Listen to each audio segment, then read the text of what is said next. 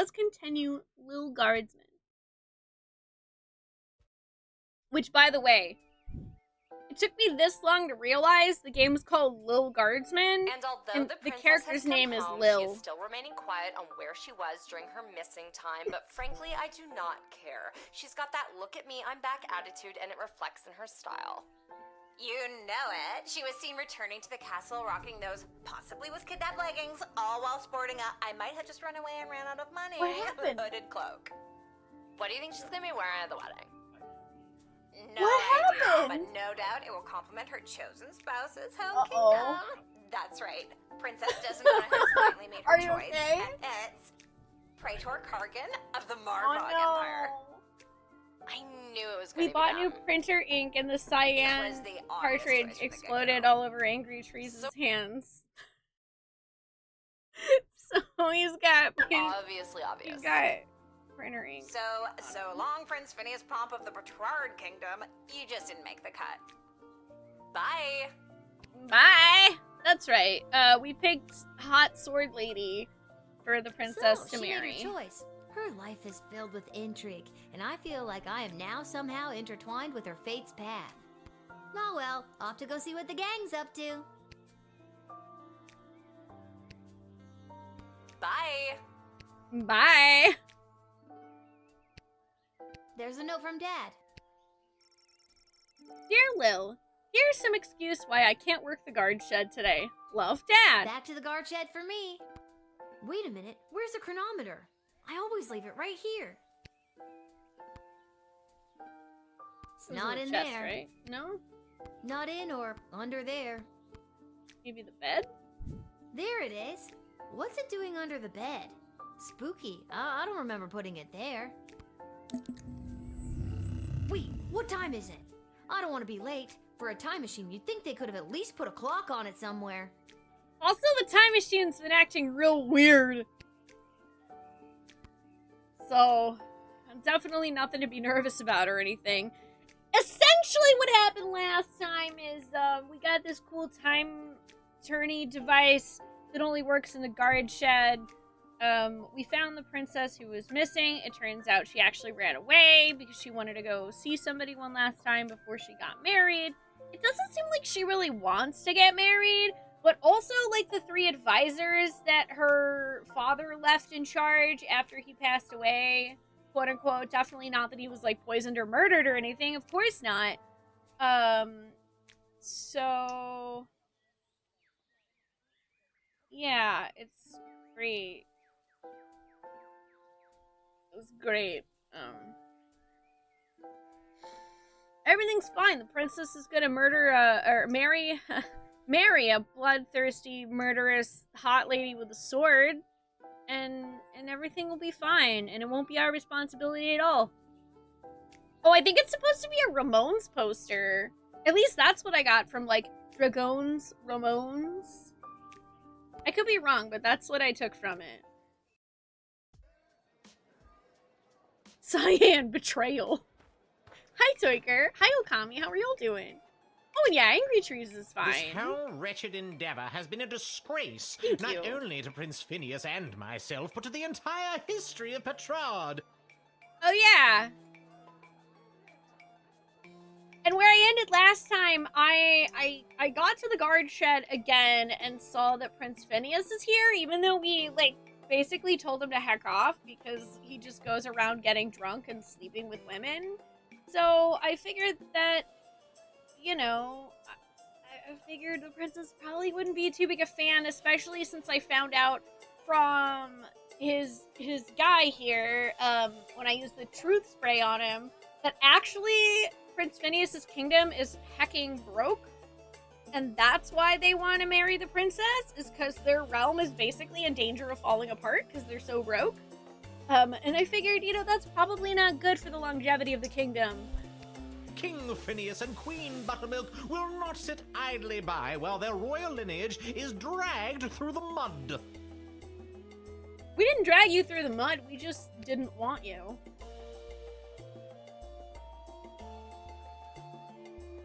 Sorry, I On behalf guess. of the sprawl, I sincerely apologize to the prince. I can assure you there was no malice intended on the part of the princess. It just didn't work out. Say what you will, your words and your sweet-smelling city will soon be drowned out by the musk of the sulfur mines of Petrad. May your home be exploded by a bottle of fine Petradian fizzy. Well, that's not Okay. great. Your words are as empty as your soul! That man does kind of look like Squidward's tired cousin. Hi, Gilgamesh. How are you doing? The Royal Writ! Okay, so we don't have to worry about the top one because it's Petrardian Book of Etiquette. And, I mean, we're not marrying that guy. So, the Marvog Empire. The guest senses were assaulted in one of their week-long wedding battles. Admiration was heaped upon people around me wearing war paint. The more hardcore, the better. The smell of meat and blood hung in the air. Their approach to food was utilitarian. It was treated mostly as an afterthought. Okay. I guess if you admit a goblin, you get hit with a $40 fine. The wedding's almost upon us. Have your eyes open for vendors and artisans making their way into the sprawl for the big event. I'll be in my office if you need me, Ash. That Wakandian prince I sent all my baking information to finally came through with my share of the gold. Call me if you're in a pinch. Rich in friends and gold. Malcolm.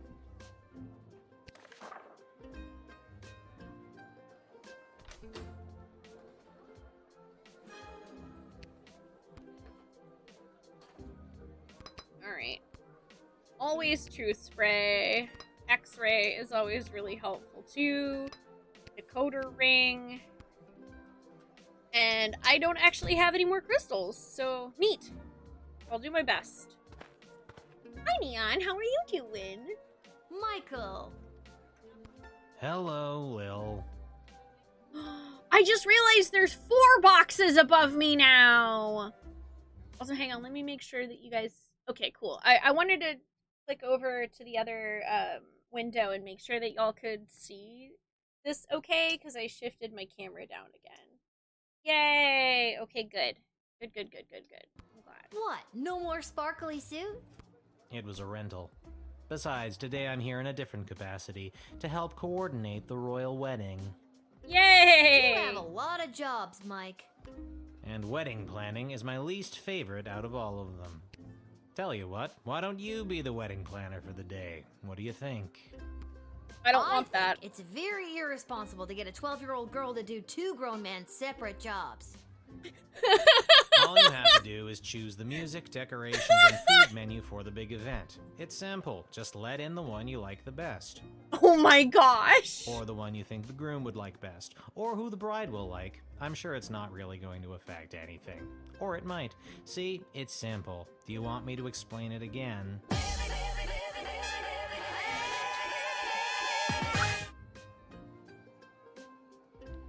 Newsweek, thank you for gifting a sub to Okami. Man, how come all the grown men in this town are just, like, terrible at their jobs and wanting a 12-year-old girl to do it?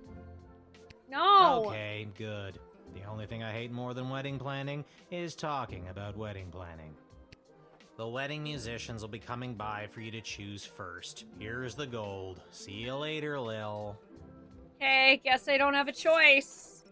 I have 350 gold remaining in the wedding planning budget. Hang on! That's the wedding budget? 350 gold? This great. The money's not for you. There's 3 choices for music, food, and decor, and each comes with its own price tag. The gold is the budget for the wedding. Can I keep it? What if I don't choose anybody? Do I get to keep all the money? You have to choose somebody, and the cheapest options might not make people happy, but if there's money left over, you get to keep it. I see. But if you go over budget, it'll have to come out of your own pocket. I see. We're on a tight timeline, so keep an eye on your action points. You've got 4 per round, so that's talking to everybody once, or to 2 folks twice. You get the idea. Need that run by you one more time? No, I'm good. Remember, you do the choosing. I'll be here to record your choice and keep track of the budget.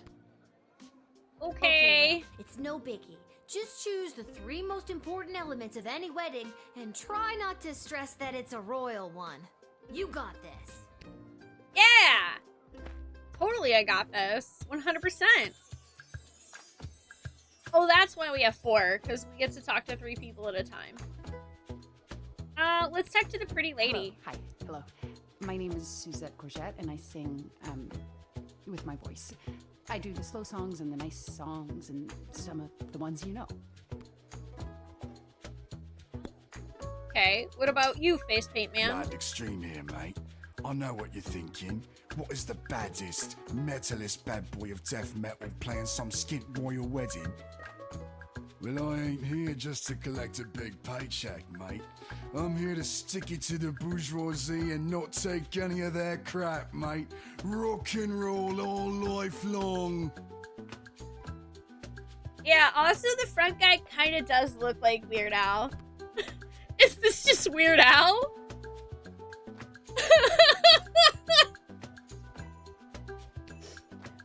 Have you made up your mind? No. Not yet, sorry.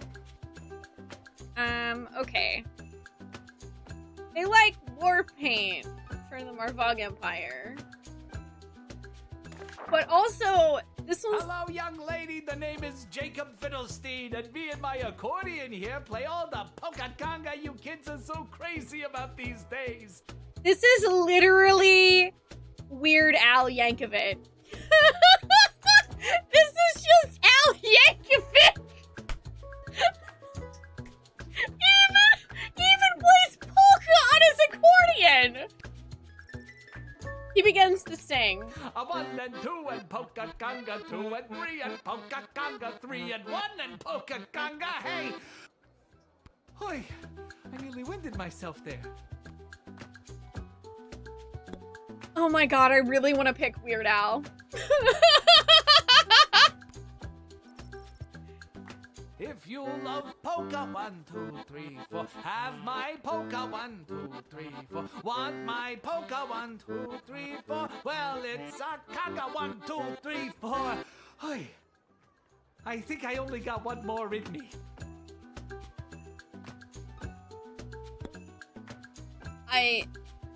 I feel like I'm legally obligated to made up pick your Weird mind? Al. I would like Weird Al. Oh, okay, so my camera's covering some of this. Vlad Extreme is $150. Suzette Courgette is $100. Jacob Fiddlestein is $50.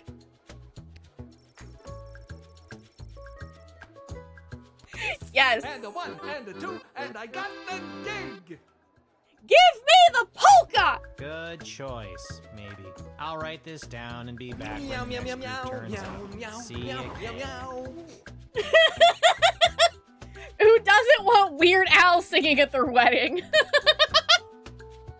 Raccoon, thank you for 42 months. Hi, how are you doing? Yeah, that's over $50 in savings. Well, if it isn't the Edward, the Great Magician. Got another group of brats to entertain? Where are you pulling a rabbit out of now? I'm afraid I've Oh put my my. days of magic and illusions behind me. You got kicked out of the Magicians Union, didn't you? Yes, I did. Seems people preferred the actual dark arts to my light entertainment. No matter though, I've got a new career now. Who wouldn't desire walking down the aisle the Weird Al? Listen, you won't be walking. You'll be strutting.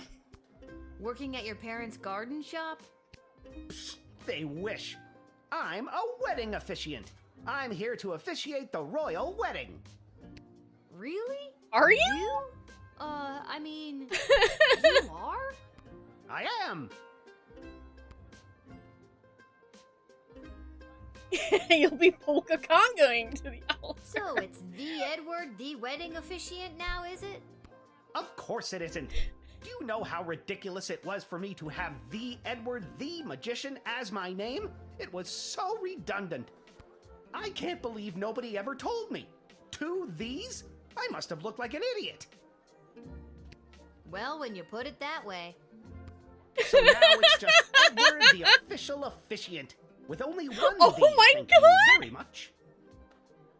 The official officiant! Edward! I'm gonna have to tease you about that Having one, official sweetie. and officiant is also redundant. It is? Why didn't anyone ever tell me that? I just I'm did. telling you now. What am I going to do about my 5,000 brand new business cards? You ordered 5,000? No one needs that many business cards right off the Did bat. you cancel the printing? I did them by hand. You physically made 5,000 business cards by hand. Are your hands okay? How even?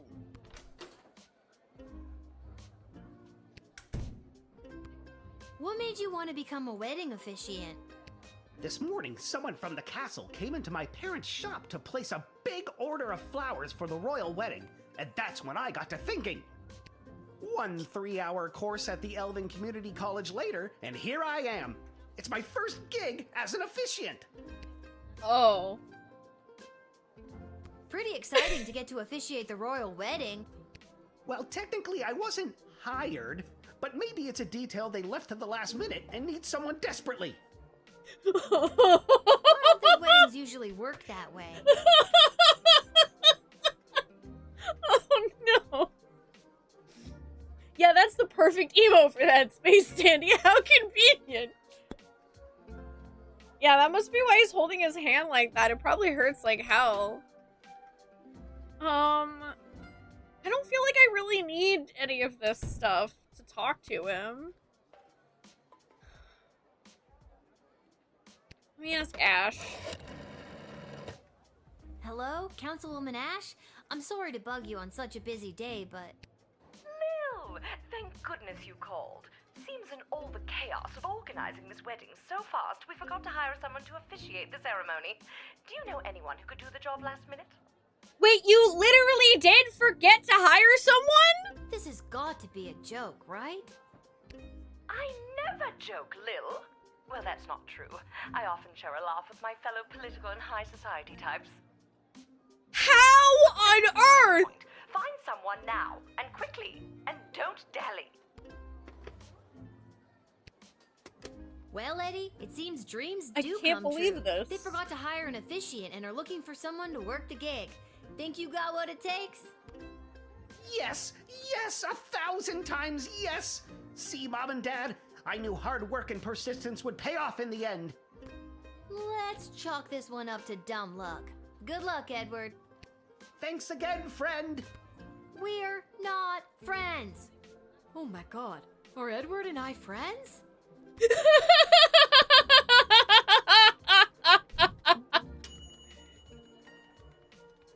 Fate seemed to smile as you connected this wannabe officiant with the desperate councilwoman Ash. Wow. I can't believe that just happened. Hello there, I'm back. On to the decorator candidates. I don't have to tell you how Yay! important the interior decorations and overall aesthetic of a wedding can be. I don't have to tell you, because I refuse to tell you. Anyways, here they are, take your shot. I don't have to tell you because I refuse! Oh man! This guy is so sick of his job. It's the Painter Goblin! Hello again, Mom. Hi, Seamus! Thought I'd see my way down to do some decorating for the royal wedding. Ain't much of a decorator per se, but I got my cerulean blue, blood red, and cadmium green with me, so I'd go do something with them, I suppose. Cadmium green? Wait. Hey, chat! Is there even a cadmium green? That doesn't sound right. There's cadmium red, cadmium yellow.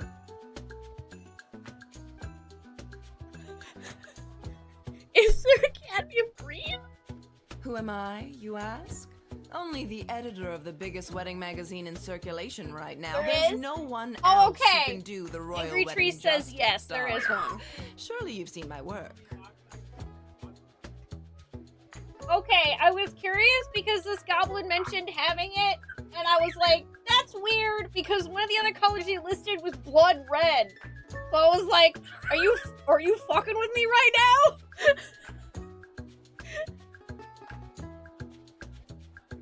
You need some, some titanium white.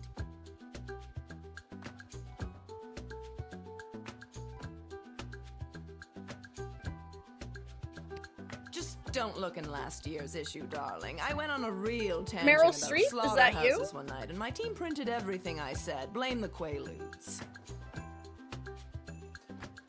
But this year, darling, we'll do something daring. Daring and bold, darling. Can you feel it? No, I can't feel it. Hello. I've got some grand ideas, you know, for how the royal wedding should be. You might not know it, but I read all the latest wedding magazines down at the salon when I'm getting the old do done. And apparently what's in these days is meat. Big bold slabs of meat on the wall. It gives things a real abattoir feel, so they say. So I guess I'd go with that.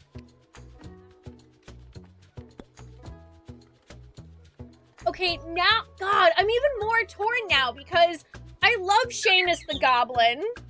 But also I know that the meat lady, well, that's actually good for us. Because the Royal Writs for the Marvog Empire says that they like the smell of meat and blood.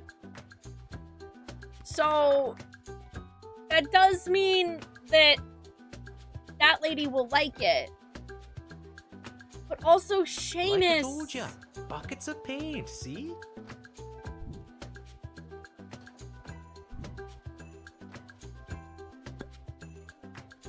Yeah, I know. And also it says to admit a goblin is to be hit with a $40 gold fine. But it's Seamus. Have you made up your mind? McGoblin. Okay, so Edith Tinselton, such a good name, is $150. Helena Halfling is $100. Seamus McGoblin is $50, but will also be charged a $40 fine, so he's $90.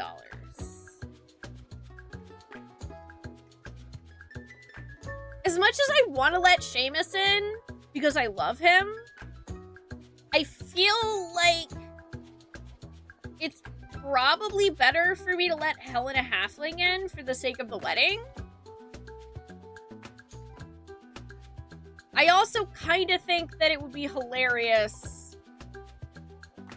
to have everything smell like meat. I kind of do want to see a wedding featuring polka music and meat all over the walls.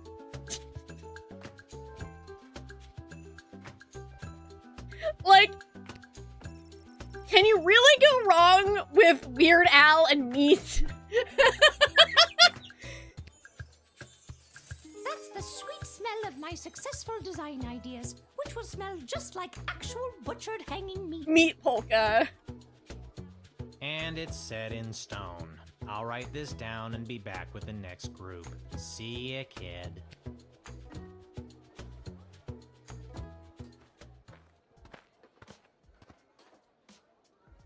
It is I, Articulus Flamehands, chosen by the power vested in So You Think You Can Save a Princess, to rescue said princess. And you failed miserably.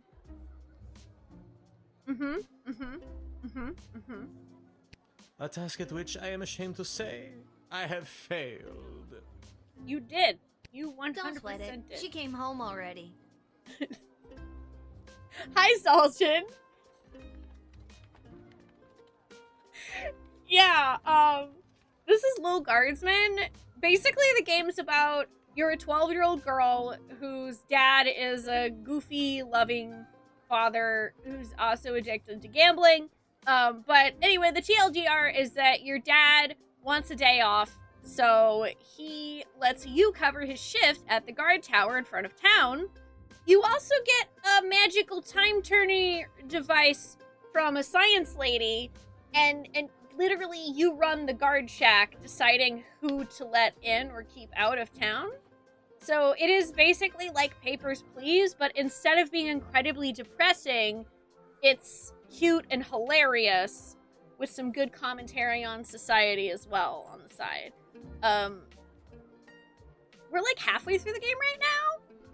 At the moment, we've been chosen by yet another middle-aged man, this time to choose stuff to plan the princess's wedding. So we're doing that alongside letting people in to town.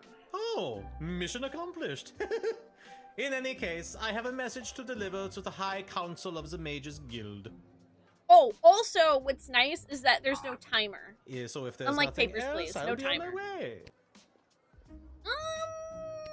I'd like to talk to you a little more about that. And harder for mages to communicate openly, so everyone is resorting to this secret message, cloak and dagger nonsense.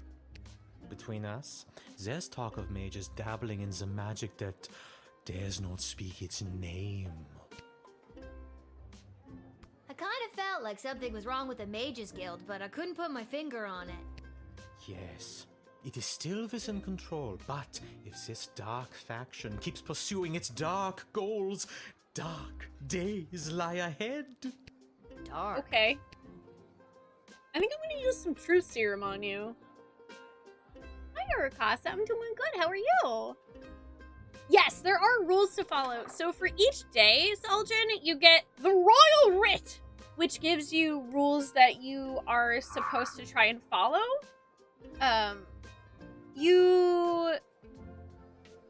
You kind of get penalized for not following them, but in different ways, kind of depending on what day it is.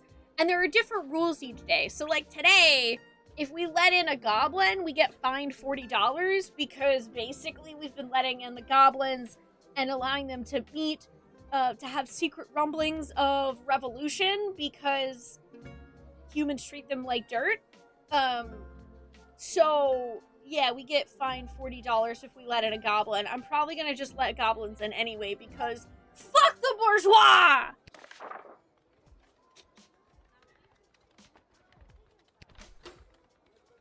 Truth serum. Psh, psh. What is passport? Did you just truth spray me? Yep. Yeah. Did it work? I have been telling you the truth. Jeez, you're real suspicious. Yeah, that's this whole job. Well, I'm delivering this message.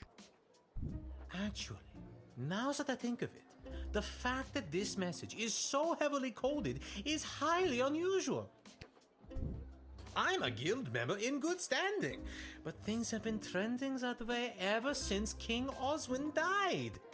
It's like everyone started breaking off into different factions. It's hard to tell who is steering the ship, you know what I mean? Well, I do have a decoder ring if it works.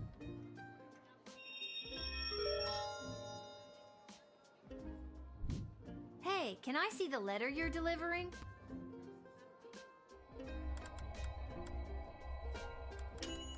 Let's see what it says. Incredible! Let me see. Wait.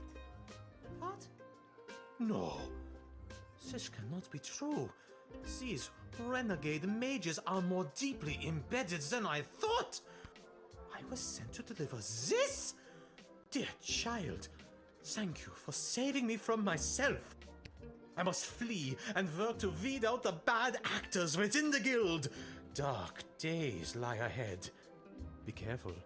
Your name was also mentioned in the letter. Wait, what?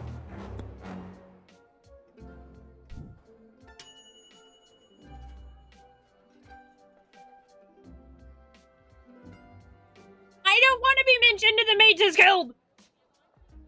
You helped to reveal some of the murky goings-on within the Mages Guild, and saved Articulus becoming an accessory to it. Bum bum bum.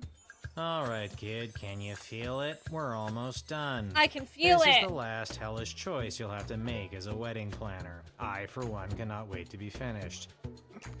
Just hurry up and pick the food option for the wedding so we can get out of here. I'm not allowed to leave. I'm not allowed to leave. Kelly! Monty's has the soup. That's Monty's? all I'm allowed to say. Oh my god, Kelly, you work for Monty's! Monty's! They have the soup! Good afternoon.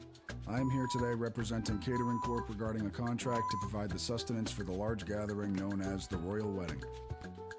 Catering Corp is willing to provide the base amount of calories needed to sustain such a high-capacity event in return for appropriate remuneration.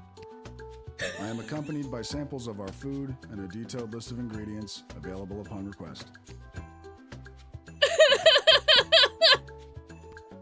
What about Bonjour, Fancy mademoiselle. Pants here? Je m'appelle François Saint-Français, head waiter à la Chez de la Maison. We provide the finest and the fanciest of delicacies for the newly married royal couple and their guests. Huh? Only the smallest portions for the highest prices, of course. Very chichi pompon for the snootiest of people. A place someone like you or anyone you know would never get into, no matter how hard you tried. I want to hear more about the soup. Here's the menu. Spoiler, it's soup. Appetizer soup, entree soup, dessert soup. Have you made up your mind? Well, you know what we have to do, Chad. We have to go with Monty's. They have the soup! We look forward to making it a super event. Get it? Thank God this nightmare of a job is over. All the rest of you go home. Good choosing, kid. Well, at least I hope it's good. I wouldn't want to be the one responsible for messing up something like a royal wedding. Anyways, goodbye. It's fine. We have Weird Al, we have soup, we have meat on the walls. Perfect wedding. I am a citizen of the sprawl. I have nothing to declare on my person, and I demand to be allowed entry. Wait You're a minute. cute. I remember you. You were the speaker at the, Viva La Yeah, and I have an extra Revolucion. $150. Also, that means I can pay the fines to let in the Indeed, goblins. I was. Today, I understand that the doors to the sprawl are closed to my people. You have a choice. You either let me in and incur the penalty, or you arrest me. I'm sorry that you are the one in this position, but I must take this stand. For the good of us all, viva la Govolucion!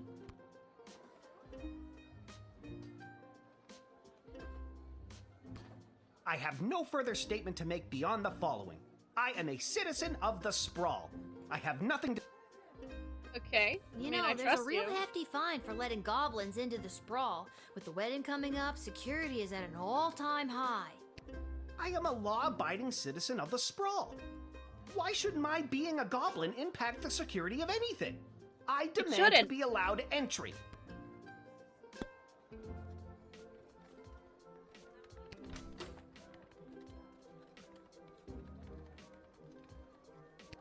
I mean, I trust that he is telling the truth, but If you want to search me, go ahead.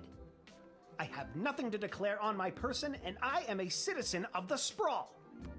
I solemnly declare that the information I have provided is true, that it is of the same force and effect as if made under oath, and that it was freely given.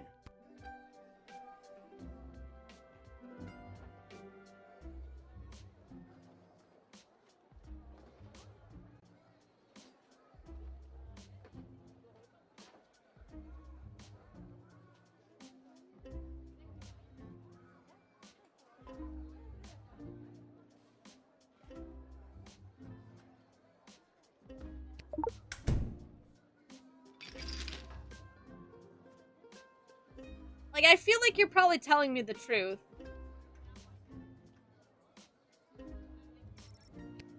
Nothing. Okay. The treatment Good of to know. my people, and indeed most all non-humans in the sprawl, is a disgrace, a national embarrassment. If I do not have the freedom to come and go from my home as I please, what do I have? So once again I say to you, I am a citizen of the sprawl. Okay. I mean, I Look, trust you, but... I agree that it's awful that non-humans have been singled out by this decree. Is there any way you could help me pay the fine that I would be charged by letting you in?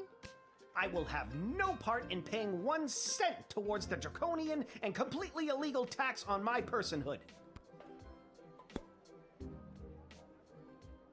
Okay. Well, I guess I'm paying it then. I'm not gonna not let him in. You've got a lot of backbone, kid. You're standing on the right side of history today. You should come by the GLA headquarters again sometime. On behalf of the entire GLA, thank you. Viva la Govolucion! I just wanted to make sure you didn't have, like, a bomb or something. You followed your heart and defied the draconian speciest rule. But maybe there was a way to get around paying that darn fine? Was there?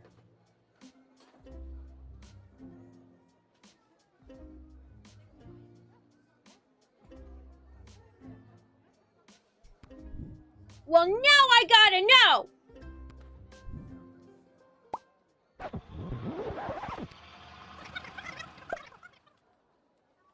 I'm gonna try talking to him 3 times instead of x-raying him and just seeing if he says anything different the 3rd time.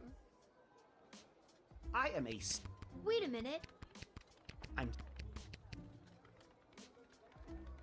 Because, like, I don't think there's anything in here that would be helpful to me. He's telling me the truth. No You know, there's a... The treatment of... Look. I just want to see. And if it's not related to talking to him, then I'm pretty sure it's related to calling Malcolm, because you said that about... Kid. You heard me speak. I understand why you're doing this, but it's a difficult choice to make. Either way, today you're a part of history.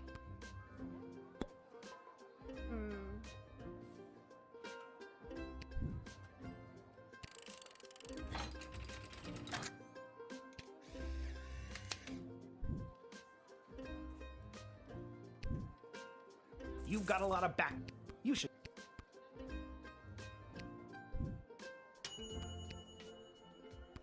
Okay.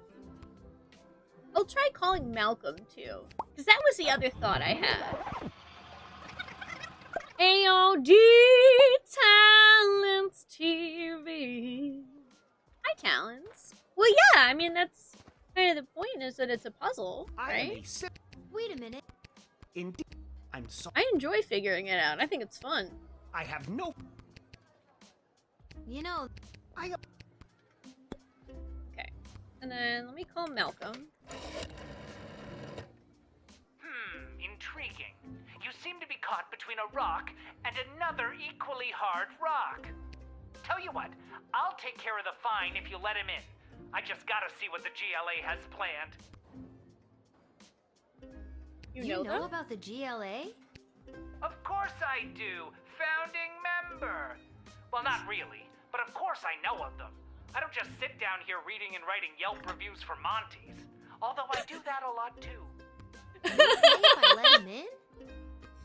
Bingo! Let me just find my wallet. He hangs up. Okay, cool. The treatment of my people. So once again... Look, I agree that... I will have no... Yeah, I think that's really all there is that we can do, is get Malcolm to pay it, which is cool. I figured he might, based on the writ. You've got a lot of backbone, kid. You should come by the GLA headquarters again. Cha! Oh, nice. You knew that Malcolm would sympathize with Chuck's plight. You circumvented the draconian specious rule without getting dinged! Hooray! I still get to keep the extra money that I got for hiring Weird Al and Monty's suit. I really don't have time for... say, you there, little girl? I need to get to the other side of the sprawl without delay. I need you to listen to me. This is time sensitive. I know you got your instructions, but it's important that I get going quickly.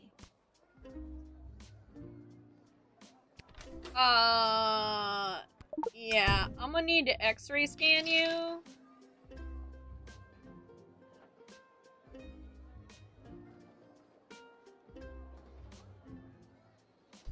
That's my chisel. I'm a sculptor.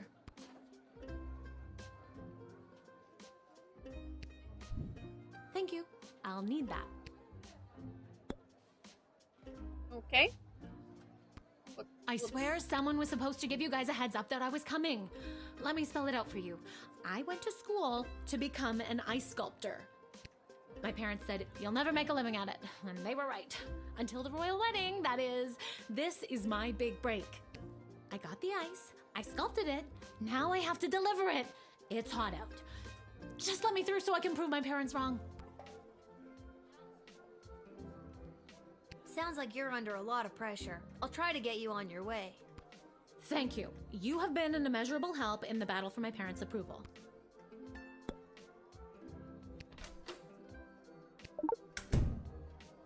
Just in case. It is the last person of the day, so I might as well use it. It's my own fault that I'm running so far behind, but I need this job to go well.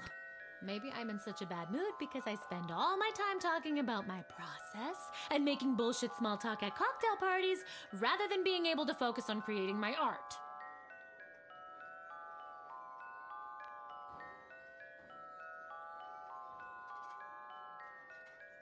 Shots fired!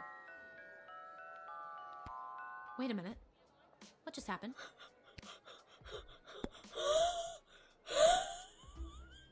Oh my god! I got you, baby girl. Go right ahead, girly pop. Thank You got but this. my work is probably ruined. You're just doing your job, I suppose. I might be able to salvage something. Gotta go.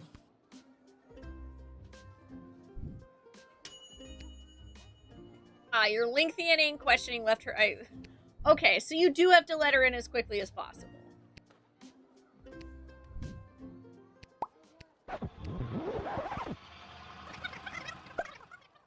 Yep, basically self-roasted, like, big time. So I don't Hamish, know. I really don't have. I need you to. I'll just use the truth serum right off the bat and see what happens. It's my own fault that I'm. Maybe I'm in such a bad mood because. Wait a minute. And then if I just let her in, like, really quickly, is that fine? Or do I don't know if I have time to do a second thing. I can't thank you enough. Sorry for coming in hot. Oh, okay. You let her in before too much of her masterpiece could melt away. Good work. Okay. Cool. I got all the thing. I don't think they carry over, Jason, as far as I know. I think you get, like, a set amount each time, and then you can also buy extras to have for that one day. Cecil hands Lil a letter. To whom it may concern, your choices for the wedding displease the praetor greatly. You will receive no bonus for your toil.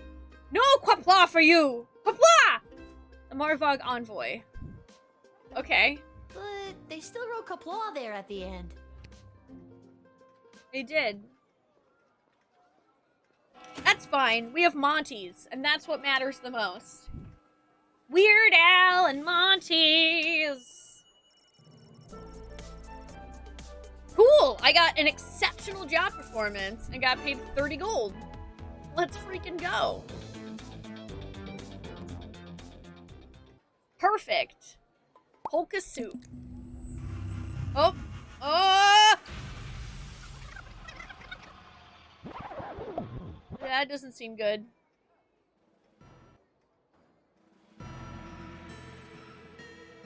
I have a very bad feeling about this. Satan? Baphomet? Wait, you, Salve il regno meo grande. Hello there, girl. Welcome to my realm. I need to get out of here. And fast. Ruiz, Curparu Mudimus. What's the rush? Stay and play a while. Think, Lil. Think. Hospices in hoc regno, a tulistina donna solita, ic requiritur imulatio, ircis mortem vitare velis. One of Mrs. Abernathy's famous buns. Quia pueresa, non custoditus avira. I have an X-ray machine! The line is dead? What do I do? Non io cari, nunc facerem maliquida. If only you understood a thing it was saying.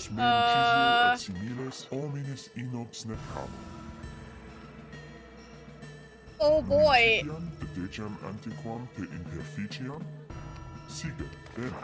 Hang on, I have an idea. Settings. Languages. Aw, damn it! I thought maybe I could meta it. Can I throw you in jail? The levers do nothing. The levers, they do nothing. He's counting.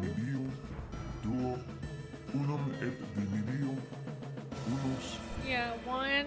Gravissime non omnibus hoc facio, hoc extremum fato est refortende unde I don't have decoder ring, though. Or... Oh, well, then I'm on fire. Mortis! Mortis!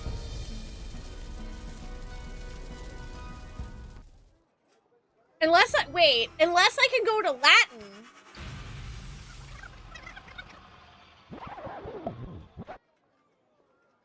Hang on. Was there a Latin option?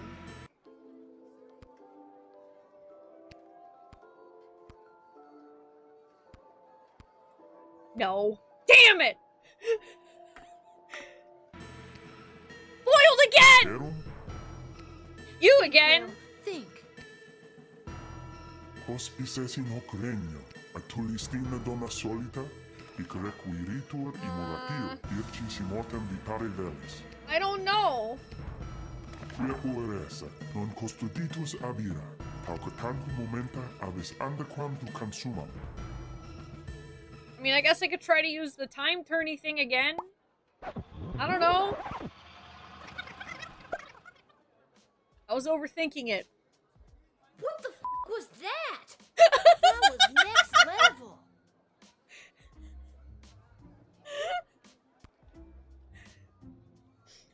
Hardcore. That was terrifying and also incredible.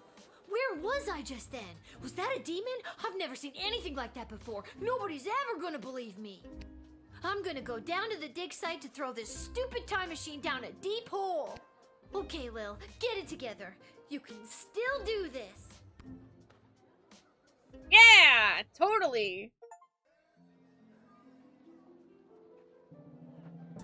Well, I have a lot of places I can go, but I guess I have to go to the dig site first.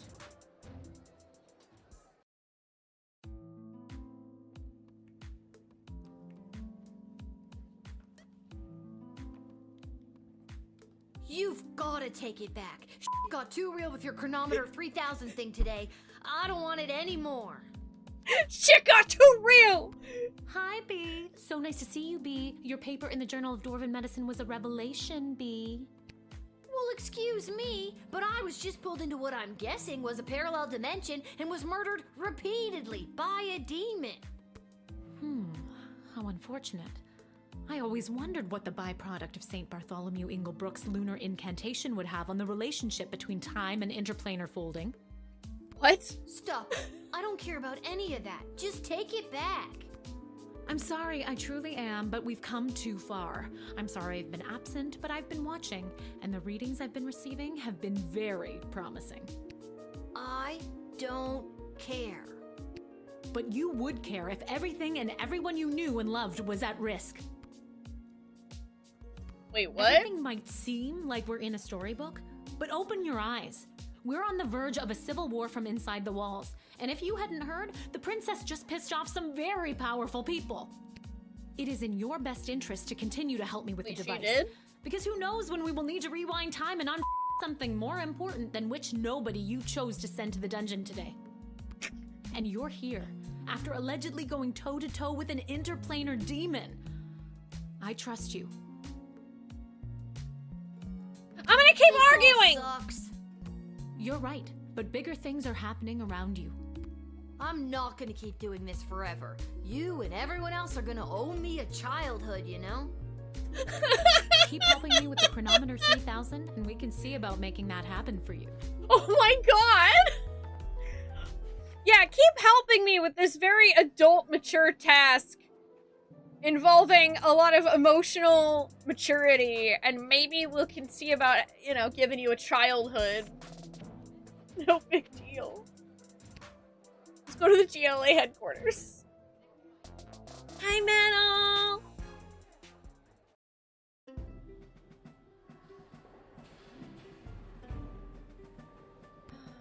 You guys have chips this time.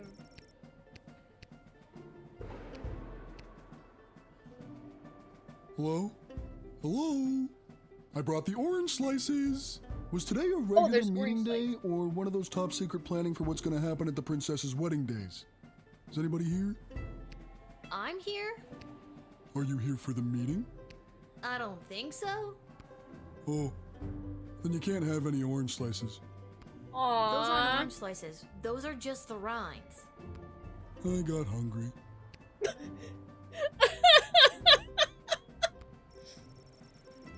This image has started to appear all over the sprawl in the past few months. Now you know what it means. Viva la Goblution! It's amazing that the GLA keeps their headquarters secret. This place is huge. Testing, testing. What's the deal with mole people? Is this thing on? What's this? A note. I've gone back to where it started to find myself in light. We were apart for more than a lifetime, but now it will be right. P.S. Remember to bring running shoes. I have a feeling the GLA leader wrote that. At least, I'm sure that troll over there didn't. I wonder what it means. Yeah, I definitely feel like him and the princess are in love.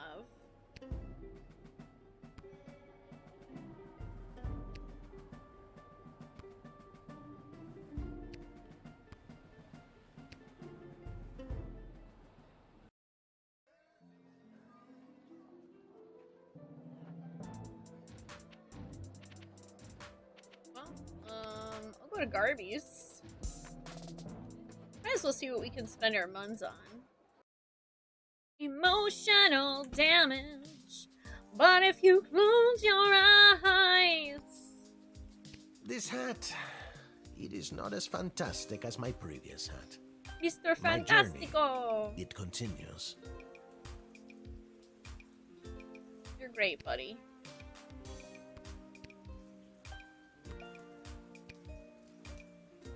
You've been at this a while. You should have enough cash by now to power up your arsenal. Take a look. Hi, Garby.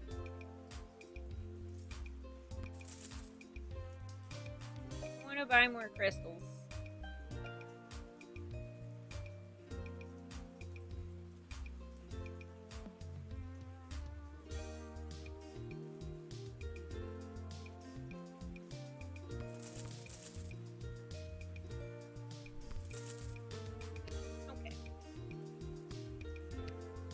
With that. Let's go inside. You have a Blood Bowl football? Oh, really? Was that what that was? Hey there! Ah, here she is. The little guardsman who spoke to the princess and secured the union between the Sprawl and the great Marvag Empire. Yay me! Yeah, I did. Told her just what to do and she listened to my every word. I admire your complete lack of modesty. Modesty is such an ugly thing. Let us celebrate with a tankard of blood wine. Kapla! Oh my goodness. I'm 12. I can't drink alcohol. Haha, never fear. There is no alcohol in Marvak blood wine. Just blood. in a big cup called a tankard. Are you guys vampires? Yeah, I'm a hard pass on that. Haha, very well. There will be much blood wine at the royal wedding where the Sprawl and Marvag tie their fortunes together forever.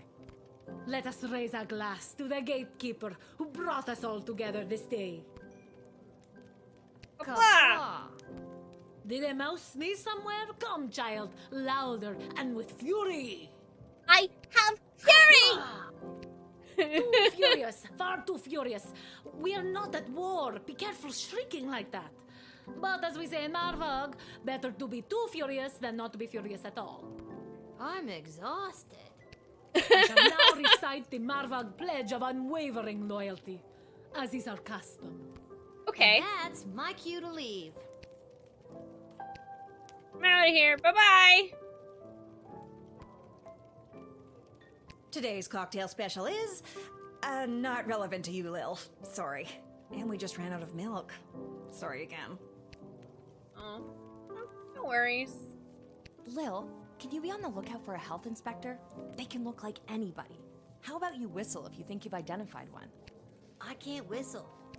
Well, then scream health inspector at the top of your lungs. I'll see what I can do. Health inspector!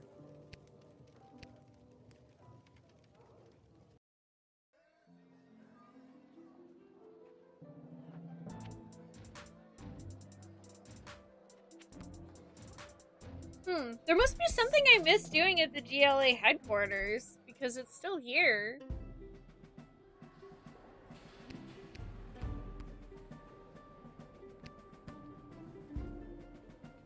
Hello? Hello? I don't... I talked to you already. I At least usually there's something.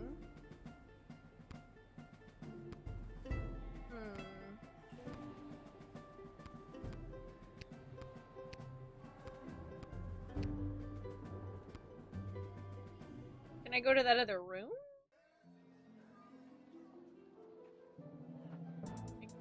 I don't know. I don't know. Maybe I'll just go to bed. Maybe there's nothing else for us to do there. Hi, Pinecone. I'm doing good. I hope you are too.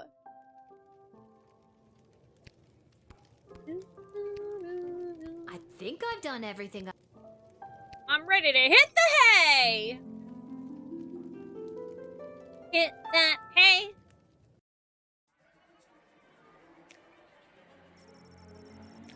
Edward, the official officiant, was officially offered the gig to preside over the royal wedding. On the one hand, he felt like he had struck gold with this being his very first professional opportunity to try his hand at the thing he'd set his sights on a few hours before. On the other hand, his utter lack of basic competency made him nervous that he might make a critical mistake in front of so many high-ranking and well-armed individuals. At times like this, Edward would remember the words his parents told him as a child. Edward, we don't care what you do in life, just don't become an amateur children's birthday party magician. So, no matter how poorly it went, at least Mom and Dad would be pleased.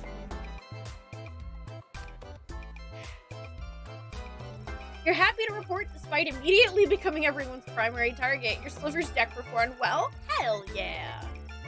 I don't know, welcome back, Joyker. We defeated the demon with the power of using the timey-wimey device to GTFO. And, I'm terrified of what any of that means, really. Articulous Flamehands panicked at the discovery of the contents of the letter he'd been charged to deliver to the Mages Guild, and raced home to his tower. Once safe behind the magical wards, he conjured a fairy to eat the letter so no one else could be burdened with the truth of what the Mages Guild was planning for the Sprawl. Sadly, because he knew he lacked the strength or skill to continue while burdened with this disturbing information, he cast a selective memory spell on himself, causing the mage to completely forget about the letter and its contents forever.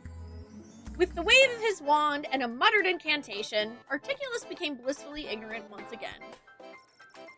But do you know who didn't forget the letter? The ferret Articulus conjured to eat the evidence. The surprisingly literate animal managed to catch quite a bit of it before he polished the papers off. How is it supposed to live its ferret life now, knowing what it knows? Sure, it was only a foot-long, charismatic little predator with the body of a chubby weasel, but he was no chicken. The ferret knew it could inspire others to take up arms at his side. Not just rodents and mustelid warriors, but the sky creatures too! With their combined strength and superior numbers, they could easily conquer anything the Mages Guild would throw at them, and the Sprawl would be saved! Step 1, regurgitate the letter. Unfortunately, the sound of a retching ferret caught the attention of Articulus. Thoroughly mind-wiped, the mage had zero recollection as to why he'd conjured the ferret in the first place, but he was damn sure it wasn't so he could throw up on his nice rug. The mage unsummoned the ferret before it could get the contents of its stomach up, and as a result, the fate of the Sprawl remained uncertain. The enigmatic goblin walked through the gates of the Sprawl and disappeared. Either he had gone completely unnoticed, or was adept at losing anyone who would seek to follow. His fate is yet unknown. Iris Lapidary, the ice sculptor, did not reach the refrigerated storage depot at the palace before the hot sun's rays significantly deformed her masterpiece. However, upon removing its protective sheet, she had to admit that from certain angles her melted work had become quite a stunning example of the Caledarian New Bakra-esque movement.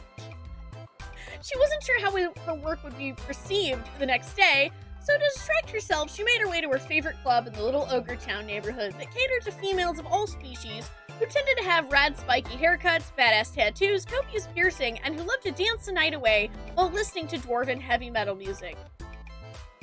So, the lesbian bar. Dope. The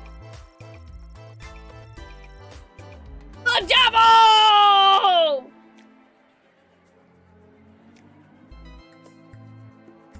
The devil! I can't read that, so...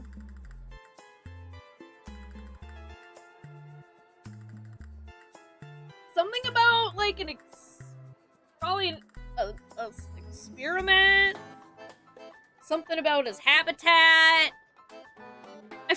I honestly don't even feel like what he's saying is particularly scary.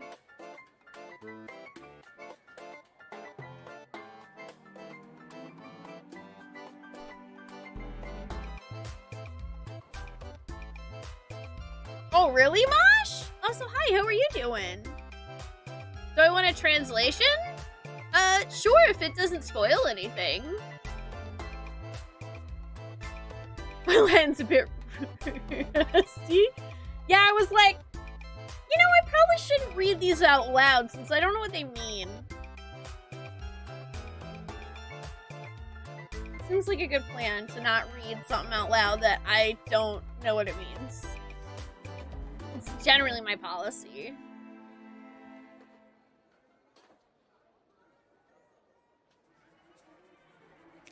You know what? Isn't there like a... Oh, hang on. Oh no! Nope, I don't have my phone. I was gonna say that maybe it's like... I was like, I'm pretty sure there's like, you can take a picture of something and get a translation now. Okay, Google translated. So, I think it was some lack of accuracy. The demon had never seen a creature like the Lil Guardian that appeared before him that day. He did not understand the words he was saying. Maybe she was saying, and at last the god disappeared. He could do it without any experience, if we're being honest. Like, do without having that experience? He was having a rough day, and it certainly wasn't made better by some girl interrupting him at Interverse to hold his... Some nerve? So basically, the devil was busy, and he's fucking annoyed. We interrupted his day. He was having a bad day, and now this little girl shows up? Like, ugh. Good morning. You're listening to The Morning Crawl, the #1 morning show in the sprawl. I'm Dodger, joined by my new co-host, The Quack. Quack. For those of you wondering where the ham is, well, it turns out he got an invitation to the royal wedding happening today. Of course, he won't be wearing a tuxedo. He'll be in head-to-toe honey glaze. Well, if you don't like the jokes I tell, you can do it yourself. I told the producer I refuse to work with a duck.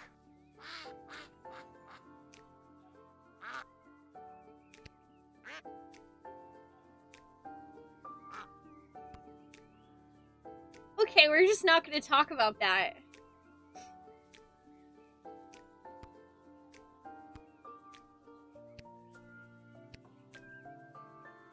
Hiya, sweetie. Are you almost ready to go? Almost. Sorry I slept late. If I rush, I can make it to the guard shed just on time. Didn't you hear? All the gates are closed today for the wedding. We got the day off. Oh, cool. That's great news. So we can have a day just you and me? Hello, sappy montage of father-daughter bonding time. We only get the day off because we have to attend the wedding.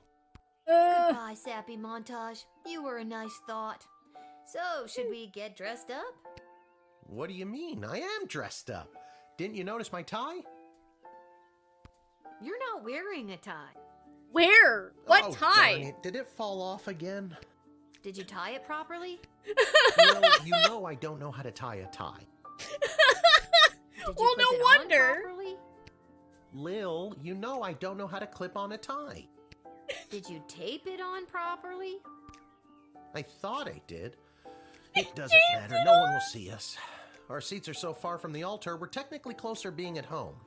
Then I guess I'm ready to go.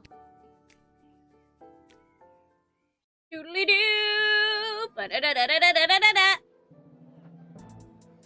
Time to go to the palace, where I'm sure nothing terrible will happen.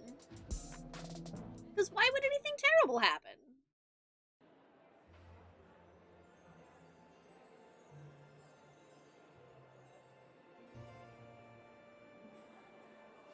Okay, remember, grab as many appetizers as you can, then meet me by the door. We still have to find our seats and we'll need snacks for the journey. Stuff my pockets with all the shrimp I can find? Got it. Yay, there's soup!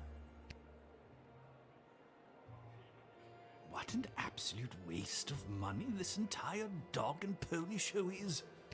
Would have been just as well off flushing a ton of gold bars down the toilet, if you ask me. I could take those gold bars off your hands.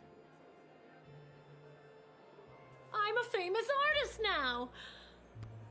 Renowned art critic Gil Meisterheimer described my ice sculpture as a startling reflection of modern society, exposing the monsters within us all.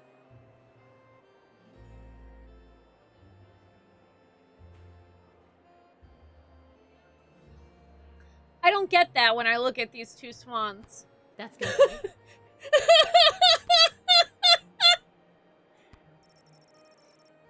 A rapidly melting piece of ice sculpture. Fancy! Wait, did I get something? Did I get a crystal from that?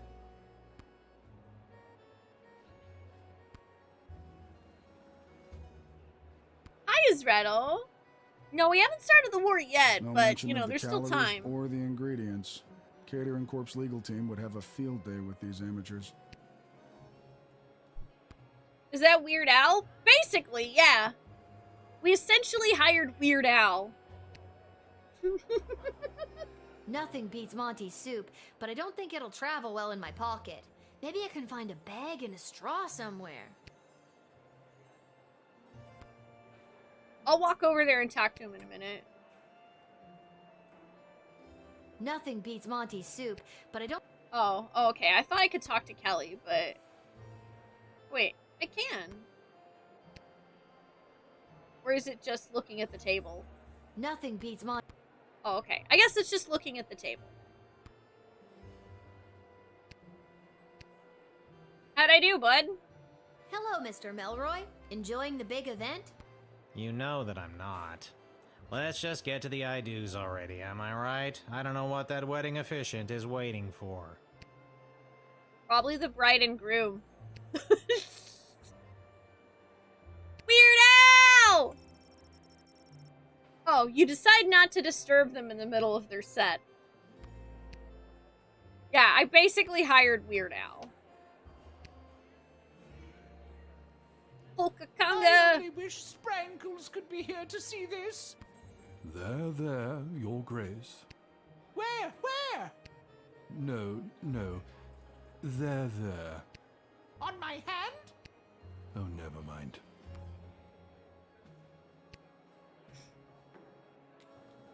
How exciting! I spend so much time studying history, but today I am here making it. I wonder how this day will be viewed by future generations. Who knows? Not me.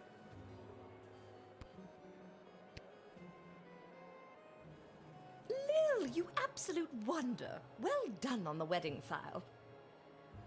It's gone off without a hitch, and with that, the Sprawl has acquired a powerful new ally.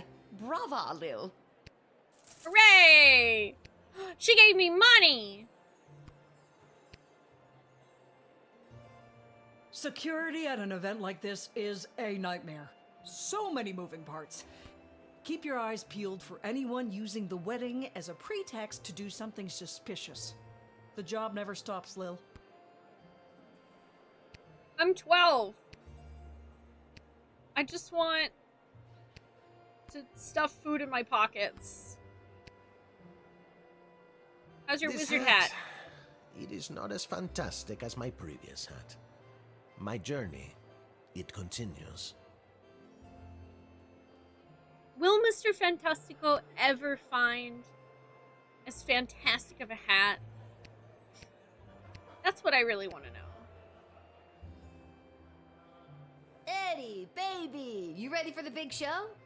Who said that? It's me. It's Lil. From the guard shed. Oh, my good friend Lil. I didn't say me. we were. Lil, I've gone and done it again. I've lost my glasses, and I can't start the wedding if I can't read the official wedding officiant overview. You have to help me find them, because you're my good friend. Where's the last place you remember seeing them? Or just seeing at all? I thought I just had them. They have to be around here somewhere. Okay. Crunch. Oh no. Oh. Don't tell me. They're crushed under your boot. No, they're crushed in my boot. I forgot that's where I like to keep them so I don't lose them. You were keeping your glasses in your boot? This is the exact reason why nobody keeps their glasses in their boots, Edward. What am I supposed to do now? I guess just not read. I don't know. What if I we have got an someone idea. else to lend you their glasses? Are you nearsighted or farsighted? I'm both. This could work. You need the Then it's bifocals. settled. You go and find someone to lend me their glasses, and I'll stay here. Why can't you do it? The pieces of my broken glasses are cutting my foot, and my boot is filling up with blood. Oh, God! Hey, you stay here. I should probably talk to my dad about this. Blood Say boots! hello.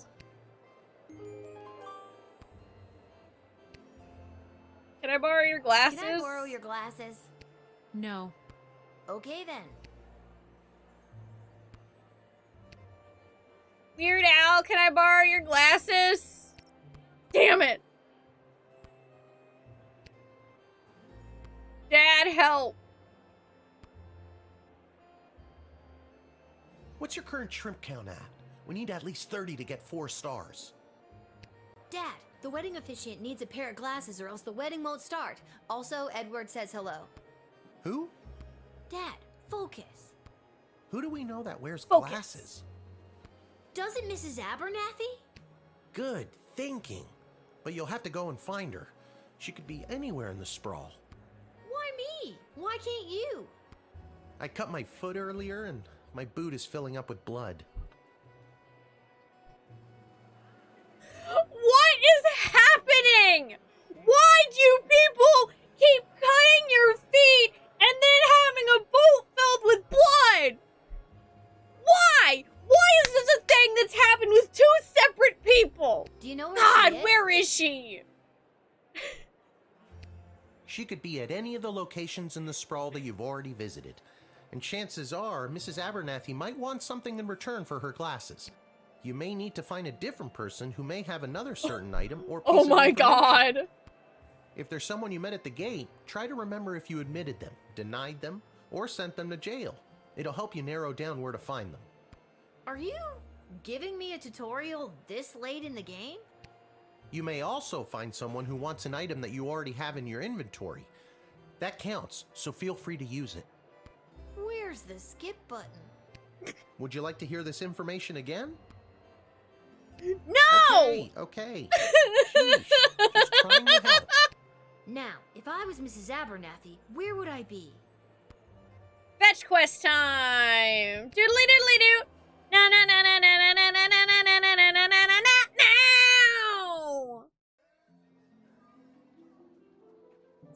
everyone's boots are filled with blood, and now I'm on a fetch quest.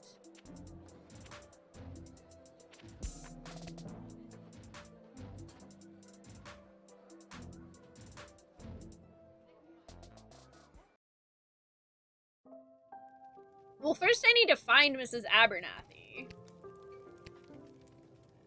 I don't entirely know where she would be. Oh, hey, it's that lady. Oh, here you are, actually. Hello, Mrs. Abernathy. Hello, Lil. Beautiful day for a royal wedding, isn't it? Shame we can't go and see it for ourselves.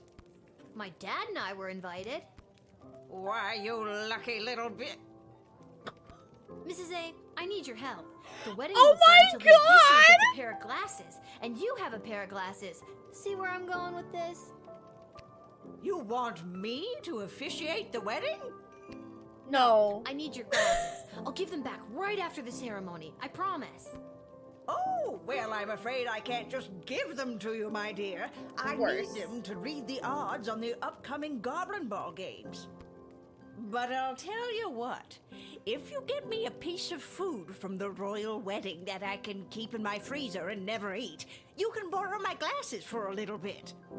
Okay, Mrs. A, 1 plate of official wedding cuisine coming up. Can I lie and say that this is from the wedding? If you get me a piece of food... Can I lie? Damn it! I'm like, can I lie and just give her her own food? So, I need something to carry the soup in, though. I am here to drown my sorrows. Uh-huh. You got, like, a bag or something? It's the big day, Lil. Can't... Anyone have a bag? I know what you're thinking. What? Praetor Kargan? Aren't you supposed to be getting married? No, I wasn't thinking that at all, actually. Because you're not Oh, it's you, the little girl who didn't think Suzette sang nice enough to sing for all those sweet people at their lovely wedding. Well, I'll have you know I put my best song on the jukebox so you can always remember what you did. Wow! That's psychotic! That is completely fucking psychotic.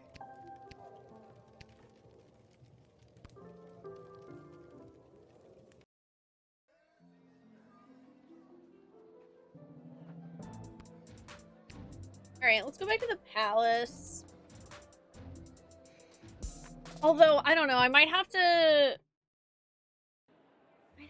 go to Malcolm's, because, like, I don't think I have a way of carrying this, right? Hi, Kelly. Or can I just get some? Am I just overthinking it? It's on your name tag. It says it on your name tag. May I have a bowl of soup? Sure, what do I care?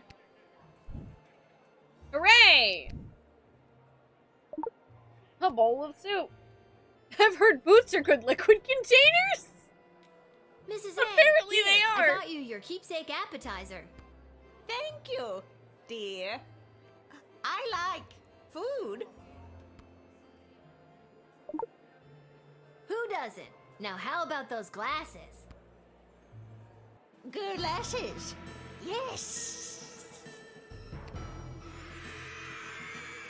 Hello.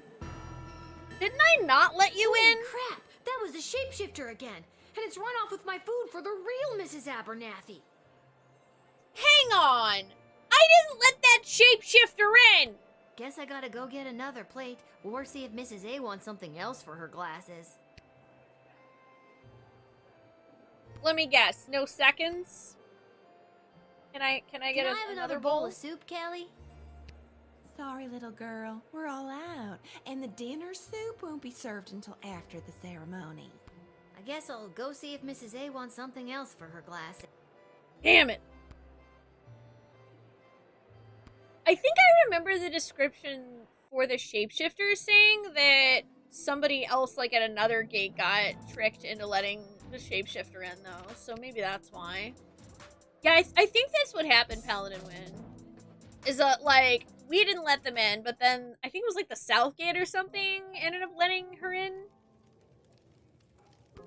Damn it, Southgate! How'd you do? I can't believe you've done this to me. How could you? Yeah, we played the first half of the game a week ago, so it took my brain a sec to remember Mrs. that. Abernathy, the plate of food is a no-go. You ate it, didn't you? That means I lost 10 gold to Arta saying you wouldn't. I thought that could be a problem with you. Why are you gambling on Wait, that? What did you just say? Well, what about a bottle of wedding wine to mark the occasion? Are they serving Petrardian fizzy, perchance? Be hilarious if they did, but I don't even think it's legal for a Marvalgian to laugh, never mind get drunk. There's gotta be a couple of bottles floating around the sprawl somewhere.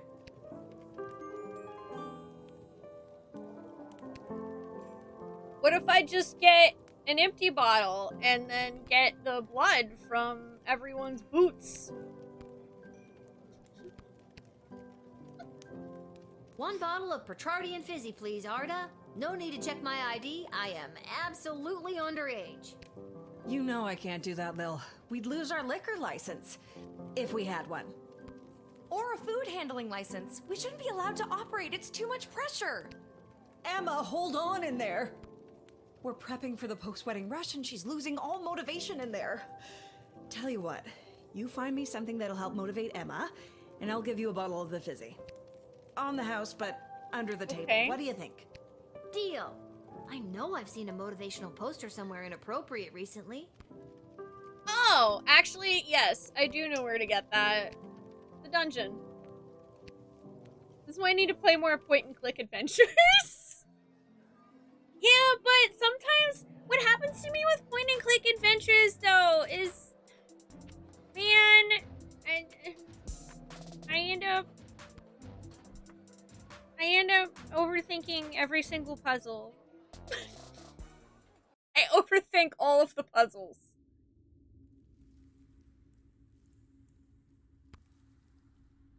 Wait, why is Malcolm here and officiating the wedding? That's weird.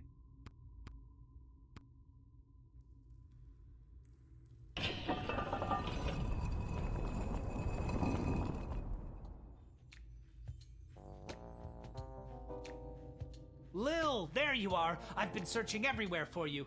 You wouldn't happen to have a purple left-handed screwdriver on you, do ya?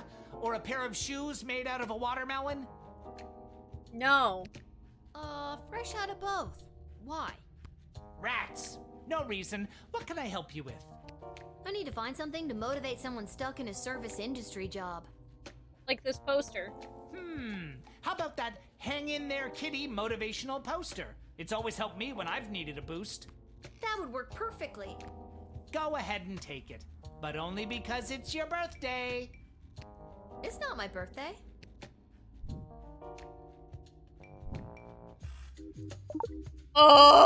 Every day is somebody's birthday. Go out and give that to whoever's birthday is today. Sure. Whatever you say.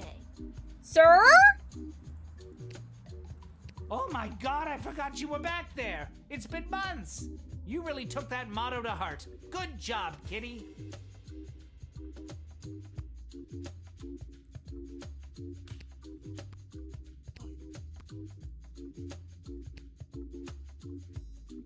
Welp has a new master now, and he lives a very comfortable life. And he got to be a jockey in a polo match? Best day of Welp's life. And he's rich now, too, and likes to flash his money around. Here's thanks to you, Lil. Oh. Okay. Hi, Mr. Vampire. I wish more people opted to get married in the night. I do love a wedding, but the midday sun wreaks havoc with my complexion. Actually, what is he doing here? I don't remember throwing him in prison.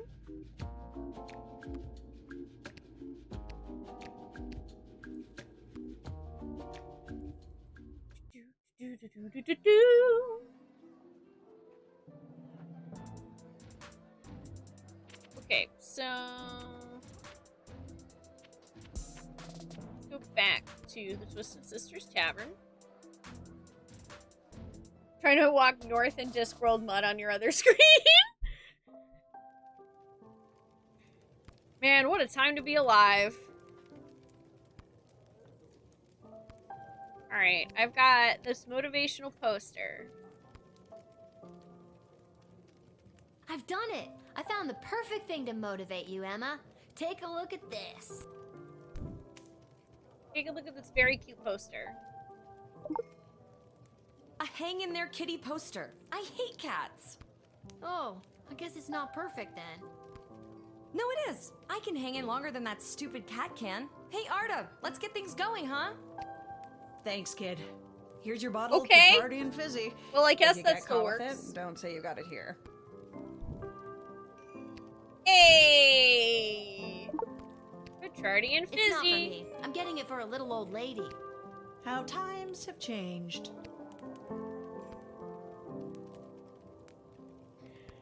Okay. There's a rat! Squeak.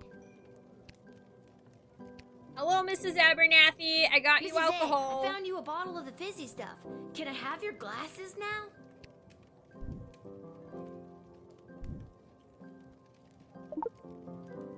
Oh, Lil, I'm so pleased. Thank you so much. Yes, you may have my glasses. After enjoying this bottle, I don't think I'll be able to see straight anyways.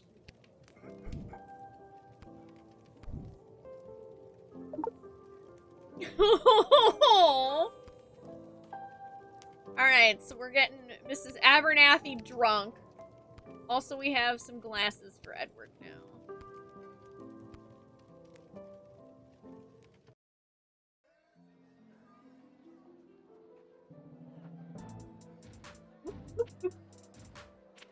I am kind of curious what's at some of the other locations that we can go to. I don't think I need to go to any of them. But I'm curious what's here. Oh, hey! Goblin Ball is life. What a joyous day for a royal wedding. And it's me birthday. Oh, happy birthday. No game today, so where's all that cheering coming from? I don't know. Can't believe they bumped the semifinals for some wedding. The Sprawl Brawlers were a lock to take out the Scarborough Hush Puppies. A lock, I tell you. Well, too bad, I guess. I don't know exactly, he like, escaped, but he's still in there? I don't know if that's a bug, or who knows, maybe there's a doppelganger in there. It's fine, I'm sure. Nothing to worry about. Don't worry about it. Don't worry about it. Don't worry about it. Oh, hey, here's all of our friends just hanging out here. What's up? Lil, we wanted to help you escape your stupid job. So you could come and get up to stupid stuff with us today. Come on, Lil. What do you think? This might be worse than chickenpox, worse than having a job. I have to go to a stupid wedding. That's so stupid. Ditch it. Sorry, guys. They need me. Maybe we can play together after. Sure, Lil. Like that's going to happen. Come find us when you're not pretending to be a weird grown-up or something. I'm sorry, guys. Yeah. Aw, Seamus is out here too. Hey, bud. I should have told Mrs. McGoblin to wait and make sure I got the gig before she went home. Now she'll have to come all the way back to pick me up. Ah, well. At least she's getting her steps in. Getting her steppies in! What are you doing here? It's a national holiday. There's no work today. Not that you ever What seem are to you be doing much here? work whenever I come by anyway. Gates closed. What? I'm literally doing all of the work! I'm 12! This is ridiculous! I don't think there's gonna be anything for me to look at the dig site, but I am curious. Hi, Soda, how are you doing? Oh. What the heck are you doing here? Mr. Necromancer. Ah, so she does leave her little guard shed after all. Curiosity about these power crystals the good doctor has been experimenting with has gotten the best of both of us, I see.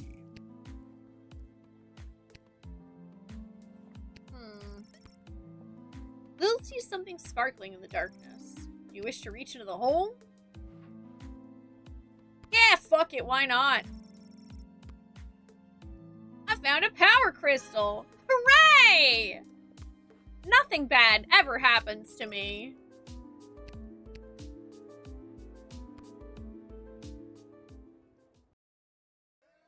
Doing good? Oh, you've got booze and pizza? Hell yeah. Excellent. Alright, I want to check the GLA headquarters too. And I guess I could talk to Garby. I just kind of want to go to all the places and see if there's anything there. I'm very curious about it. Viva la Gabalucion! Viva la Gabalucion!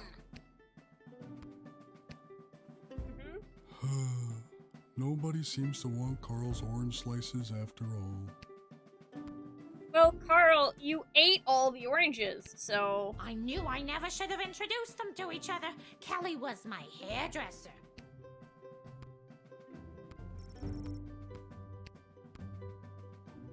Some pretty compelling literature around here. A fair sprawl for all. Sounds nice.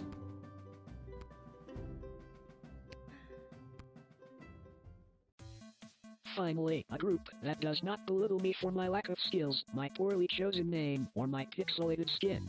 What's up, buttface? I'm so happy I let you in.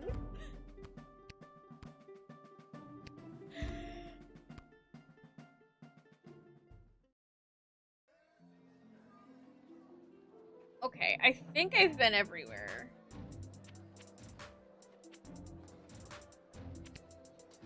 Let's go back to the palace.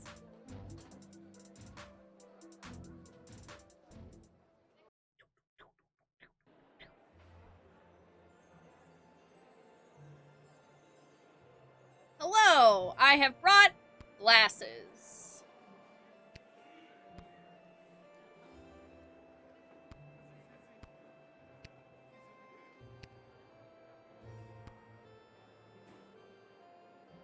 Edward, I got you a pair of glasses. The wedding is saved. Hooray! Lil, this is perfect! Now I'll be able to perform the ceremony. The wedding is saved. Hooray! I just said that. We both did at the same time. No, We did it, Lil! Okay. I'll go get my dad so we can find a seat so the princess can officially say goodbye to her single life.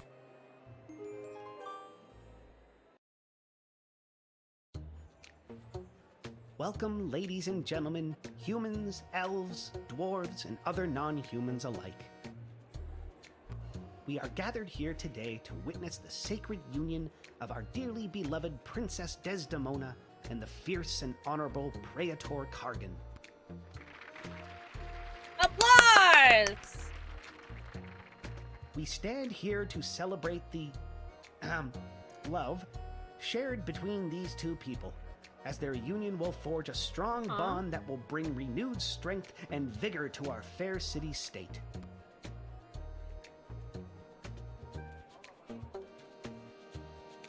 Wait, I can object?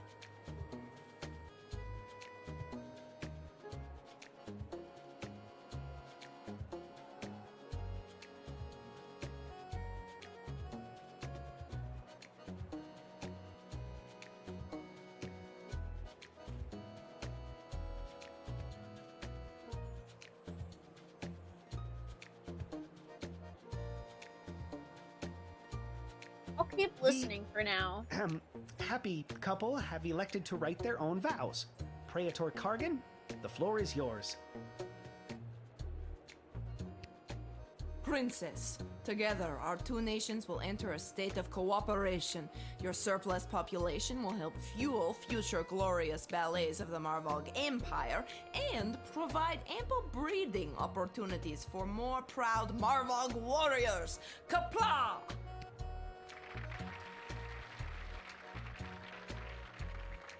That doesn't sound great.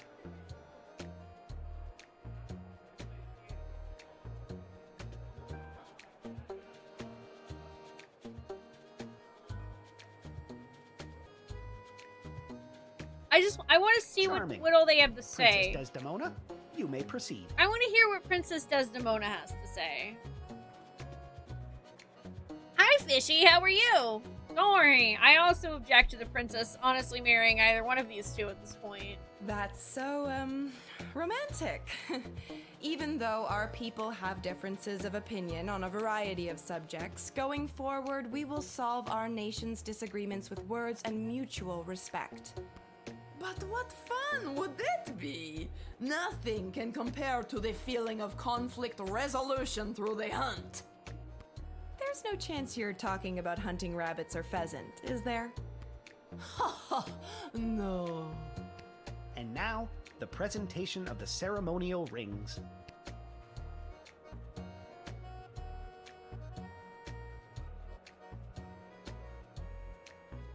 I would like to object to this. I object! Oh. Okay, well I said I object, but then cute goblin buddy objects instead. Oh no, Chuck is here to enact his plan. What do I do? Where is this going? How did that filthy goblin get in here? Guards! Wait! What a disgusting little creature. What That's did the rude. councilwoman just say? Guards! I said wait, and I'm done being ignored. Guards, stand down. Chuck, what are you doing here? I told you to stay away. Ooh, the plot thickens. What I do today, I do for all citizens of the Sprawl who have felt unwelcome for too long.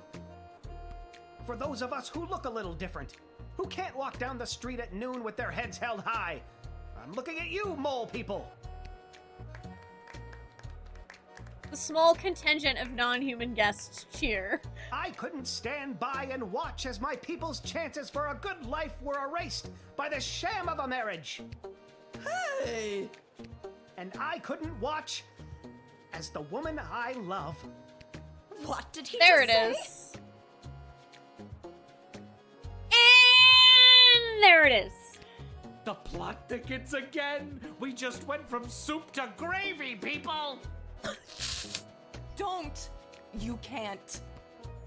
The Sprawl doesn't need you to sacrifice yourself to make it stronger. It already has an untapped power inside itself, waiting to rise up. Princess Desdemona, I love you. Will you marry me instead and join in allegiance with your own home?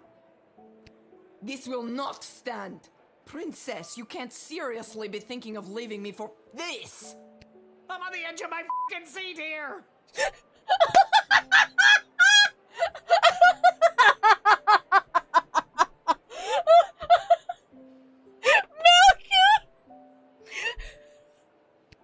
I will, Chuck. I will marry you.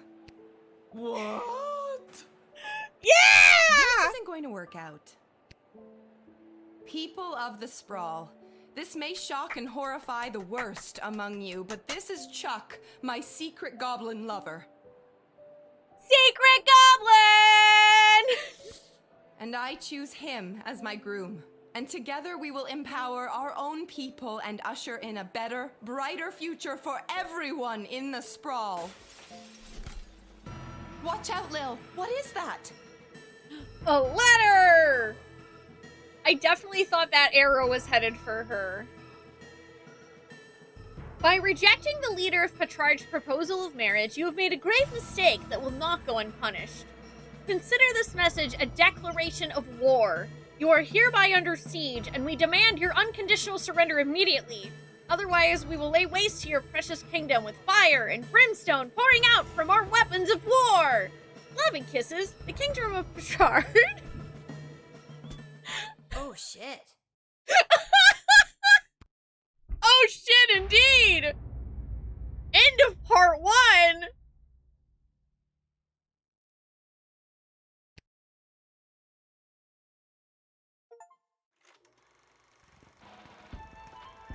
The Sprawl, news about the war.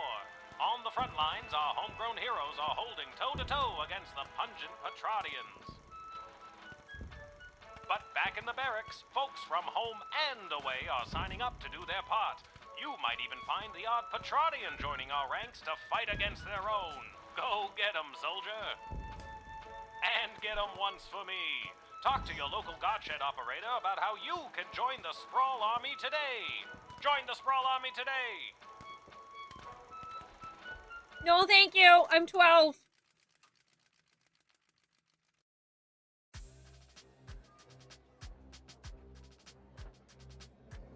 Any questions? Did you see my dad? He was there. He looked okay. No, I meant questions about the new drafting procedure. It was in the weekly update video. You mean I the see. propaganda video? You know what propaganda is? I didn't until I watched that video.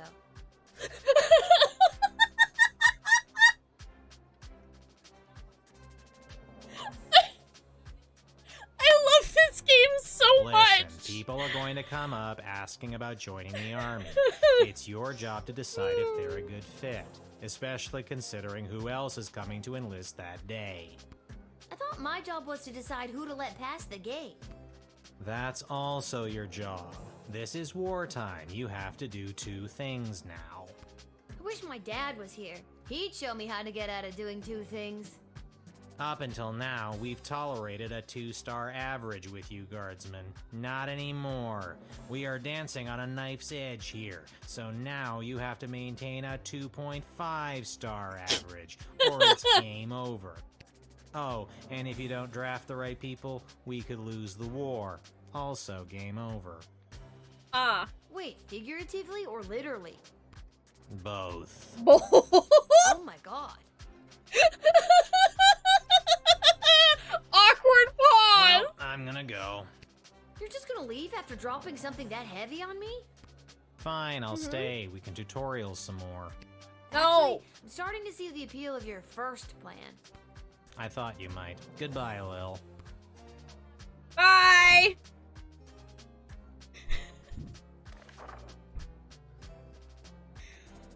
Oh, man.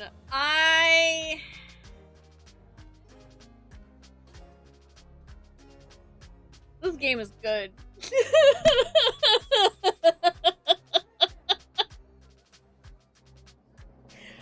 Okay, before we start day 8, I am going to take a quick break. I'm going to stretch my legs and get myself a drink. Because we've been live for almost 3 hours. So, yeah, before we take the fate of the kingdom in our tiny little hands, let's get more coffee. Thank y'all so much for hanging out today. I really appreciate it. Don't go too far, or if you do, just come back. Because, well, if you don't, then you won't find out what happens to this poor kingdom.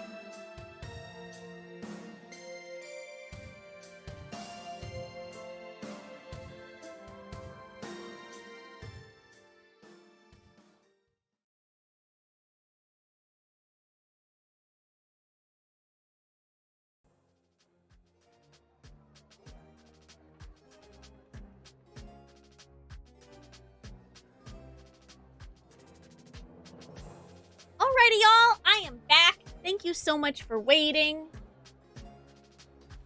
I had a nice little break. I made another cup of coffee. Talked to Angry Trees a little bit. And I'm ready to play more Lil Guardsman because this game is awesome. Thank you for the welcome packs. Alright, so we're on day 8. And I'm taking a look at the Royal Writ for today. We're apparently going to be not only letting people in and out of town, but we're also trying to help town recruit people to fight in a war that is now happening. The Royal Writ. After months of this siege, the Sprawl's resources, namely its food stores, have reached a new dangerous low. If a guard discovers any means to improve our dwindling food supply, you are to contact either myself or Lieutenant Stryker. Failure to contact leadership will be reflected in your star ranking. Ash. Related, any individuals or groups coming from outside the Sprawl who will burden our meager food supply are to be carefully vetted. Like with item 1, the decision to admit anyone who fits this description should be run by either Ash or me, Stryker. Best of luck to those becoming responsible for drafting individuals for service on the front lines. Remember, there's always more than meets the eye, and although it may seem like sending more people to the fray is the right idea, that is not always the case. Stryker. Hey, Gardos! I'm breaking in a new assistant down here in the dungeon. Go easy on him if you get him when you call. Malcolm. Yeah, we almost caused it, but now it's actually Chuck's fault, not ours. Hooray!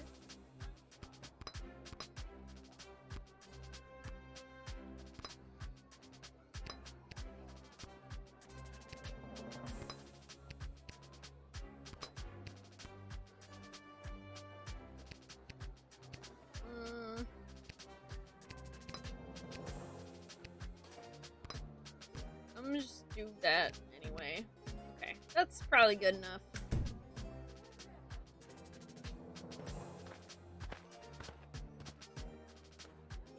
Excuse me, ma'am.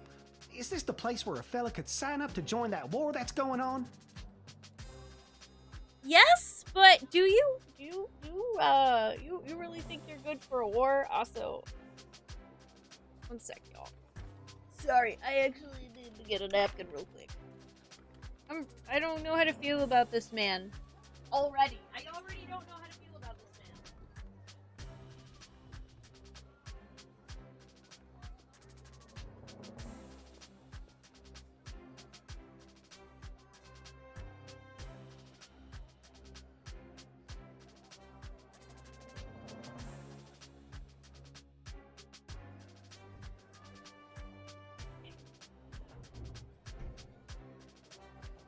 Sorry, there was a bug that just fell on my desk.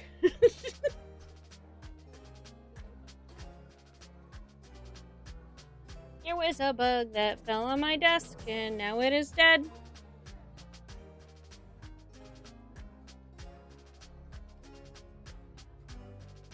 Okay. It is. Why? Do you Yeah, know someone who's looking to sign up? Sure do, ma'am. His name is Elmer John, and you're looking at him. I'm talking about me, ma'am. Yeah. Why do I you got want to that. participate in the war? Now, what's a guy like you doing wanting to fight in a war like this? I fight for one thing and one thing only. My one and only love, Glory Ann. Also, I've noticed that we have the guard thing down most of the way now. That's Okay. very heroic, I guess. This Glory Ann, is she your sweetheart? She sure is. And does Glory Ann feel the same way about you? She sure does. At least, I thought she did. What does that mean you thought she did? Dish the details, Elmer. What happened? Well, you see, ma'am, how it is like... It's like this, you see. It all happened this way, it was. Elmer, faster with the dishing. I'm sorry, ma'am. It's just all too painful to talk about. We were engaged to be married, and I caught her in the arms of another man, my neighbor Bosco. I mean, that's How unfortunate. dare she? I know! So you're heartbroken and running away to war? Exactly. It seems like a terrible idea.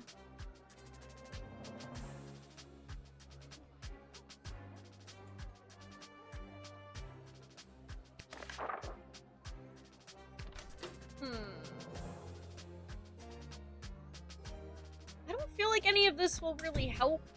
I'm gonna call Stryker, though, and see what she thinks.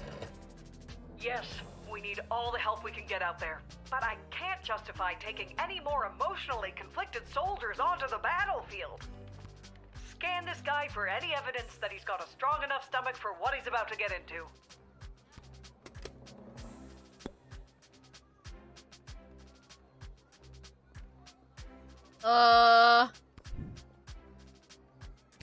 I'm gonna say probably not, honestly. I think you're getting into this for the wrong reasons. I don't think I can, in good conscience, send you to the front, Elmer. Go home, find Glorianne, and talk to her. Yeah, maybe you're right. Maybe I was making one of those, what do you call it, hasty decisions I always make. I'll go home and see my Glorianne, who I caught in the arms of another man, and I'll make the biggest apology banner anybody ever saw. What's an apology banner? Shouldn't she be apologizing it's the to easiest you? way to say you're sorry. So long, ma'am. You take care now. Glorianne, I'm a-comin'. Also, isn't easier to just say I'm sorry?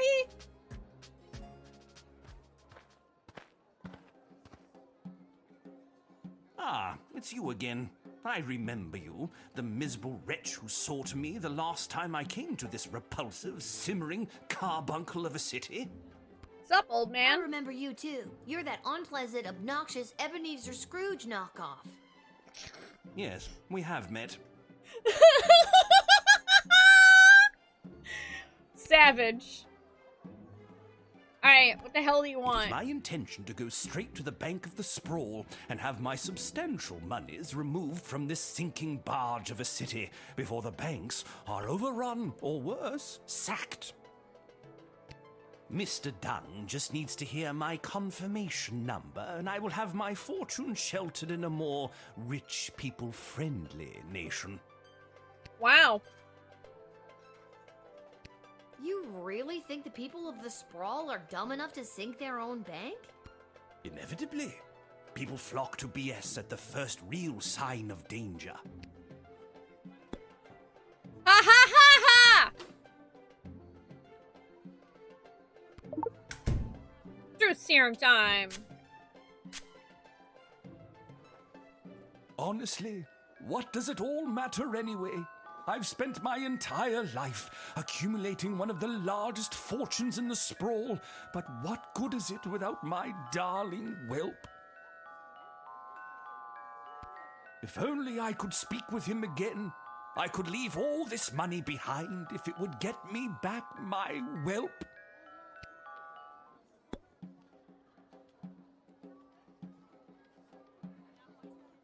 He did care! I'm calling Malcolm because I think Malcolm's new assistant is Whelp. This is the dungeon of Malcolm the Great? Just read the cards! Oh, okay. This is the dungeon of Malcolm the Great. May I take a message? Wait, who is this? Who is this? Lil. Oh, Lil! It's me, Whelp! I thought so. Listen, there's someone here I think would like to speak with you. Go ahead. Whelp? Is it really you? It is, Your Grace. Whelp, I never thought I'd see you again. Well, technically, you're not seeing Well, him. we are on the phone. How are you? Have you been treated poorly? No one ever treated me as poorly as you, sir. I miss you, Whelp. I miss you too, sir. Come, run away with me. We can leave this war behind us and start again with all of my money. Sir, I never cared a jot for your money. I only wanted to be with you. Oh, Whelp, my heart sings. No matter what happens to me now, I will dedicate my remaining life to you. He's gonna have a heart attack on the spot, isn't he? And what about your remaining money? I'll donate it to the poor. Just kidding, but I won't take it away with me today. Good enough. Get in there and reunite with your friend. Okay, that's actually, like, kind of super sweet. Grumpkin T. Dankworth and Whelp. True love conquers all. Way to go, Cupid. Na na na. Where is he? Where's that meek little slunk of a man? I have no idea what you're talking about. Did a hopelessly heartbroken fella by the name of Elmer John come by this way? Spouting a crazy notion, like running off and joining the army? As a matter of fact, he did. Oh, Elmer John, what have you done? Tell me, did you allow that fool to throw his life away over nothing? I don't know if I'm allowed to tell you or not. I have to know if you sent him off to war, because if you didn't send him, then I'd like you to send me, to get as far away from that fool as possible. Oh, jeez. Wait, why? What happened? I take it you're Glory Ann. That's me, Glory Ann. The same Glory Ann that was caught in the arms of another man? It's not what it looked like. And if Elmer John had stuck around for more than a second, I could have explained that to him. What do you mean? So what? You're sick of these lunk-headed men getting all hot and bothered and making hasty decisions over something that could have been settled by a rational conversation?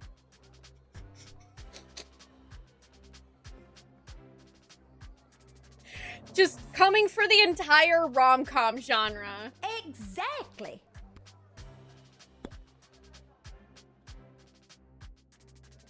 Well, you know what time it is, chat. Truth serum! It all started when that big loud Bosco from 2 houses over came round like he always does to try to court me again. I explained to him that Elmer John had asked for my hand and that I had said yes. And then Bosco explodes and says he's gonna smash Elmer's head like a jug. So I lunged at Bosco to hold him back. The big brute! That's what Elmer saw. And the next thing I know, he's crying about going off to war.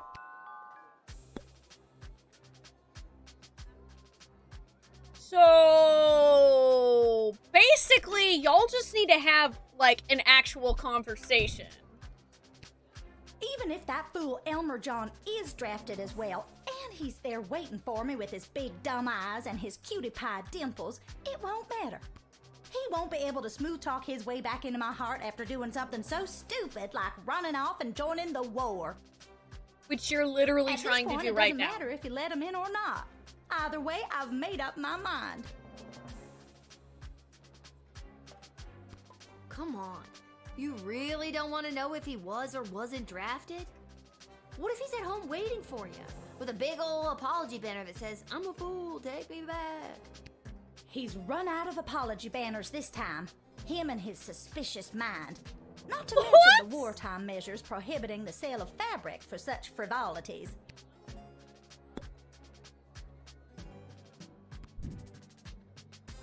I still don't think that you should be fighting in this war, sweetheart.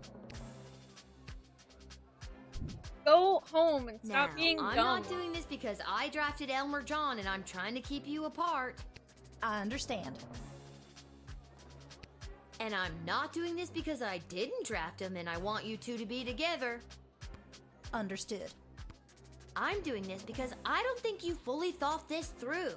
I'm denying your recruitment into the army. I guess I was acting a little hot under the collar there for a minute.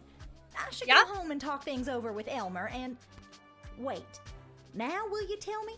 What happened to him? Did he get drafted into the war? I didn't send him to the front. I think you'll find he'll be waiting for you when you get home. Big ol' apology banner and all. Thank goodness. Y'all are silly. Oh, hey, what's up?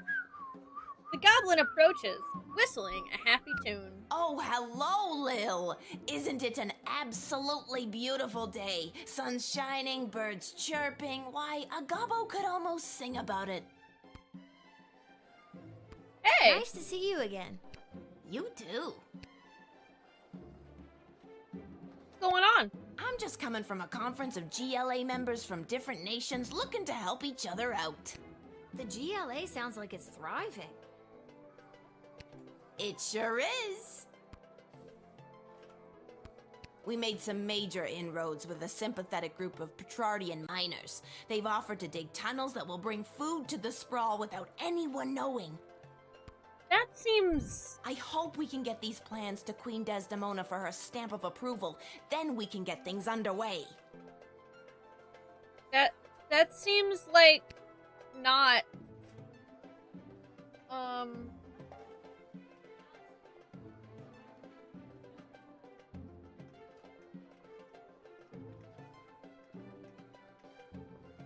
But those plans are the result of our conference. Without them, I'll have nothing to present to Queen Desdemona. No plans, no tunnel, no food. Think about what you're doing!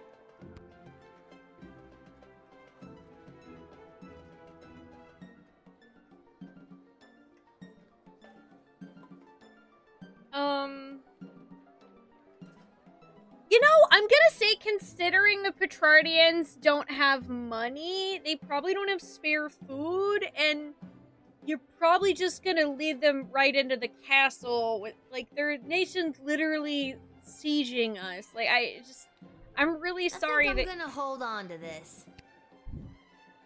I feel super bad that you're not gonna understand.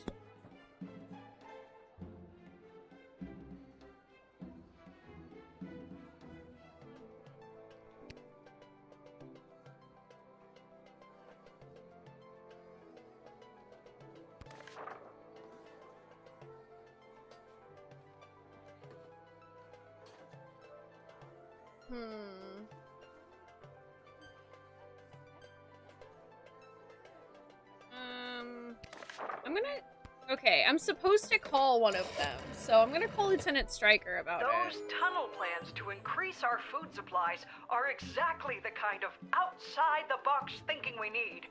Let him in.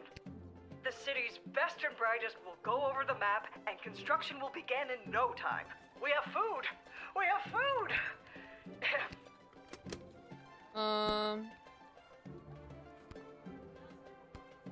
What does Ash think?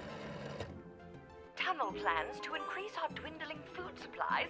Let him in post-haste. Let him in. The city's best and brightest will go over the map and construction will begin in no time. We have food! We have food! Well done, child.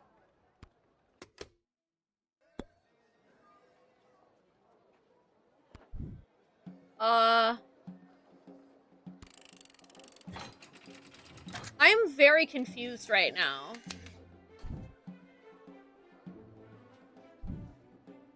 Lil, it is always a pleasure. Julian, I hope you have a fantastic day. Am I just overthinking this again? I sincerely do. Keep up the great work, friend. Chad, am I overthinking You're one this? of the good ones.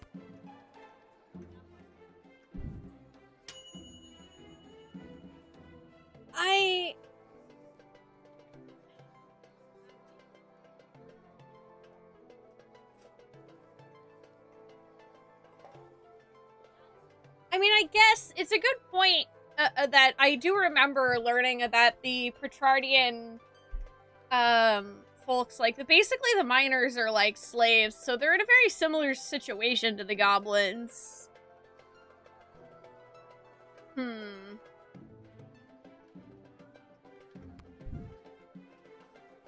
I don't know, with how hard the game's pressing it, I feel like maybe it's not actually supposed to be a trap. I feel like any other game I'd be like, that's clearly a trap. We'll cross that tunnel when we get there. Oh, how nice. You did. I'm just coming from the G. We made some. I hope we can get these. You should take these to the... I'm on my way there now.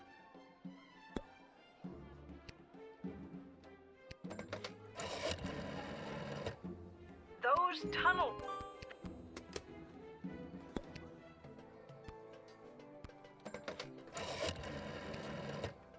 Tunnel plans to increase our the city. Like, I don't know, just the fact that both Stryker and Ash are like, oh my god, that's an amazing plan, let him in. And the game was telling me, like, well, you let him in, but you didn't let him keep his plans. I feel like it must be something the Lil, game wants me to do. Julian, do you... Thanks. Yeah, it seems like a terrible plan, but I guess the game is saying it's fine. So, yeah, maybe things are a lot more desperate than I'm understanding. It's risky, but I mean, if literally everyone's going to starve, then I guess that's kind of its own point. Listen, I wanted to say I know things must be tough for you with Hamish out on the front lines and... Wait, our dad's on the front line?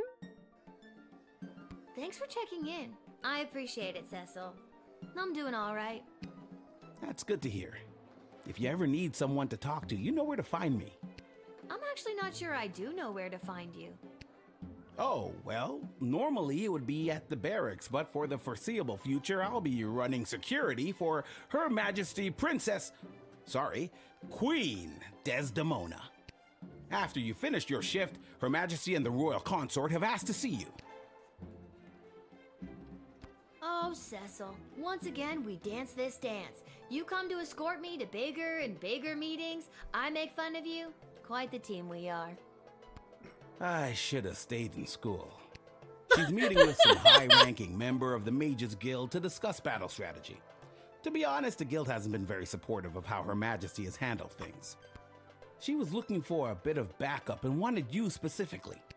Well, she can count on me. I hope. I hope so too. The fate of the Sprawl may rest in your hands. It always does, Cecil. I'll see you after my shift. Great. Thanks, Lil. And if you write your dad, tell him we all wish him well. I will. I know he'd love to hear it. See you later, Cecil. Bye-bye! I also like that we have a Goblin King. A familiar group of black-clad folk approached the shed, weeping and moaning. You must help us, child. What We now? have been left without shelter. It's awful. Scarborough has fallen. Aww. Okay, hang on. I think I'm supposed to call... Yeah. Let's call Ash. Oh, my heart just breaks for the dear Duchess and the people of Scarborough. While our food supplies remain dangerously low, with the tunnel operation unlocked thanks to you, we should just be able to feed everyone, including these refugees. You may let them in. Yay! Like this, do make sure criminals aren't infiltrating the Sprawl hiding in plain sight. It's the oldest spy trick in the book. Throw on a cloak, jump from a certainly fatal height into a hay bale, that kind of thing. It seems we give you time to interview them individually, but they're not, so do your best and don't mess up. Ta!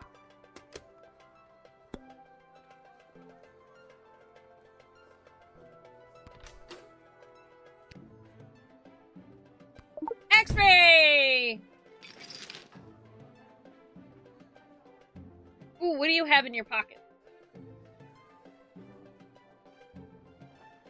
What you got there? This? Oh, it's just a letter. From me aunt. Mind if I read that? Let's see. La la la, late at night while no one is awake. Blah blah blah, lower the drawbridge and we will invade. Ba ba ba. Long live Prince Phineas? Care to explain? All right, I did it. I lowered the bridge and let those... Bastards? Right, those bastards. I let them in. It was me. He begins to sob. Oh, you sneak. You are hereby banished from the court of Scarborough. Prince Phineas was right. Soon the entire sprawl will fall to the might of the kingdom of Petrard. Oh, go away. Well spotted, Guardian. Listen, I'm just doing my job. And that's how you x-ray your way to success. Hey! Excellent line, milady. But that was... Oh, never mind. Even with that settled, I'm still not sure what to do with these people.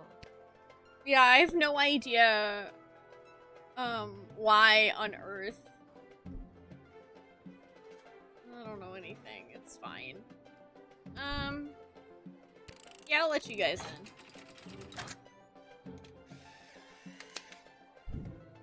Hey, Dead Man! Oh, you got your book today? Hell yeah, dude! I'm super happy to hear that. I hope you're doing well. I hope D&D went well. Yes, thanks awfully. As I said, we are incredibly hungry. There should be enough food for your people. We have a new plan to bring more into the sprawl. Regardless, you are a hero in the history of Scarborough. If our Yay, lands are I'm a restored hero. To us. Are you gonna sing a song about the fair? You did the right thing in a previous turn, you unmasked a traitor, and you were kind to refugees. 4-star! Yay!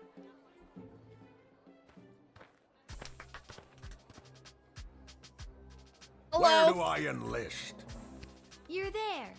Here. Then what are you waiting for? Sign me up already. The name is Bosco.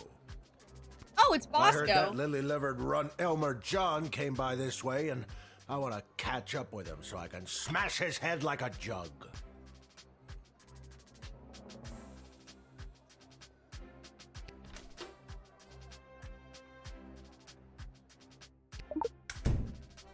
Looks like we're gonna be signing you up for the army.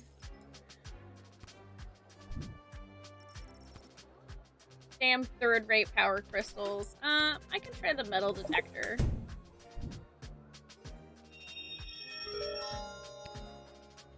I just want to see if he has anything on him. He does have something. What's that? A picture of me. You carry around a metal picture of yourself? Nice photo. But the frame's awful. I hate it. Then why carry it around? I was going to give it to Glorianne, but she said no. Do you want it? No. Okay. The picture looks bumpy, like someone wrote something on the back of it. What does it say? Nothing. I don't remember. Sus! Let me see that picture of you. Let me see that. Okay. Watch out. The frame is broken. You got something written in Braille on the back of that? In war, lonely Elmer is a bust. Win Glorianne or Bosco alone. Just the guys would do it too.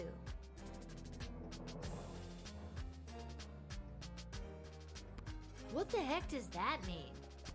Looks like somebody tried to write an emotional poem on the back of that picture of me. They're definitely not trying to hint at anything or anything. What a loser, whoever they are.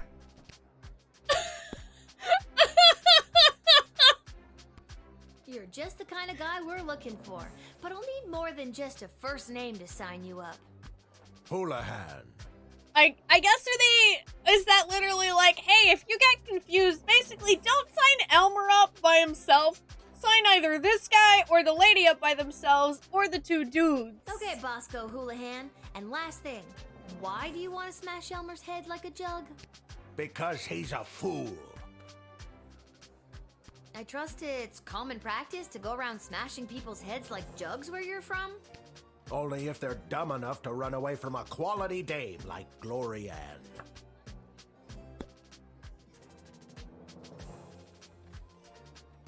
Well, I think we can sign you up, honestly. let's sign you up for the draft. Listen, Buster, we need you. My name is Bosco, I know. It's Buster now. but Listen, Bosco, we need you. okay, good. Look out, Elmer John. I'm coming to smash your head like a jug. Yeah, go get him, if he's there. Honestly, I forget what I did with him.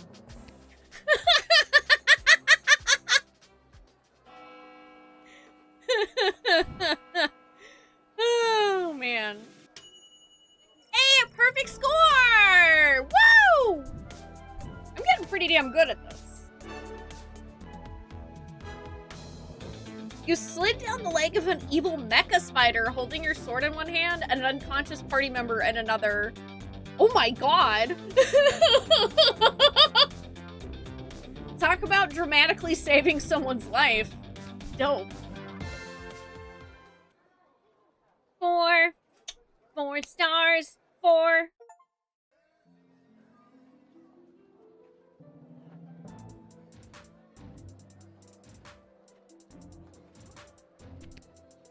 Time to go to the war room.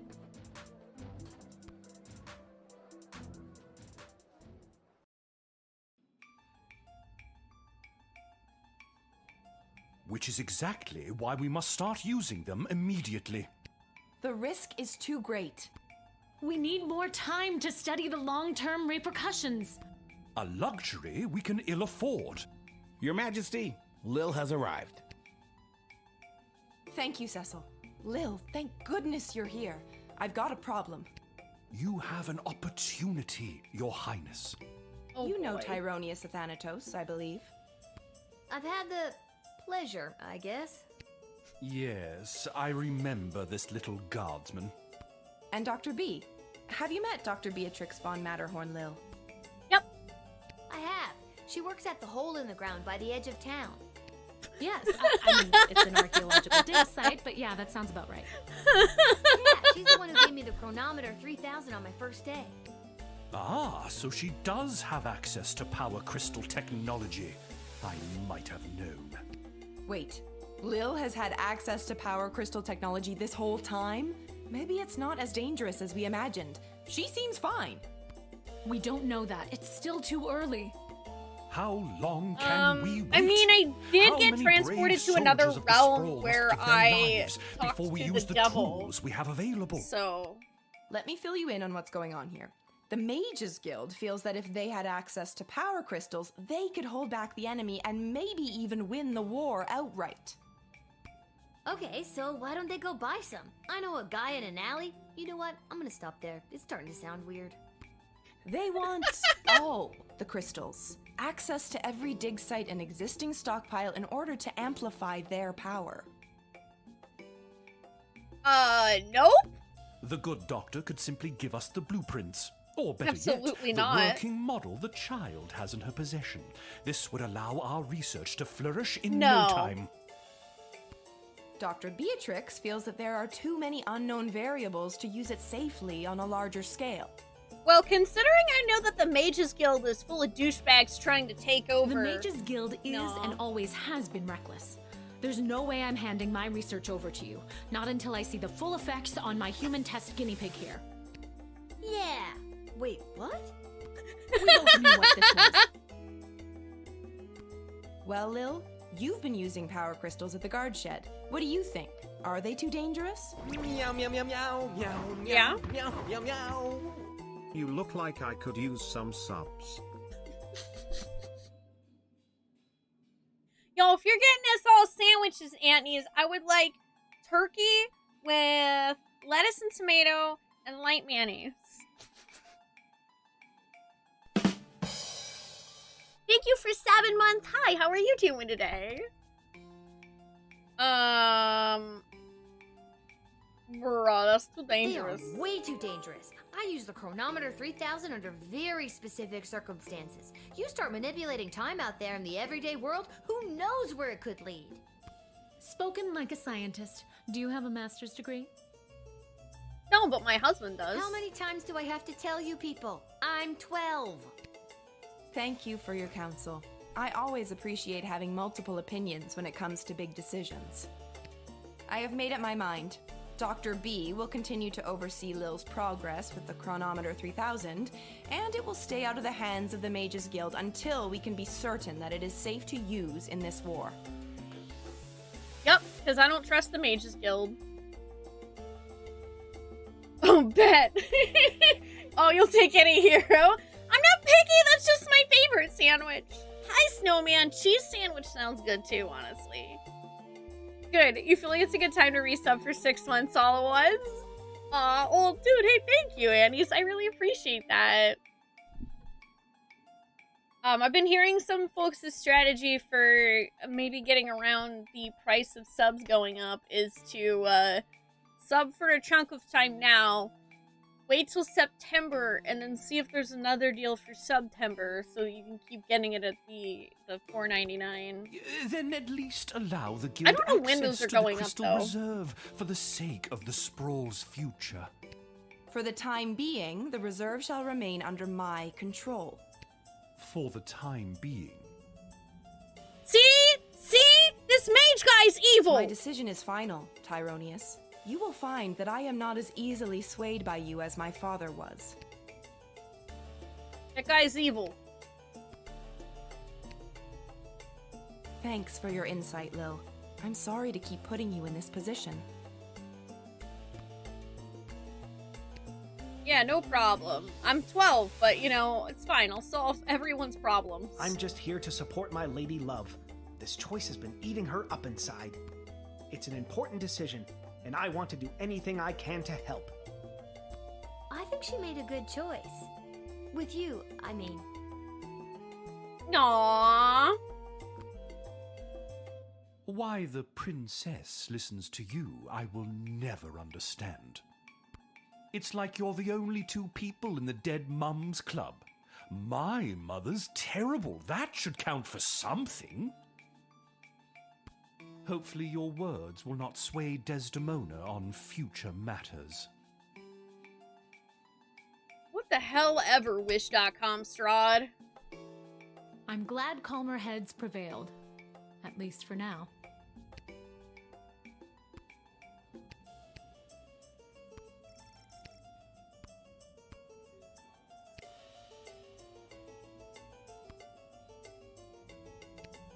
Map. That's Fireball Canyon, Kaladar, and of course Petrard, Mavog, and the Sprawl smack dab in the middle. Hey, you spoke well today, Lil. Thanks. No shit! Wow, rude. I was instructed to tell you to go somewhere and do something, but now I'm not gonna. Okay, later, nerd. Yeah, his name is basic. His name is really close to Tyrant, so I'm like, I don't trust. You're evil. Well, see, but Annie's, you can agree, like, as an evil person, that Tyronius guy is definitely also evil and up to something, right? Like, game recognized game. That man ain't innocent. Also, Strahd's way cuter.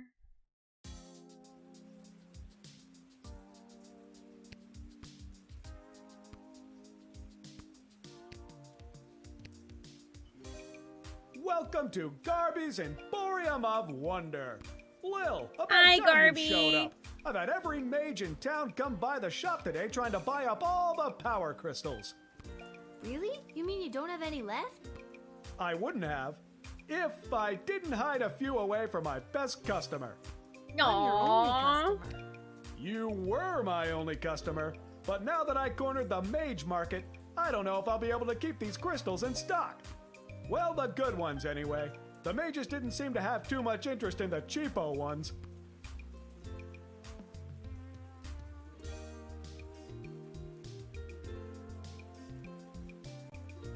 Wait.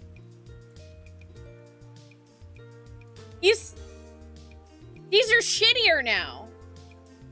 The third-rate crystals used to work 50% of the time, and now they only work 30% of the time. Wow.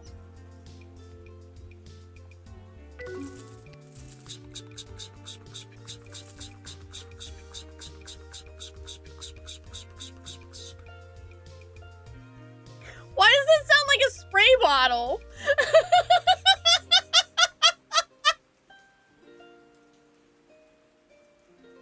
Thank you for the 500 bits, Andes.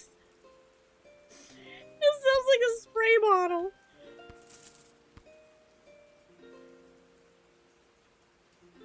Alright, I have crystals.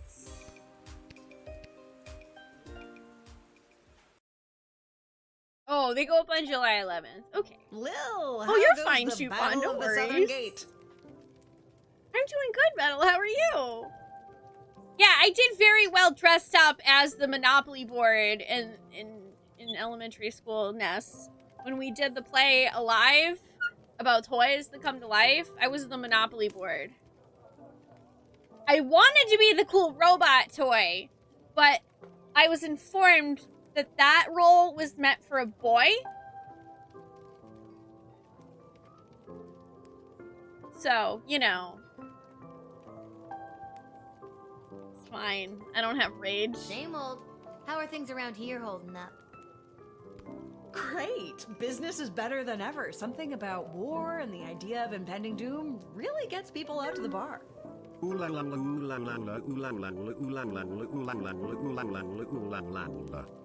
That's basically what ran through my head when a music teacher told me that. Thank you, Annie's, for the 500 biddies. I appreciate that. Yeah, don't worry about it. That's good? I took it hard as a kid, but I don't care now because, I get to do this for a living, so fuck 'em. Hi, Joker. How are you doing today? You bet it is. If this keeps up, we'll finally be able to get this place up to code. Yay! Up to code! Oh, we no. don't have rats. I mean, we do, but technically they have us. Turns out they own the building and we just rent from them. Oh. Oh, you rent the building from the rats. But if we make enough money, we can buy out from under them. As far as landlords go, they aren't the worst. I could do without all the hissing. Hey, that reminds me. Lil, you got a letter in the mail. I How did. that Is it? Never mind. A letter? From who? Is it from our dad? Yay! A letter from Dad? Gimme. Give me the letter. Hey, Sweet Pea. How's everything back home? I'm doing okay here. I've gotten to know a lot of the guys. Then when they don't come back from battle, I get the chance to get to know a few more.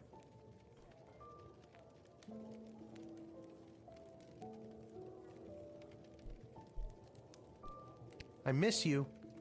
I know you might be scared right now, but don't be. It'll take tougher stuff than this little war to do in your old dad. Please let me know that you're all right, or even if you're not. I need to hear how you're doing. I love you, Lil. Dad. Say what you will about the fact that Hamish put us, a 12-year-old, in charge of the guard towers so that he could go gambling, but he is otherwise a really good dad. I love you, Lil. Dad. Love you too, Dad. But what should I write back to him? If I tell him things are tough here, he might worry and get distracted in battle. But if I tell him I'm doing well, he might feel like I don't need him and then get distracted in battle. He's easily distracted. Oh boy, neither answer seems right. Are you talking to me? Oh. No.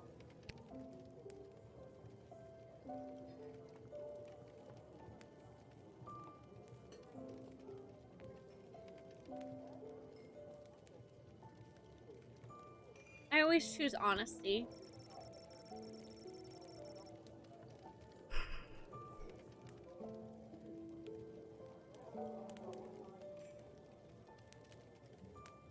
Lil will write a letter that expresses her honest feelings about how difficult things are for her. Are you sure? Always tell the truth. Hamish did say to tell him how we were doing. Hey, Arda, mind making sure this gets to where it needs to go? Sure thing, Lil. Gotta tell her dad the truth. Yeah, questionable adulting skills, but still a good dad. Yeah, very true, Metal. Yeah, lots of people are going to want to distract themselves from the impending doom of the war and the siege that's happening outside of the walls. Also, thank you, Ness.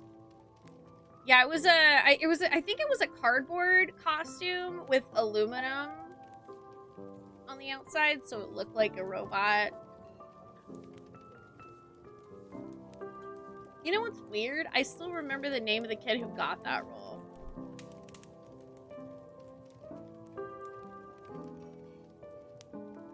Anyway. We're all thinking of your dad, Lil.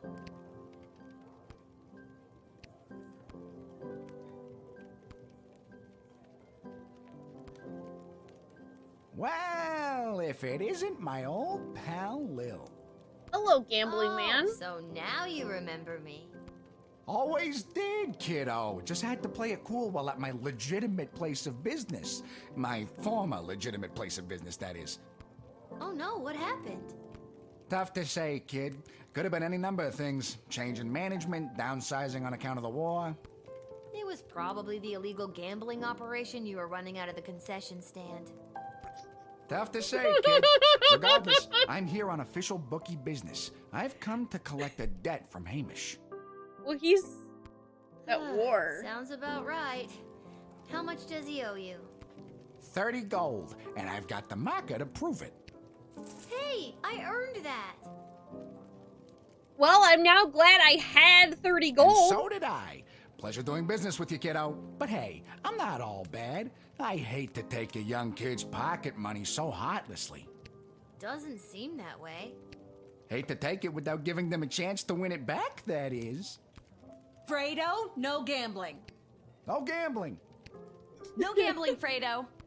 No gambling, just talking. Listen, the Sprawl Brawlers are playing out of town today, and they got the game on that there TV. Oh my god. I think Fredo is as addicted to gambling as our dad was. Tell you what I'll do. You pick who wins, and I'll give you your 30 gold back. If you don't, I keep it. How does that sound to you? That sounds like gambling.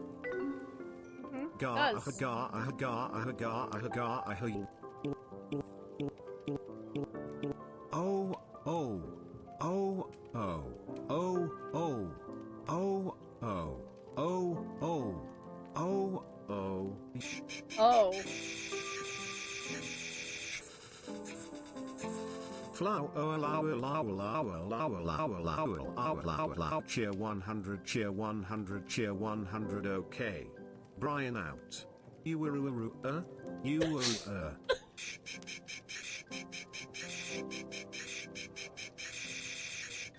Is he flying a helicopter? Is he squirting water at us? Someone leave a sprinkler running? Ryan, are you okay? Just give us a sign if you're feeling alright there, buddy. The war is hard, I know. Thank you for the 600 bits.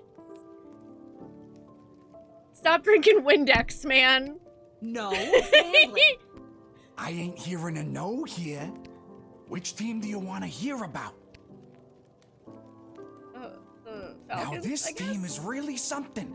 The owner fired all the players and hired his extended family to play for the team. I'm talking cousins in the outfield, aunties on the pitch, and even his great-great-uncle is playing the fourth-stop swing. Never seen a team bicker so much, but when someone insults their mother, they're on. You betting on them? All right, Sure. kid, your bet is in. Good luck. Thanks. Brian needs a new muffler. Or Brain needs a new muffler. Maybe a bit of both. Star players weren't cannon fodder for an enemy army right about now. Great Uncle Zach, the Falcon's elderly but unstoppable full-stop swing, was just lifted up by his formidable nephews, Kron and Lorik, breezing past the I mean, my brain Brawler's could use a new circle. muffler too, to be honest. Despite a nice attempt to Relatable. unseat the Wiggly Pig, Sprawl's third whacker, Korab, ended up with a face full of mud. Truly grim stuff for the Brawlers. We're down to the final seconds here, folks.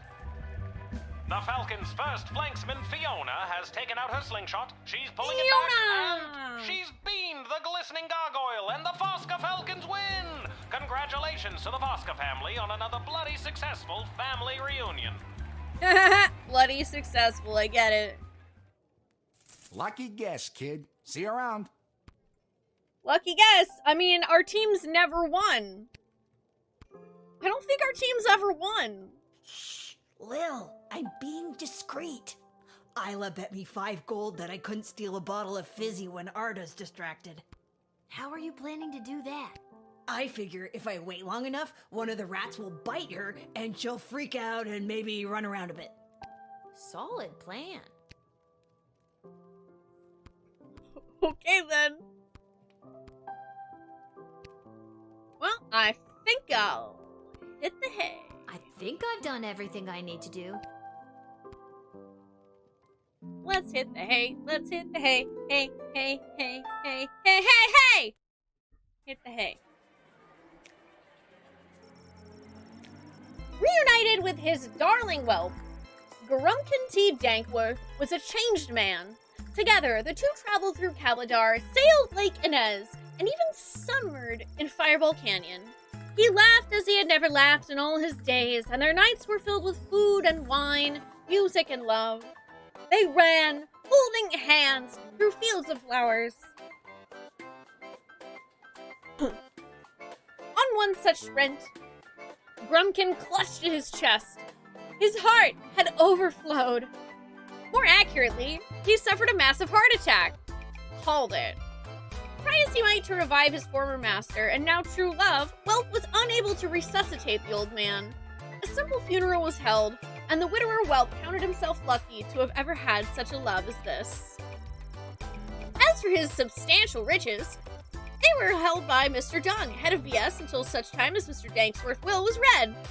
The old man had donated the entirety of his fortune to the GLA. A small flower garden was built in his honor outside their headquarters. That seems like a pretty good ending. Thanks to his timely arrival back in the Sprawl, Julian was able to prepare a lavish birthday party for his best friend Gary.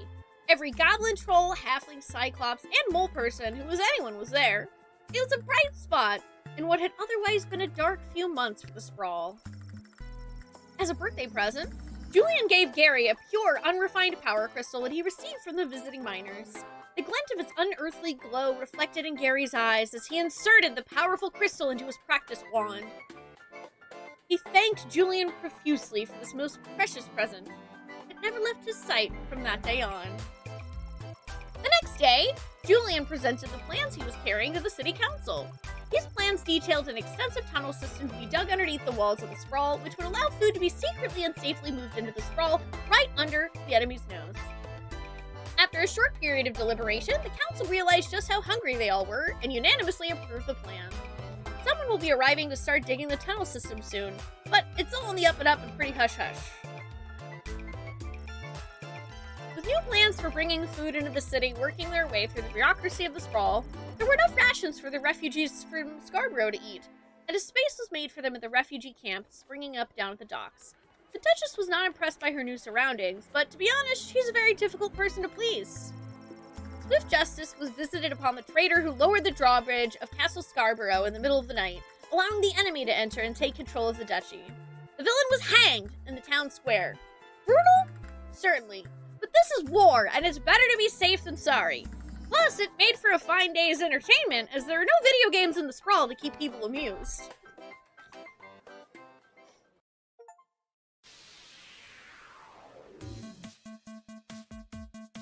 Oh.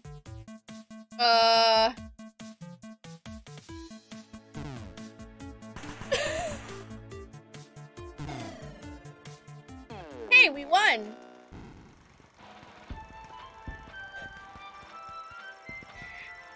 Hooray! The Sprawl's reserved food stores are safe! Oscar's repressed feelings and lifetime of compensating at the gym led him to fight impressively on the battlefield, inspiring all around him. Elmer John went home and talked things over with Glorianne. They called the engagement back on and got married soon after. Everything's working out. Everything's coming out Millhouse! leading to the highest levels of brutality ever recorded, with the pointless bloodshed sure to scar the psyche of all those involved for years to come. Oh, good! Haunting words from one of the survivors of last night's charity bake sale at the Garden District's Haven for the Elderly. And now, news from the war. The battle for the Western Food Reserve Grotto was successful. That is the only detail I have to report. And now, more exclusive audio from what has been dubbed the Goodies for Geezers Bake Sale Massacre.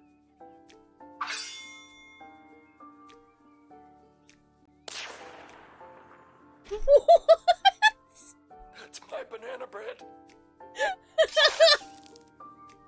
What was that? Speak up.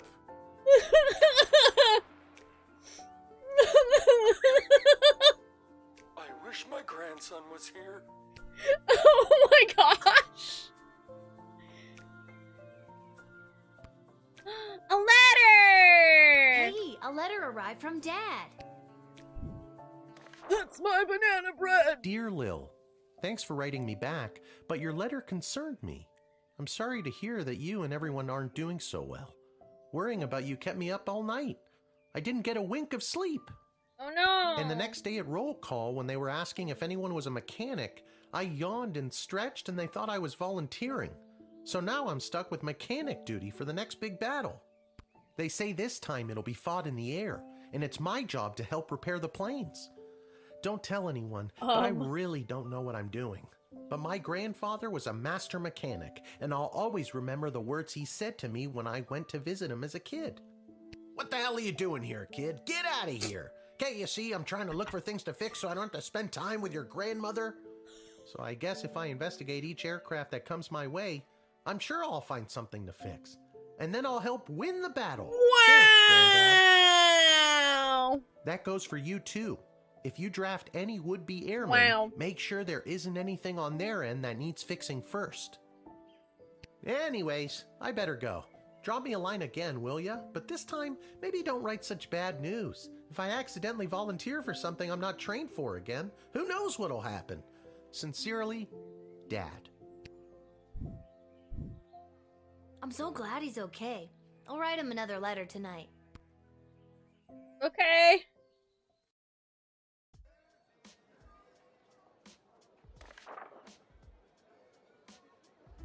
The Royal Writ! My spies have informed me that there is increasing dissatisfaction fostering dissent within the enemy's inner circle. Do with that information what you will. Ash. In addition to the forces that were drafted, the outcome of the last battle was also due to the state of our equipment. Pay extra attention to what our men, women, and creatures are marching in a battle with. Stryker.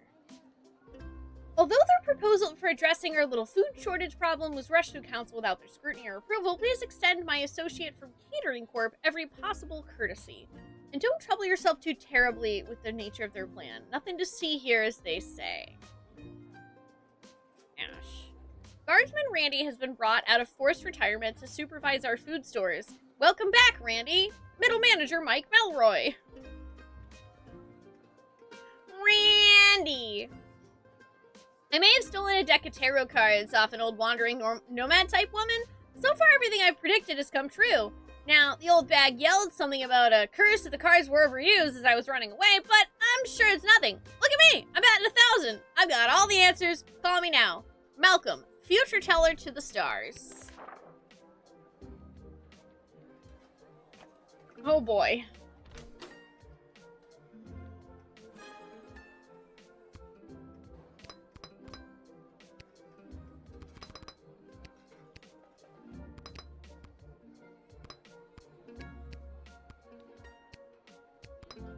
Might as well.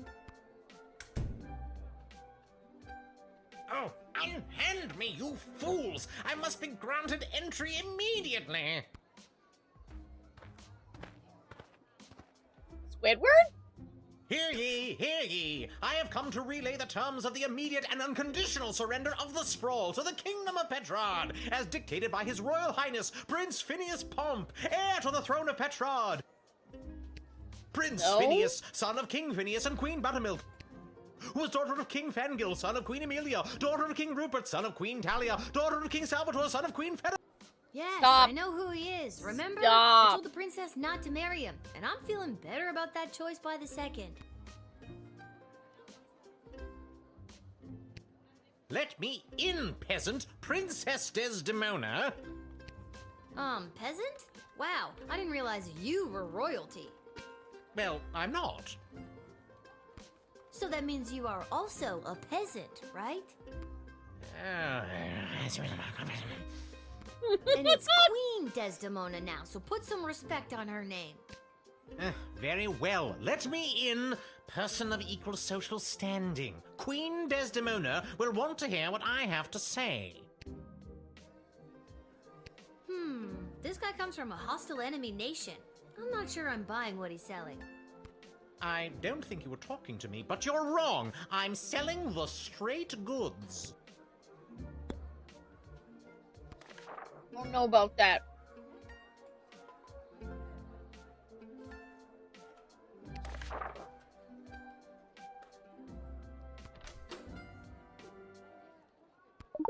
Truth serum!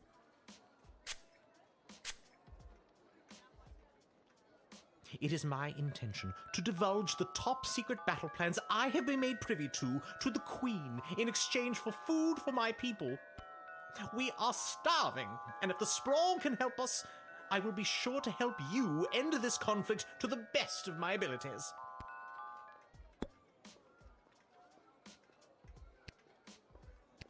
I think I'm supposed to call Ash as well. Terms of immediate and unconditional surrender, is it? Let them in, but make sure you know exactly what is on their mind. You know what they say, keep your enemies close, and your friends so close you're practically kissing. Is that what they say? Sure is, and I should know. I have a lot of friends. With that Oh philosophy, my. I'm not surprised.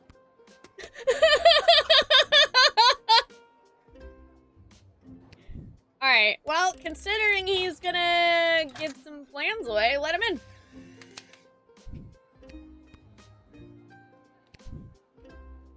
Thank you. Hopefully this exchange of food for information will help put an end to this bloody war. That would be good.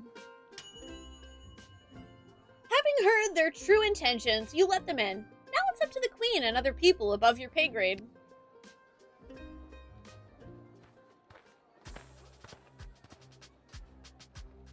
Ahoy, child manning the gate. Hello? Ahoy! Adult in a basket? I like your spirit. I am here to enlist in Her Majesty's Air Force. Okay. Once inflated, my grand contraption shall sail high above the clouds. First, I will destroy the enemy Air Force, and then it will take me no time at all to traverse the entire world at that altitude. I don't know So about how that, does this sir. grand contraption of yours work anyway? When inflated to almost bursting, this ball will carry me up into the sky, keeping myself inside this wicker basket aloft. Simple science. Okay, but where's the balloon I part? feel like you're missing some steps. Where's the balloon part?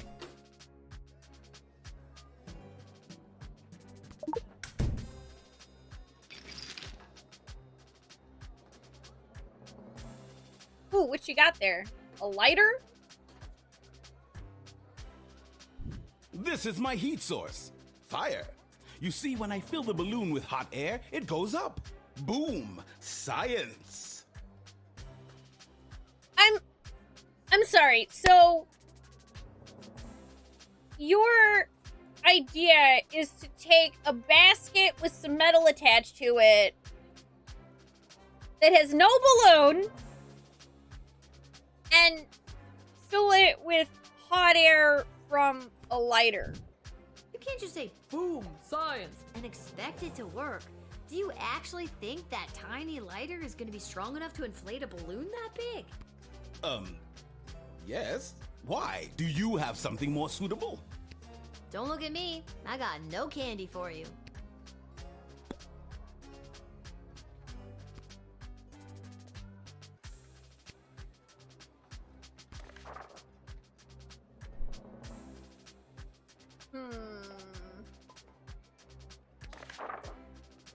Let me call Stryker.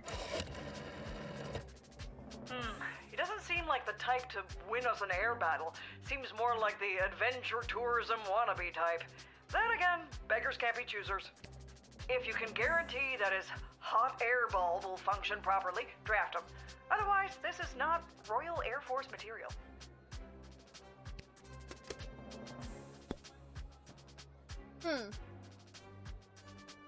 That's interesting. I wonder if there was something that I could have done to, like, actually get something that would help him, but in this case, if there is something, I certainly don't have it, so I don't think I'm gonna let him. Now I will never prove myself to those bastards at the Royal Academy Club who doubted me. Instead of glory in the air, I shall retire to the countryside. He said, boom, what more do you need? Perhaps a if fucking I lay low balloon. and gather stamps from across the globe, I can convince them that I did in fact make my grand journey and traveled around the world in 79 days. Good luck on your weird side quest.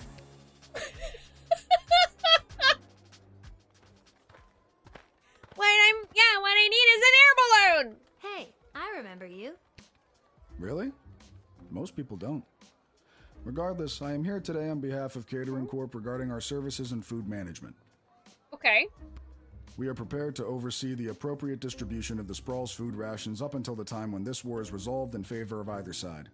Very heroic of you to volunteer aid.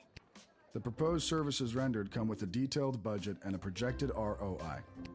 Less heroic.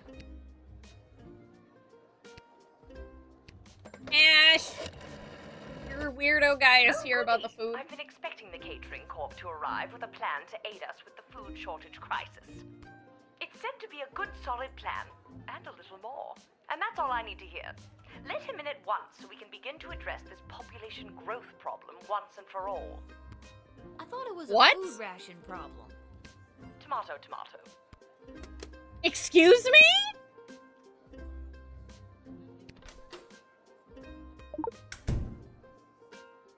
Tell me the truth. Is this some Sweeney Todd I feel shit? compelled to verbally dictate Catering Corp's food rationing plan. Item 1. All individuals above the weight of 71.6 kilograms will be allowed a single 14.7 gram ration of Soylent Beige nutrient bars per day. Yep. Item 2. Anyone below 71.6 kilograms will be restricted to food scraps and/or edible waste, either begged or foraged. Item 3. Individuals below 71.6 kilograms who succumb to hunger will be collected and repurposed into said Soylent Beige nutrient bars in order to sufficiently feed the remaining individuals above the weight of 71.6 kilograms. So concludes Catering Corp's extremely efficient plan to solve the Sprawl's extreme food shortage crisis. Collected and repurposed into Soylent Beige nutrient bars? Oh my No. god! I've got to tell everybody! Soylent Beige is people! Soylent Beige is people! Not just people, it could be goblins or ogres as well. Okay, well, obviously, I am not letting you in. Jesus, who do I call? Malcolm? Malcolm, I need your help. Let's consult the old tarot cards. Looks like we pulled the guy being hung upside down from a tree card. But he's covered in barbecue sauce, and there are a bunch of penguins around him. Sounds like your guy and his group of flightless aquatic birds are hiding something pretty twisted. Something tells me don't let him in.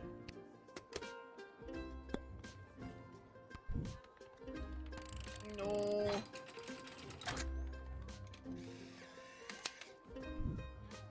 No. I'm not gonna let you in to turn our people into food. But what about, No! No! again, not exclusively people? We're open to all creatures. No! Just no. Get out!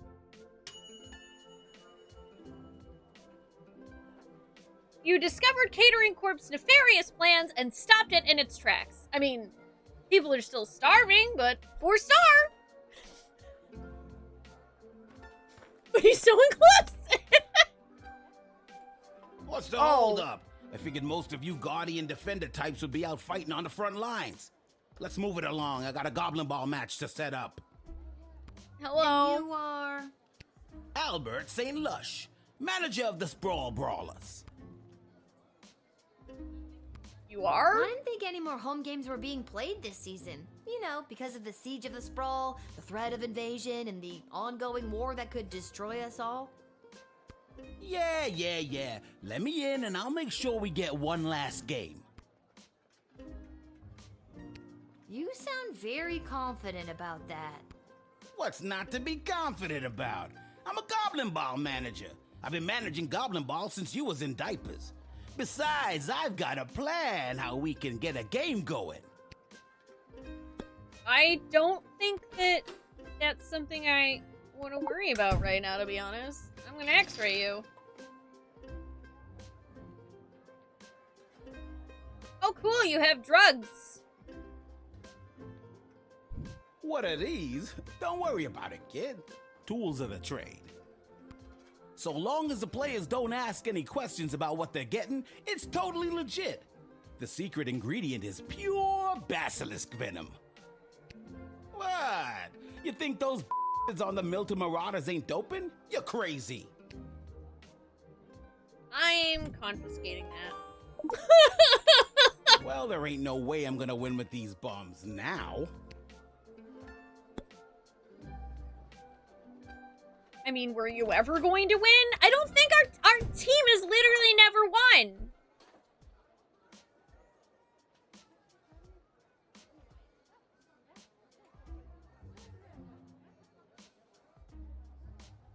I don't know.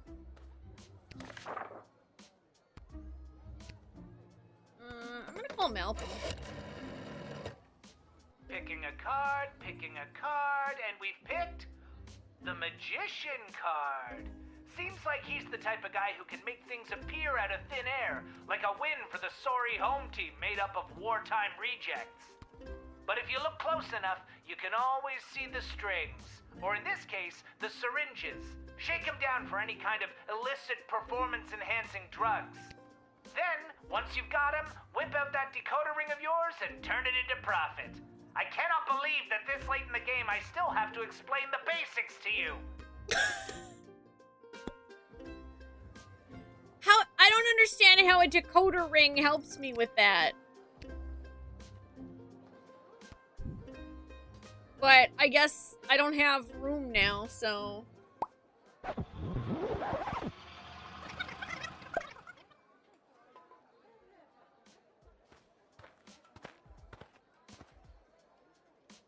What's the hold? And you... Al.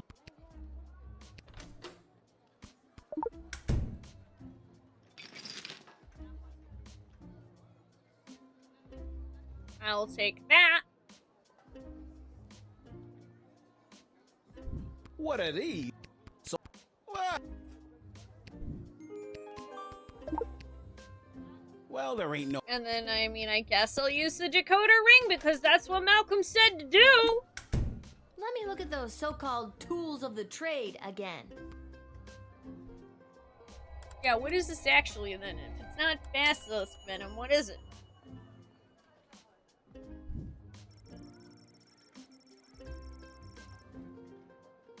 The decoder rings somehow reveals that this is a mage-grade power crystal in a powder form. You can reconstitute it by adding water. Add water?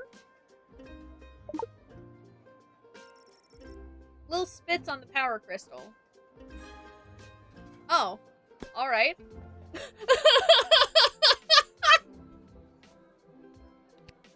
So it wasn't even basilisk venom! I didn't think any more home games were being played this season. Yeah.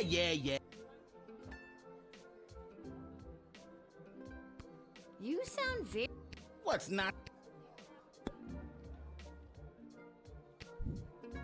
I mean, I don't see any reason to not let him in. I took his stuff. All right, kid, I knew you were a Goblin Ball fan. I'm gonna put a team together from some of those losers defending the wall. See you at the match tonight.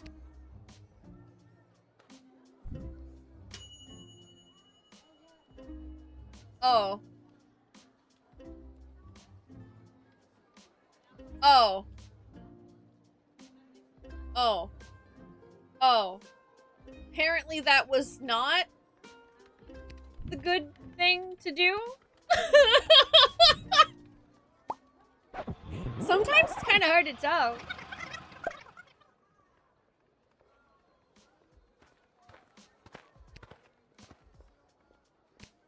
What's the whole?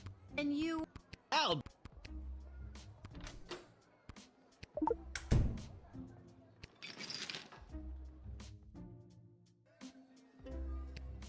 I mean, don't get me wrong. I like Goblin Ball, but...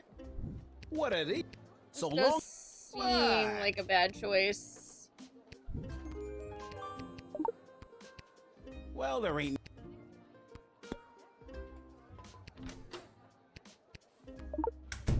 Let me look at those.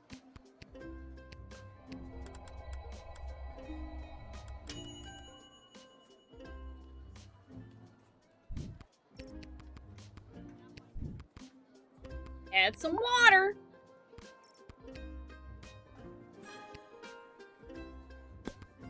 Wait, did I keep the... Oh my god, I think I kept the crystal that I got from doing this already.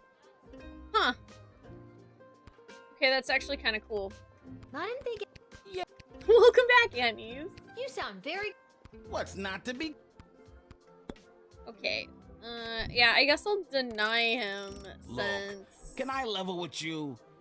I know this will weaken our defenses, but the Sprawl really needs this right now. I really need this right now.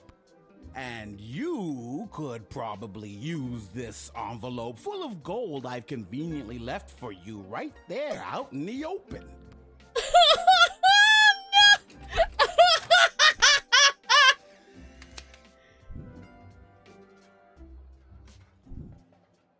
You never did like goblins.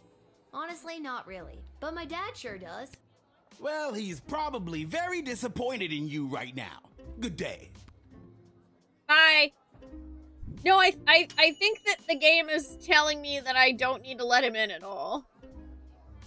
It was absolutely the right thing for the Sprawl to spread thin resources, but now there won't be a Goblin Ball game. And where's the fun in that? You will not be able to visit the arena. That's fine. That guy was trying to dope up, and I was trying to dupe crystals, I guess. Hey, Echo. Wait, aren't you in jail? Oh my god, what a lame joke. What Sir?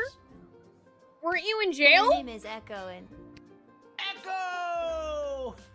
I hate myself. I guess we let him out? What do you want, What's Echo? And don't you dare say Echo again. All right, little sister. Chill out. You clearly don't have any of my Peace Blossom left. What are you doing here? The Mages Guild are all gathering in the Sprawl to discuss our place in the war efforts. Been a long time since we've all been summoned together like this. Who summoned you? Who summoned you? The High Council of the Mages Guild summoned their membership by sending a glowing green light into the sky. A sort of signal that tells us we're all needed. I get it. The mage signal. A beacon. Good thing you were looking up. You're telling me. Oh, jeez. Let's see.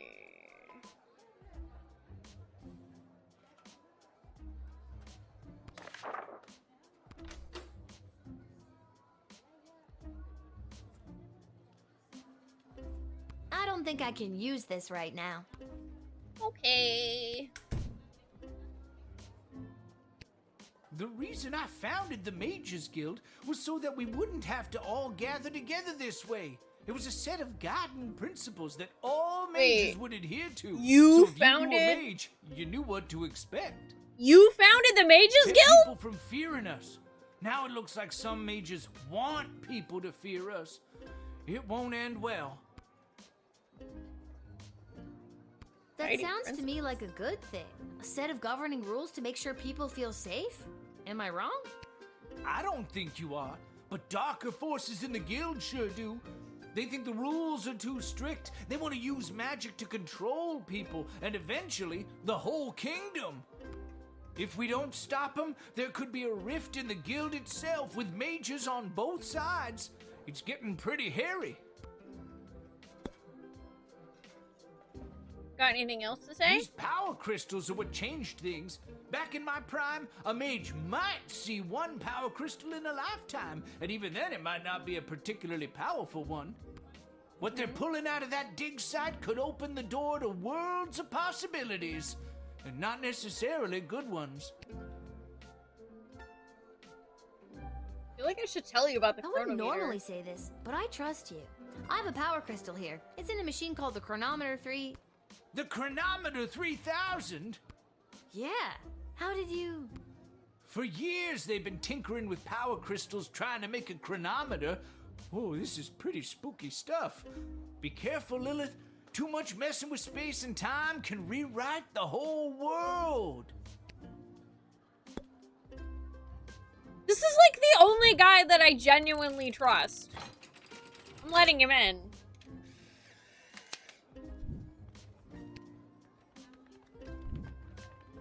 Thanks, Lil. I better get to the Mages Guild. But first, I may stop by the Twisted Sister and grab some grub. Man, have I got a case of the munchies. Rock on, little buddy. He was here on official guild business. Sure, he's a stoner windbag, but he's good people.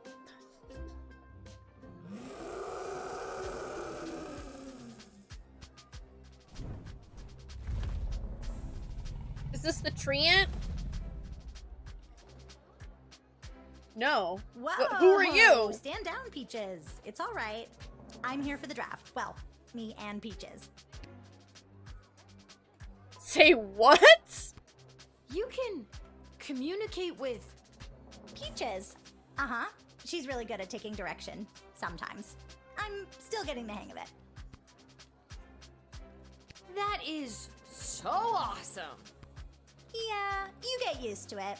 It comes with the territory when you're a dragon rider. Oh my god! Can I be you?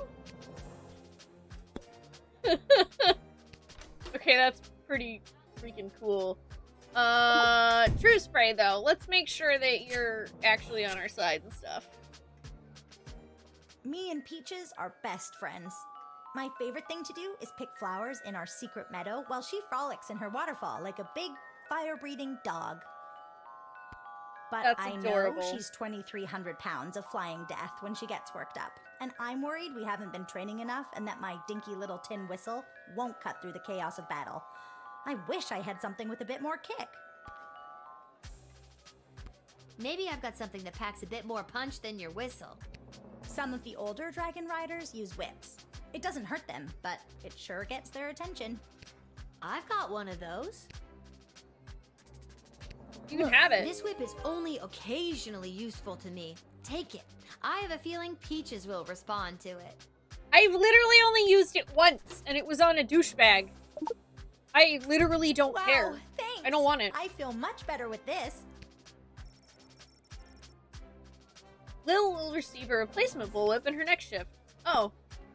Alright, so that didn't even matter. Dragger, you want to know about this cute kid with the dragon? Dragons are tricky.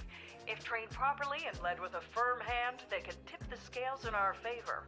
Scales. If not, they are unpredictable and hard to coordinate a full offensive with.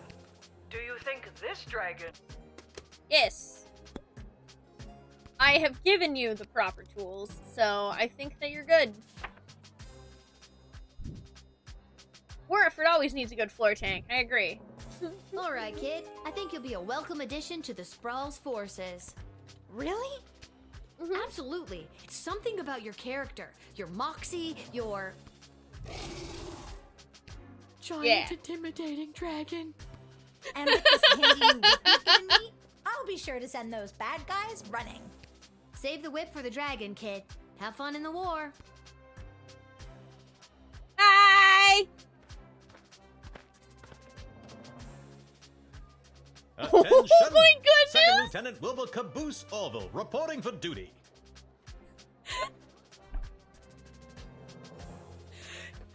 Are you talking to me? Look at his bonds! Ma'am, yes, ma'am. I have come from the training grounds at the GLA with the finest triplane that Goblin Engineering has to offer, and I am reporting for duty to join Her Majesty's Royal Air Force. He got them bonds, hon! Is that your plane? Yes, ma'am, indeed it is. A Sopwith Goblin Reporting for Primo movie. make and model. As I said, the finest that Goblin Engineering has to offer. Would you like to know her name?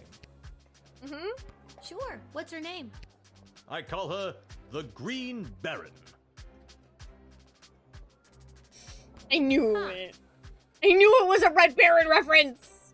I don't know much about planes, but I know what I like, and I like it. Ha ha, bully. Bully! I don't think I can use that right now. What about the X-ray?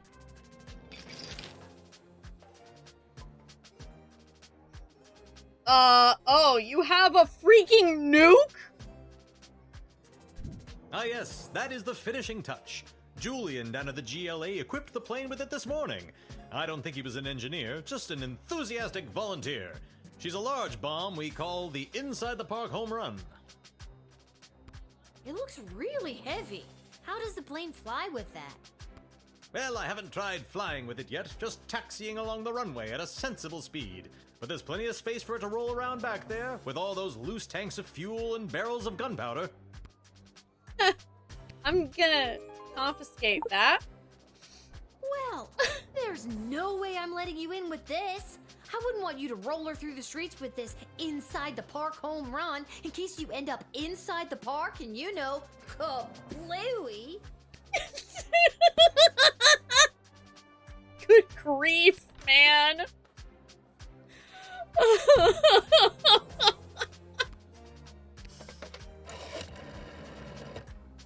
Well, this is just the kind of stand up for yourself and not taking it anymore attitude I want to see in the people of the Sprawl. Welcome the second lieutenant with a salute and a pat on the back, and send him to the runway ASAP. Oh, maybe take a look at what he's bringing in and make sure it's not going to pose any threat to national security. Then a salute and a hearty pat on the back.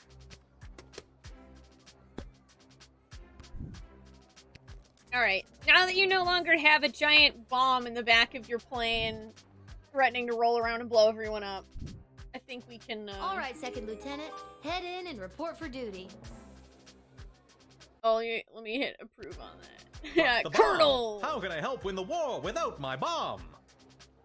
Trust me, I think it would have done more harm than good. You got That that was the booty! point. Just keep your eyes on the skies, flyboy. You still got 2 bombs in the back, man! We have a phone call. Go for Lil. Lil, Chuck here. I need you to get your butt down to the Goblin Liberation Army headquarters as soon as you can. Okay. What's up, Chuck? My wife, the princess, queen, still not used to that. She has me deploying various non-human agents, groups, and creatures to help with the war effort. And we've discovered a mole. Like a mole. Not like a mole person. Well, I guess it could be a mole person. We're really not sure at this point. Can you come down to the GLA headquarters and help me sort this out? Yeah. I'll be there as soon as I'm done my shift. Thanks, I got Lil. you. I'm sure you can help us identify the traitor in our midst. Yep, sounds like something I'd be expected to do.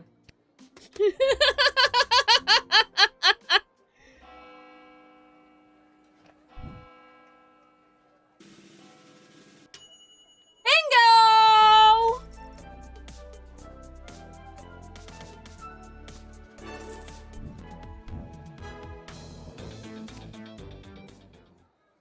Look at me kicking ass. I think I've gotten 4 stars on every chapter so far.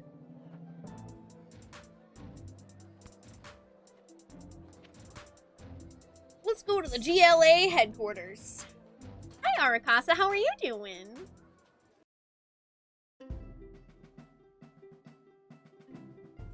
Lil, thanks for coming. Are you ready to help us whack-a-mole? What's the scoop so far? Yesterday, we captured an enemy spy who confessed that they were meeting with their informant, who is part of the GLA. But before we could get a name out of them, the spy chomped down on a poisoned tooth. We've gathered 6 suspects. One of them is definitely the traitor, but so far they're all sticking to their stories. Okay.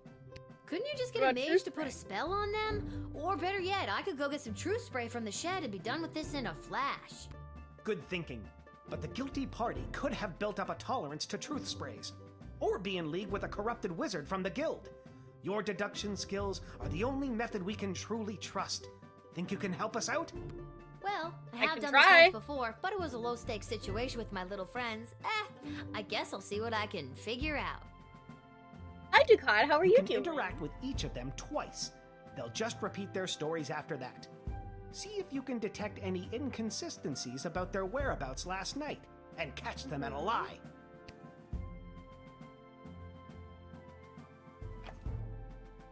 Bum, ba, ba, bum. You're doing good, Arakas. I'm glad to hear that. Last night, I was here with Chuck organizing flyers for the war rally. You can ask him yourself, but if you're looking for a mole, look to my left. They're literally a mole. What more could you ask for? That seems racist. Chuck will vouch for me. I was here. I've got Brawler Seasons tickets, so some nights I'm at the arena, but last night they were playing out of town.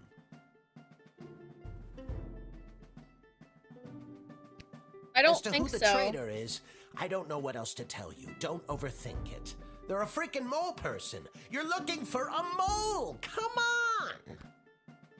Well, I'm immediately suspicious of you.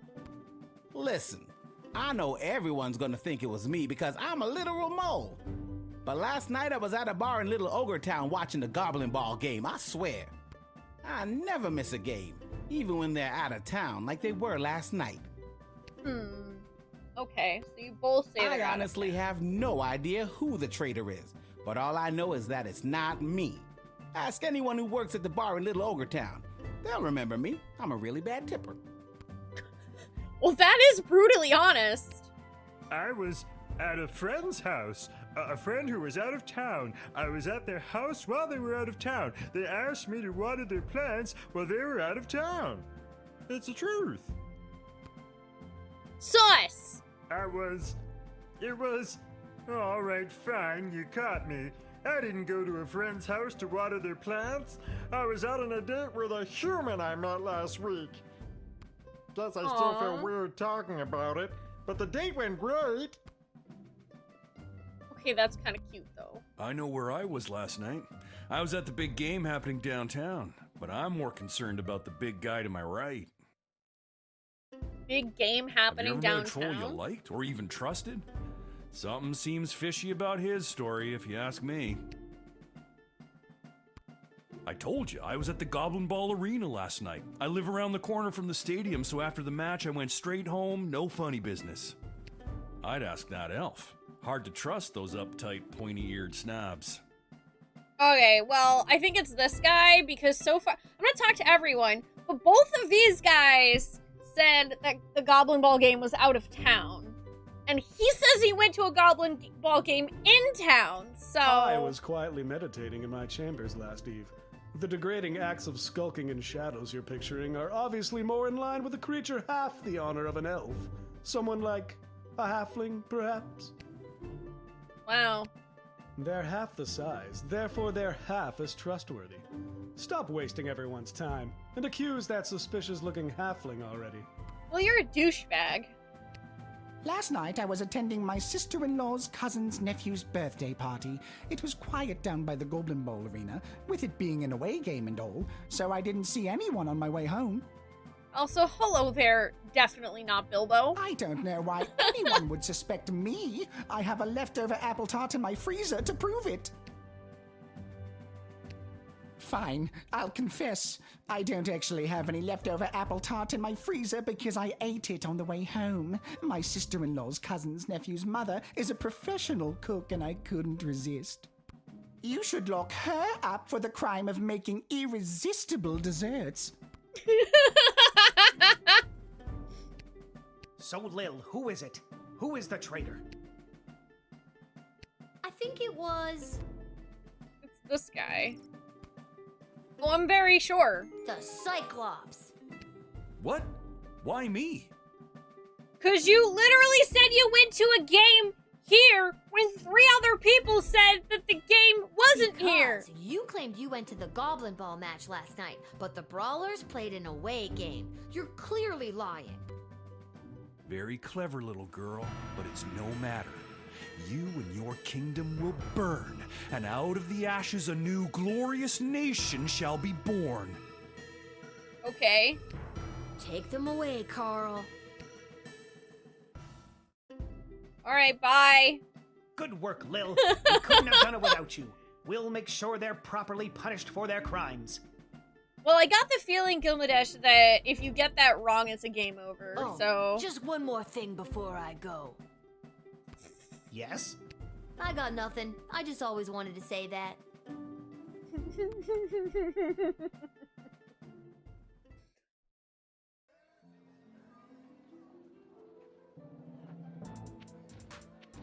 Alright, let's go to Garby's shop. Do do do do do do do do do. Hi, Garby. Lil, how are you holding up? Not too many game overs today, Garbs. I'm not really sure what that means, but maybe I've got something for it.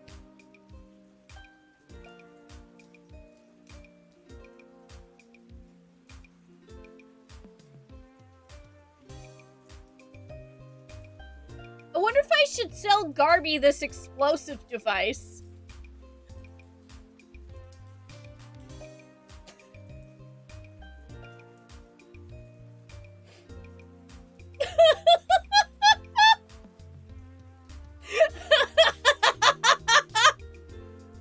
It depends how much do you like him.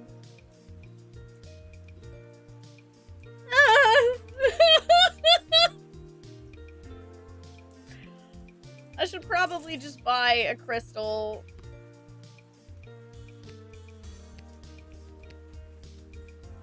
Plus, you never know. The bomb might actually come in handy. Hi, NRL. How are you? Oh, hi, Lil. Back home after a long day's work? You know it. What a laugh. You, a working stiff. It's a riot. Hey, Arda, you got a pen and paper? I want to send my dad another letter. Oh, sure. Here you go. This time, I really want to cheer Dad up. What kind of joke should I tell him? Write a good joke. Yeah, why would I not want to tell him a really good joke? Tell him a really good joke. Yeah, giving an aggressive That should put capitalist a smile bomb on could his never face. go wrong, fairly. Thanks, Arda. Can you send it for me? My pleasure. I know how much your dad loves to hear from you.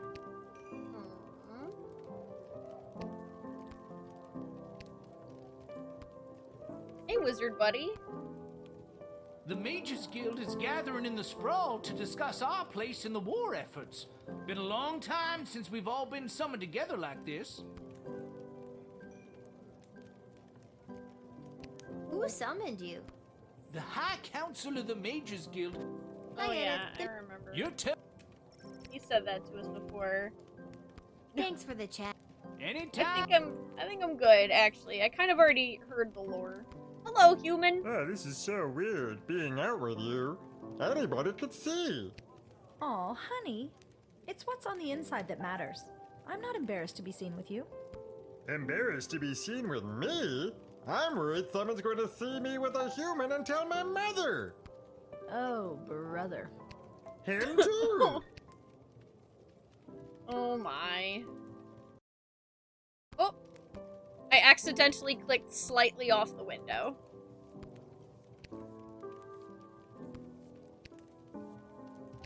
I think I've done everything I...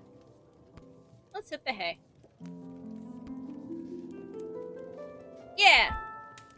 Yeah, that'll work, Chupon. Yay! Time to read what happened, everyone! The Petrardian envoy, Fenton Harcourt III delivered his message to the palace and defected to the sprawl to live out his days, manning a shop that repaired bugles and any other brass instruments that require a first embouchure. Couldn't be happier in his new adopted home. The Queen was able to use the top-secret battle plans to shore up the sprawl's defenses, which made a huge difference, at least for a few days. Having been denied entry into the sprawl, the catering corps rep went back to the corporate headquarters with a surplus of the food supplement bar known as Soylent Beige. While the catering corps execs weren't pleased by the loss of its contract, they also weren't surprised. Soylent Beige hadn't been selling like it used to, not since the FDA made it mandatory to display the ingredients list on all packaging.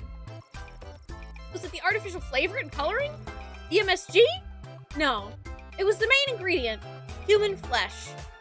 Catering Corp would have to deploy their best marketing wizards to spin a new angle on this.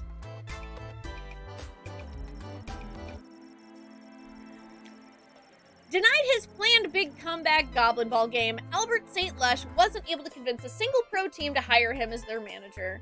So he set his sights lower and went on to coach at the minor league level, until a doping scandal got him fired from that job too. He did the process for teams in AAA, AA, Single A, etc., until he finally wound up coaching a Little League Goblin Ball team with Sprawl Sprouts for children 12 and under. They were some of the most suspiciously large 4th graders you ever saw. They swept the season. Echo arrived at the guild hall just in time to speak out against Tyronius and his plan to demand greatly increased powers for the mages from the Queen. Echo successfully argued that the guild should use its power to support the city council and the guard corps and help the people the war was hurting instead. Due to Echo's timely intervention, Tyronius did not get the 2/3 majority vote he needed. Yes! He and his followers loudly insisted that the election was stolen, and Tyronius vowed to use his own power to stop this war by any means necessary. His people formed a radical group that dubbed itself the Freedom Caucus, and they soon vacated the guild hall in a huff. Echo breathed a sigh of relief at a job well done. He took a trip to his favorite haunt, the Sprawl's premier bowling alley, Pinheads. It was a pretty righteous way to end the day.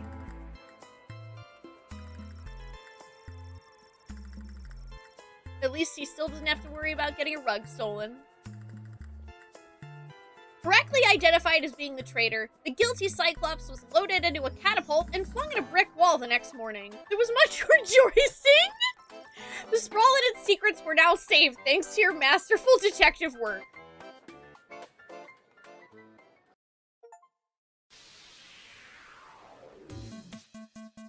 Yeah!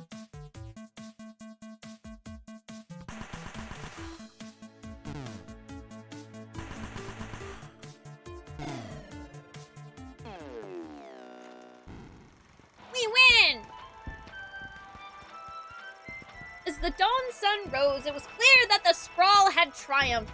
The smoke slowly cleared from the patch of sky where the battle between the clouds had been fought.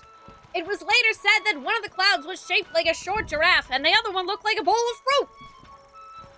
With his hopes of participating in the battle dash, Professor Fogg hid in the countryside for 79 days. He emerged and fooled his chums at the Royal Academy Club into thinking that he had, in fact, sailed around the world in record-breaking time.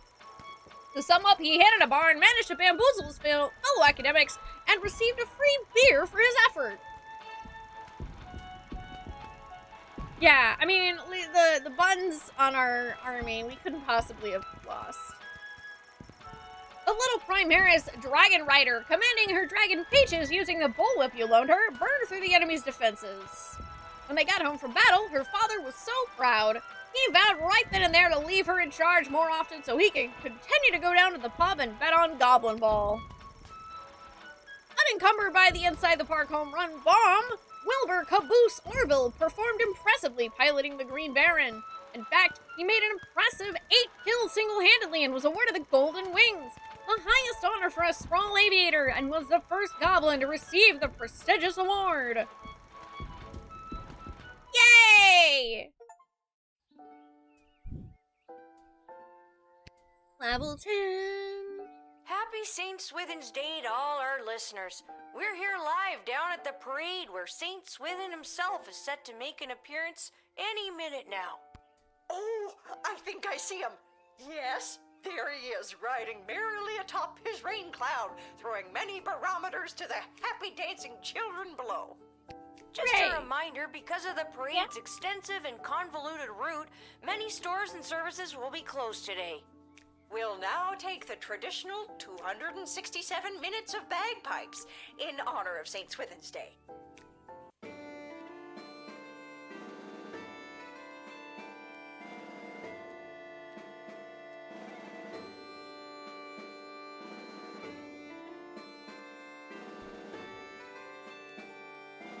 Sorry, y'all. Angry Trish had a question for me.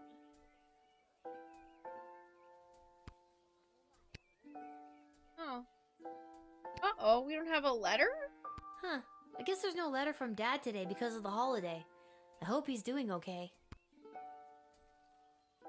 Suddenly, I'm very concerned.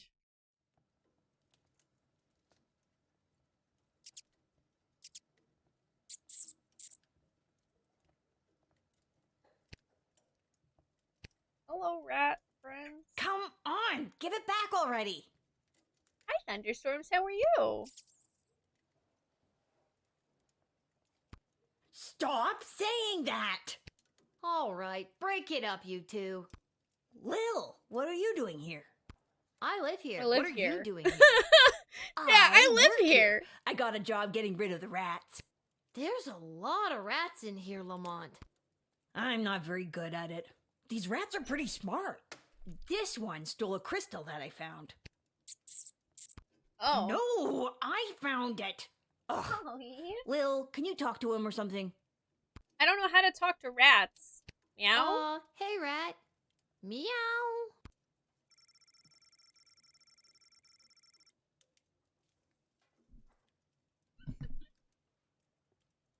The rat looks at you with an expression that conveys that it is not only embarrassed for you, but for all humans in existence.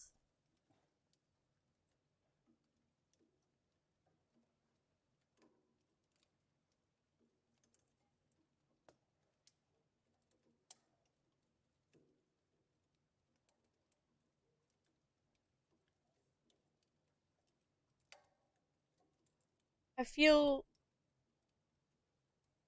so cold out, dead inside, so many emotions.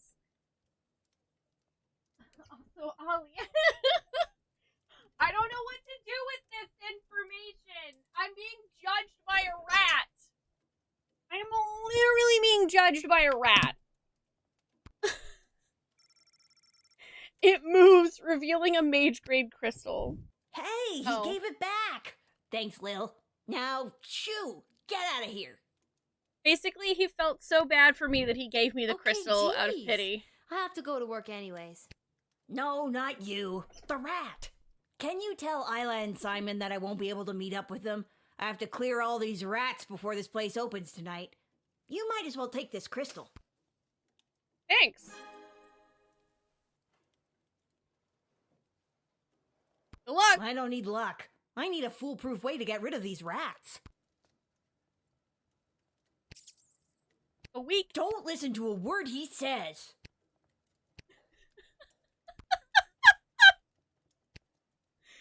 Oh, man. There's a note. Dear whoever reads this note, Garby's Emporium of Wonder will be closed in honor of St. Swithin's Day.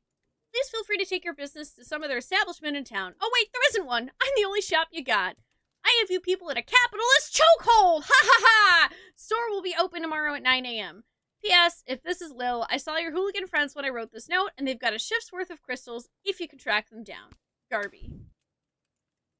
Oh, alright, that's cool.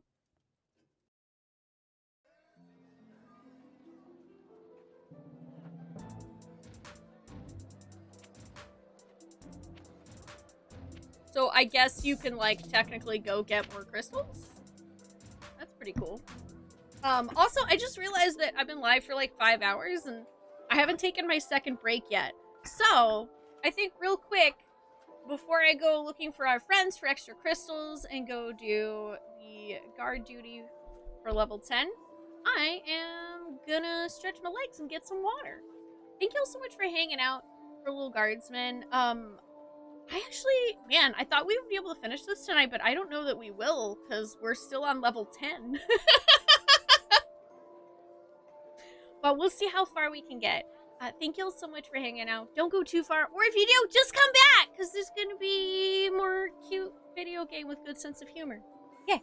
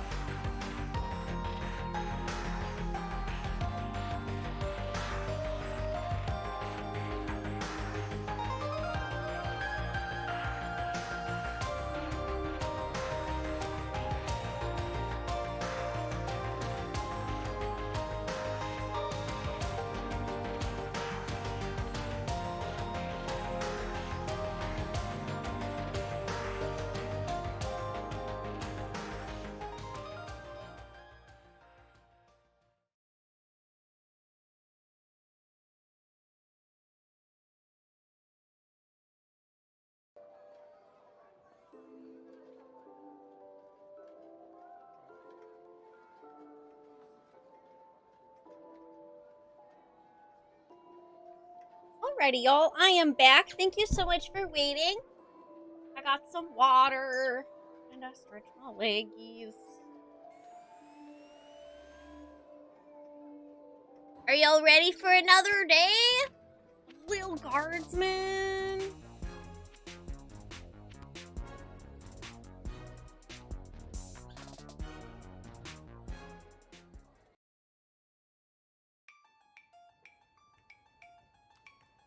Oh, hey! There's one of our little friends. How unexpected.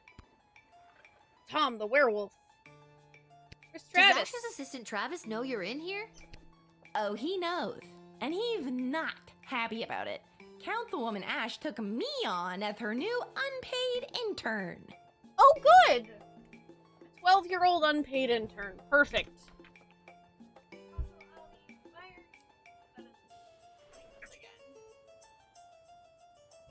Hi there, Gardevoir. How are you doing? My mom said this will fast-track me to get into the Youth Politician Training Program for Two-Faced Cutthroats and Liars, or the YPTPT-FCL. She says it'll help build character. Yikes. I'm here because I'm supposed to tell you that Lamont will be able to meet up later. He's, stuck at the office. Oh, that hard-working lug. He'll be the perfect trophy husband for me. He's so distractingly handsome that it'll both impress and intimidate my opponents. Okay, well, let me know if there's anything I can do to help you with that. Okay. Now that you mention it. Oh, crap. The YPTPT-FCL does have an entrance exam that I could use your help with. And I've got something from Garby if you do. I don't want to, though. A figure of speech. So you're not offering to help me? I am, I'm just not committing to doing it. Honestly, I kind of just don't feel like doing any of those side quests, so I think I'm just gonna go to the guard shed. Like, that might be terrible, but I kind of just want to go do the night shift. Like, I kind of just want to go do the night shift.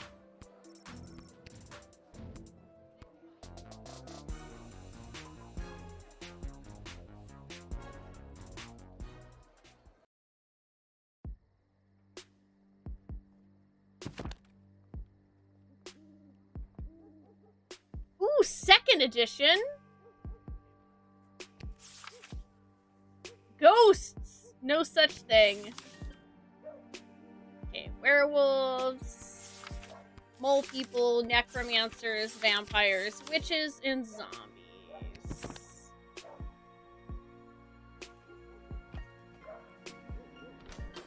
But they're your friends, but my brain's tired.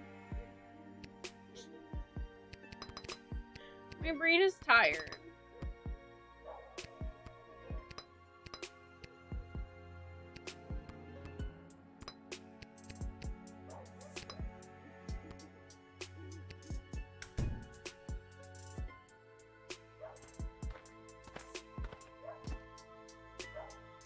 Why, hello, my dear.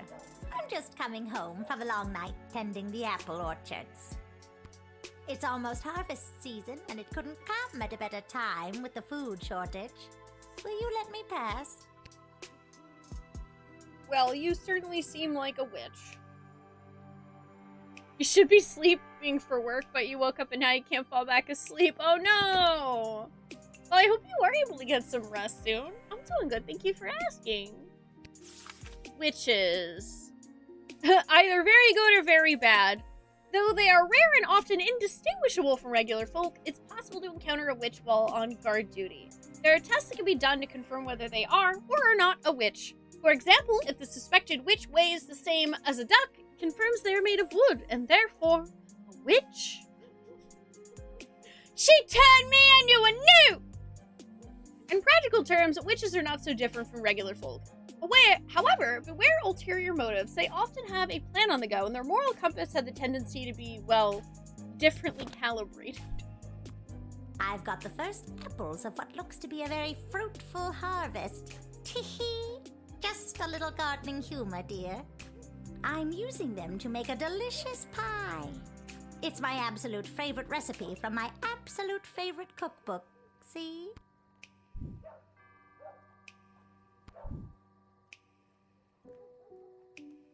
I don't see how it could be a fruitful harvest this year. There's a war raging outside our walls. That can't have a positive impact on the orchards. No, dear, you're right. The orchards were a bit sad. But still, a few good apples, and we should be able to make pies for every grown-up in the sprawl. Sus! Can I use a decoder ring on that book?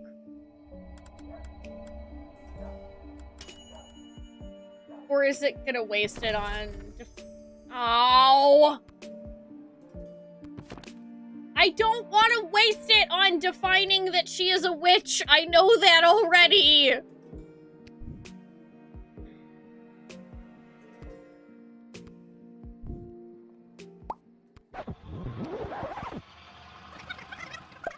I thought maybe because she had a cookbook that I could, like, use ring on it, but... Why, hello, Mike. It's...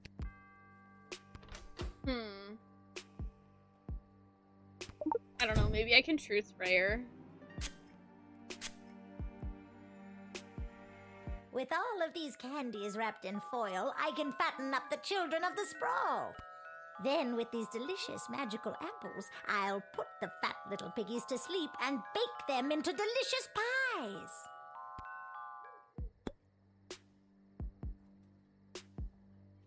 Cool. That's horrible.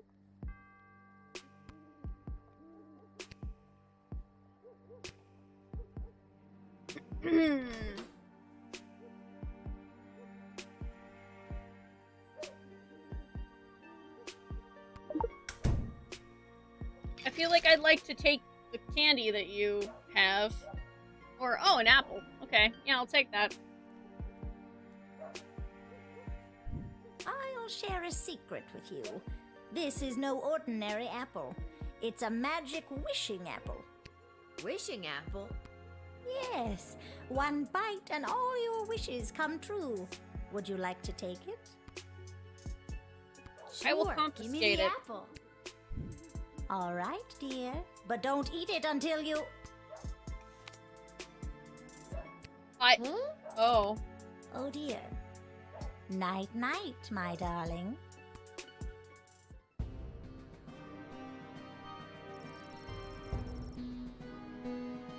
Okay. So apparently it automatically makes Lil take the apple and eat it. Neato. Why, hello, my dear. It's all... That's really unfortunate.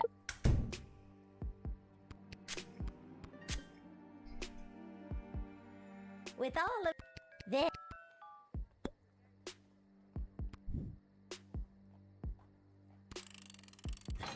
I'm just gonna deny her.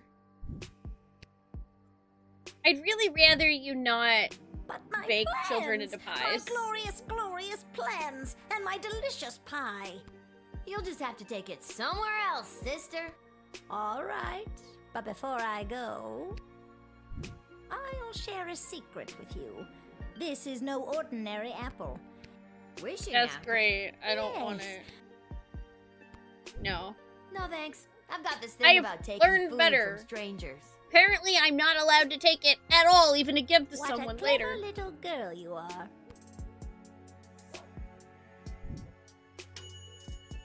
Meat pies made out of kids? Well, that's a Kinder Surprise. You figured out her dastardly plan and did the right thing. I was just gonna try to take the apple to, like, give it to some poor unsuspecting person later.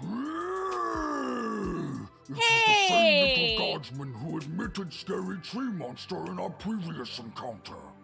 Hello, Scary Tree I Monster! am here today to attend a meeting at your puny and horribly decorated city hall. I was successful in my bid to represent the constituents of Darkwood Forest on the outskirts of Caladar. Hell yeah, You are dude. now looking at me, Scary Tree Monster. I ran Yay! unopposed and threatened to stomp and thwomp any who entered the race against me. It was a landslide. No wonder you ran unopposed. I wouldn't want to get stomped and or thwomped either. Smart kid. In my new capacity as an elected official, I have been in communication with Councilwoman Ash and Lieutenant Stryker. They each have plans to use my newfound political capital to achieve their goals. So many options for Mayor Scary Tree Monster. Proud of you, buddy. Wow, you've been busy. Making connections and getting to know all the people? Sounds exciting. Yes. It has been quite an adjustment for Scary Tree Monster, but I am doing my best. It is quite stressful, though. Aww. I'll call Ash and just check in with her. You've reached the office of Councilwoman Ash. This is Isla speaking. How can I help you? Hi, Isla. Hello, Isla. Hey, Lil. What's up? I like how all of the 12-year-olds are now doing jobs. Got a tree monster with a mind to head to City Hall over here. I'll put you through to the councilwoman. Please hold.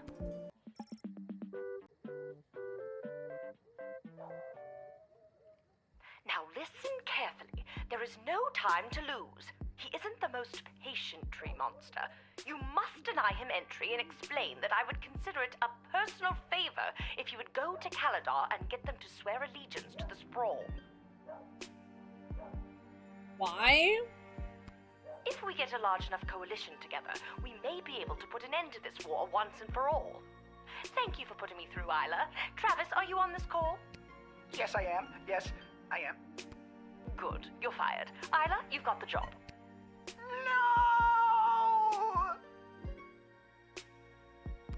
Way to go, Isla. Sorry, Travis. I mean, I guess I'll listen to Ash.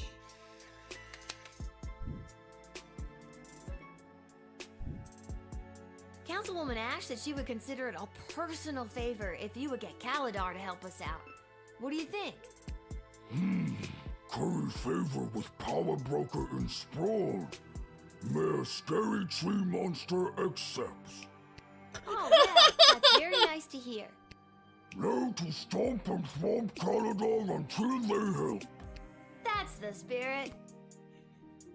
Okay. Well, hey, whatever works, right? You connected Ash to her stompiest, thwompiest new diplomat. Good for you. Yay! I am the winner. Oh.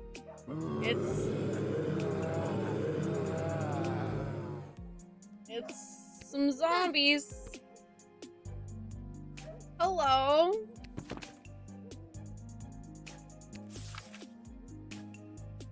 No match for a fast walker. Neutral human size. Look, the only zombies we have around here are the old-timey slow-moving ones, thank God. Treat them like sheep, herd them around when you need them. They're relatively harmless.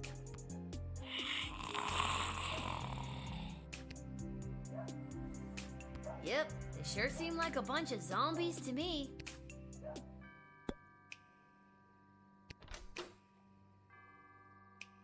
You got anything cool on you?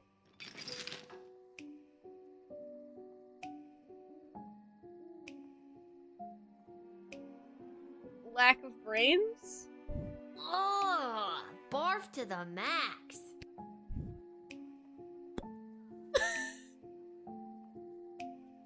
Brains!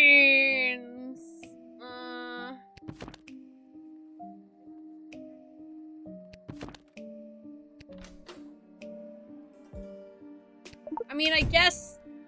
Can I use the wolf on them? Like, get out of here.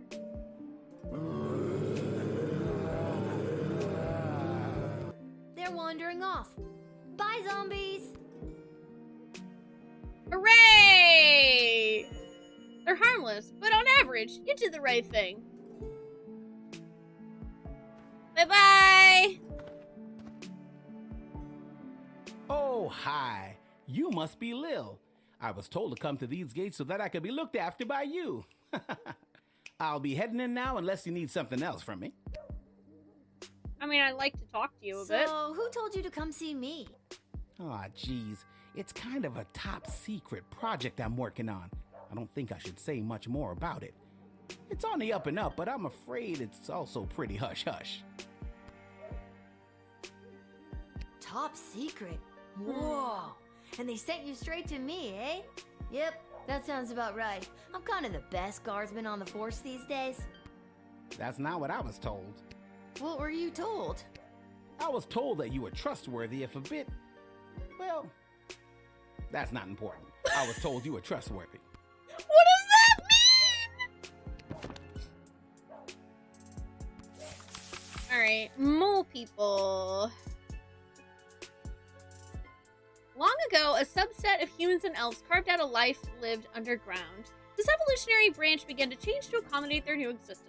They became smaller, relying more heavily on their senses of smell and hearing, and their soon underdeveloped eyesight.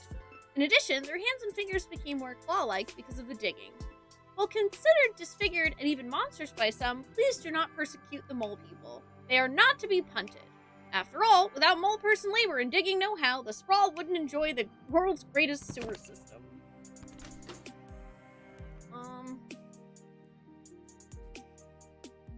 Let's see, we're 4 out of 6? Just kind of want to know. I'm pretty sure that you're working on the tunnels for the food, but... The GLA floated a plan to dig a tunnel under the outer walls to access essential supplies from the outside. I'm here to get the project started. Okay.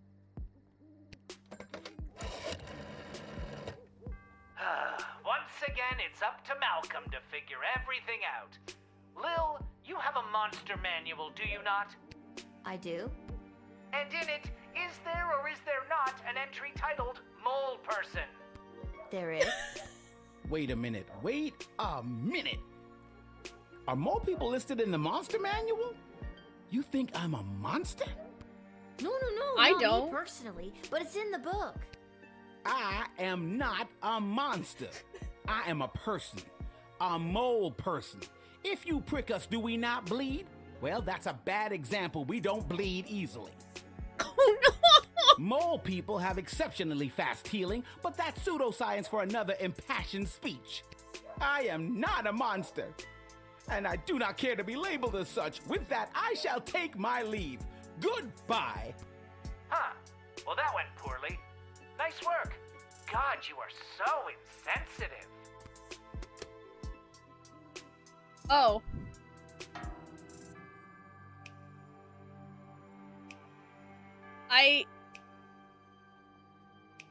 Well, now I feel terrible, even though I didn't write the book.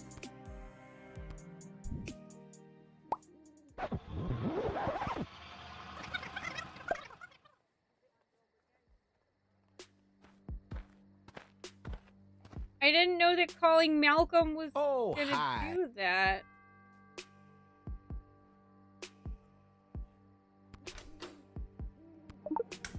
Now I feel shitty. The GLA float. I just thought Malcolm would have something interesting to say.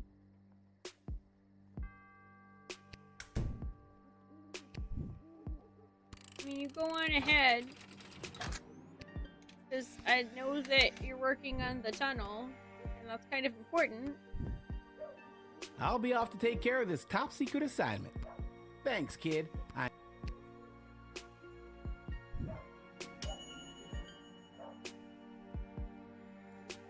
Yeah, the tunnel plan from level 8. Yeah, I guess it was just that simple. It was literally, oh, the tunnel plan, here you go. Oh. Hello. Hello? Holy hell. You are actually a nightmare come to life. Is it the belt? What? No. No. No, it's not the belt. Is it the knife and the hockey mask? And the little. knife glove. Yes. Are you sure it's not the belt? Because I have a big job interview today, and I don't want anything to ruin it. It's not the belt. Is this the same lady that was singing? Because it kind of sounds like it. I don't think you're in this. Are you? No. So, what's your name? Greaves. First name, Stabitha. Stabitha Greaves? Stabitha Greaves. Terrifying figure of utter horror. I do not have you on my list. Oh, they don't know I'm coming. And you said you had a job interview today in the sprawl? Well, not in the sprawl, but cutting through would save me some travel time. I'm headed to the outdoor wilderness camp at Lake Scream and Die.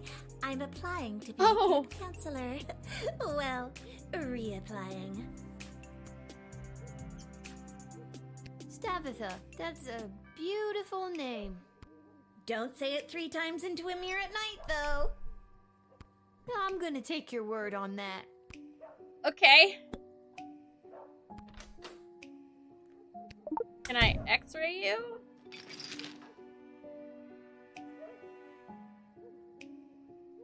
I'm pretty sure you don't have anything that you're hiding. I mean, you've kind of got it all. Yep, there's your problem right there. Looks like you got a demonic hex on your heart. Gonna be hard to get rid of that bugger. Seems to be written in a different language, so we're gonna need foreign parts to fix her. Oh, I don't want it removed. It gives me the unnatural strength and endless stamina I need to hunt down camp counselors in the woods at night. Can I use the decoder ring on it?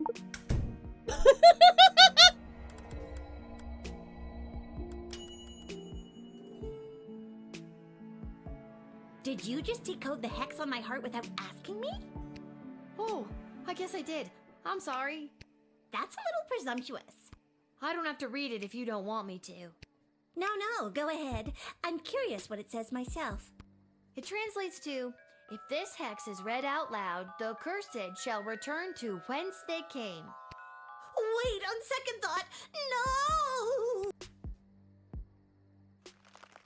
Okay, well that worked out in my favor, I think. Maybe. Oh. Hidden family son. Or not? Hey, I remember you. How have things been? Hey! Well, this has been one for the books. Okay, well, Stabitha's now a pile of dust.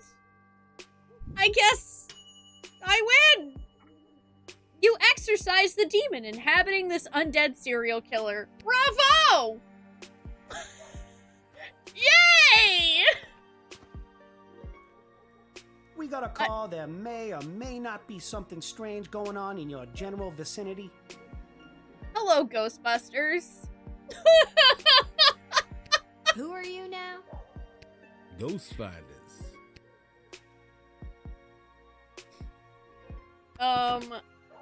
It says in this book that ghosts aren't real.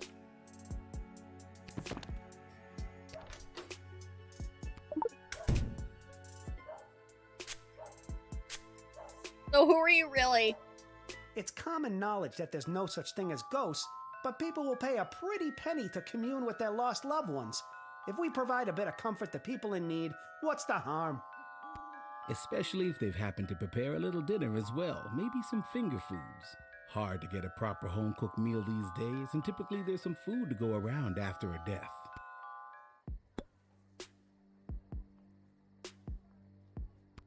Ghost finders? So what, you find ghosts?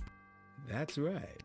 People call us when they suspect some paranormal activities. We come in, and we find out what's what. Listen, buddy, you're not fooling me. Everyone knows ghosts don't exist. That is what all the experts say. And the scholars. And the historians. And just about everyone else around the sprawl. But are you sure they don't? I mean, I'm pretty sure. But not 100%? Well, not 100%. Boom! Ghost Finders at your service.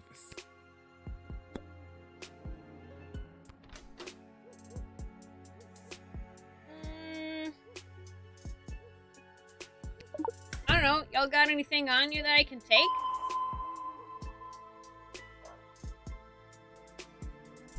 This is the official Ghostometer 3000, the latest in ghost finding technology.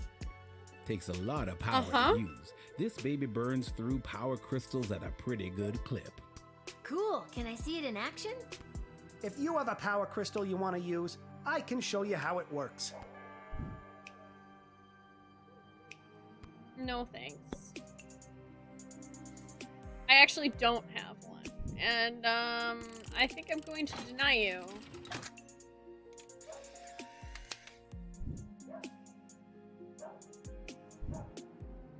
I guess we'll have to take our equipment elsewhere. And remember, kid, if there's something strange and it don't look good... Just go already. Ghost finders!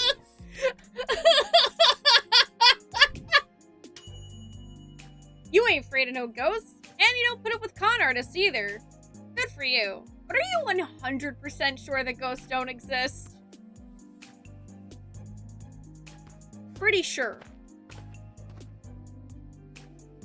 Oh, hey! It is imperative that you invite me in. The sun is coming up. I mean, I've seen you in the prison before. After our last interaction, you know, the one where you wasted my evening counting that infernal bag of rice, I met my lovely bride, Myrna, who now waits for me with a group of our close friends and family to tie the knot in the vampire crypt. Please, invite me in for eternal love's sake. It just sounds so creepy when you ask me to invite you in. Like every human instinct tells me not to. Just give me more to work with, Heine. Heinrich. Well, Lil, as you may or may not know, in addition to being a vampire, yes, I said it, I am a chiropractor for creatures of the night. We feel pain too. Good lumbar support is rare these days. Well, I wish to continue to be a pillar of my community.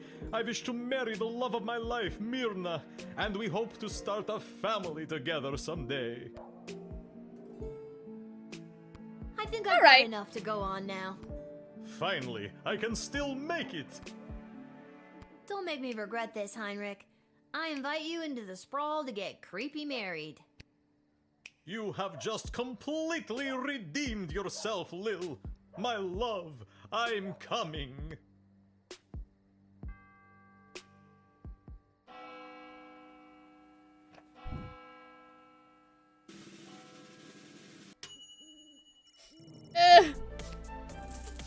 Not quite for, but that's okay.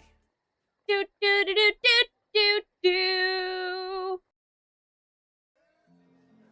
Yep, Ghost Finders denied on their 40th anniversary.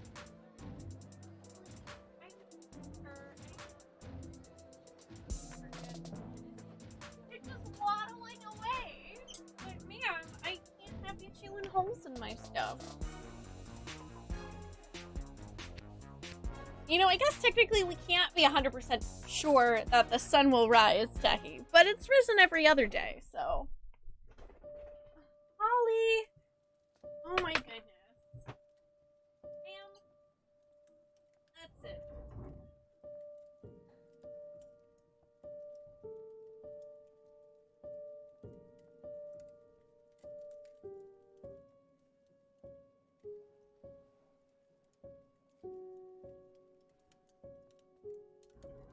Being a toot. Yeah, I even put new toys and stuff on there for her, and she's like, no, I must dig. So she's gonna sit out there for a while. Holly is being denied because she's gonna chew holes in my blankets and my plushies. Hey, Let me tacos! guess. We're finally gonna have the best friend taco party I've been dreaming about since level 5. Excuse me, what? You're not a part of this, Chuck. Lil, I have something important to discuss with you. What's with the necklace? What's the story with the new bling? It was a gift from Tyronius on behalf of the Mages Guild to keep me safe. Tyronius has been giving me big bad guy energy since level 1. I would ditch that amulet immediately. That is for me to decide. Lil, I have something I need to tell you. Desi, I know we talked about this, but are you sure? Lil's done a lot for us. I am not having this conversation again. It is entirely inappropriate what you've been put through. That is why tomorrow will be your last guard shift. Hooray! This is what I've been saying. But, we're at war.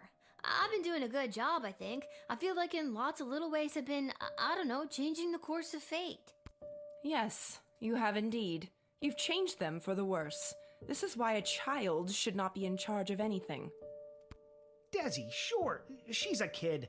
And no, it's probably not fair. But she's proven she's more than meets the eye plenty of times. You were the reason I asked her to uncover the spy in the GLA. Yeah, this is suspicious. True as that may be, it's time she was relieved of her duty. Where is all of this coming from? I thought we were, friends. Friends? With you? Someone who has been acting in her own self-interest against the crown? Tyronius has told me the true nature of your character. Tyronius? He's nuts, and he gives off real main villain energy. Why would you believe anything that creepy ghoul factory has to say? Because he has accepted the role as my advisor. He's your fourth advisor? Fourth, and perhaps only, if the other three remain so utterly useless. You're gonna fire Stryker? I mean, I get Shit Cannon Ash and Malcolm, but don't you think it's better to, have multiple opinions when it comes to big decisions? Yeah, that necklace Not is anymore. super cursed. And neither does Tyronius. He also thinks it is time for this little game to be over. These don't sound like your words. She's right, honey. They don't. Listen to me. I have made my decision. Tomorrow will be your final shift. We will not suffer those who speak against the Queen of the Sprawl. Desdemona, listen to yourself. I will not be spoken to like that by a filthy... I'm sorry. I'm under so much pressure. I need to lie down. I don't feel quite like myself right now. Lil, I'm sorry, but it's almost time for the end. Chuck, take me home. Resist! This doesn't make any sense. I have worked my ass off for you and the Bloody Sprawl, not to mention the idiot triplet advisors, and now you're following that Tyronius asshole's advice? Fine, I quit. You can't quit. You were already relieved of duty. This sucks. I'm sorry, Lil. I'll try to talk to her. Good night.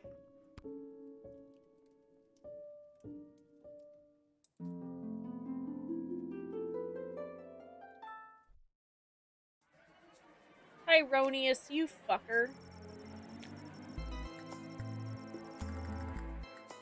Lil had foiled Brunhild the morally questionables, to say the least, planned to fatten the children of the Sprawl with candy and then bake them into pies.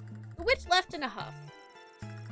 She took a hard look at her scheme and really thought about why people were so often disgusted at the idea of eating pies made out of children. So she pivoted and created a line of vegan apple pies. After months of tweaking her recipe to perfection, she baked some of the most incredible pies you've ever tasted. She made the cover of the Sprawl Tadler newspaper, was declared Best New Restaurant, and there was much rejoicing. Mayor Scary Tree Monster stomped his way to Kaladar, ready to enact Councilwoman Ash's plan to convince them to swear allegiance to the Sprawl. But upon his arrival, he observed a fleet of lumber company vehicles ready to cut down his beloved forest. It seems that Councilwoman Ash's diplomatic mission was actually a distraction to keep Mayor Scary Tree Monster from voting on a controversial new bill. A bill that included, among other things, plans to cut down Darkwood Forest? Are you serious? Upon this discovery, he turned around and stomped back to the Sprawl. Mayor Scary Tree Monster arrived at the Sprawl City Hall too late to stop Bill, used Darkwood Forest lumber to build orphanages for sick and injured children separated from their parents by the war and help them get their parents back from being signed into law. This was the lowest point in Mayor Scary Tree Monster's political career. Yeah, that seems not good.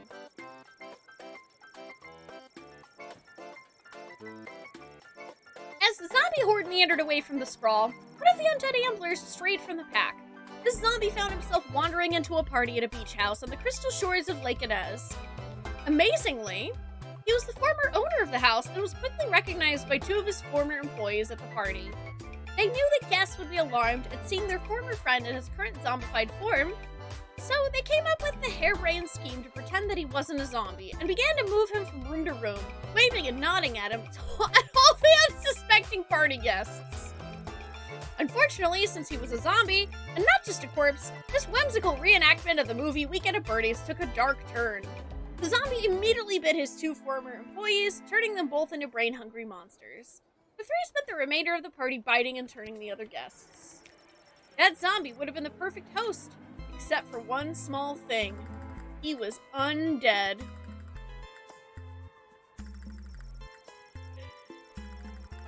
With the arrival of Puxatawny Polly, his name is Puxatawny Polly.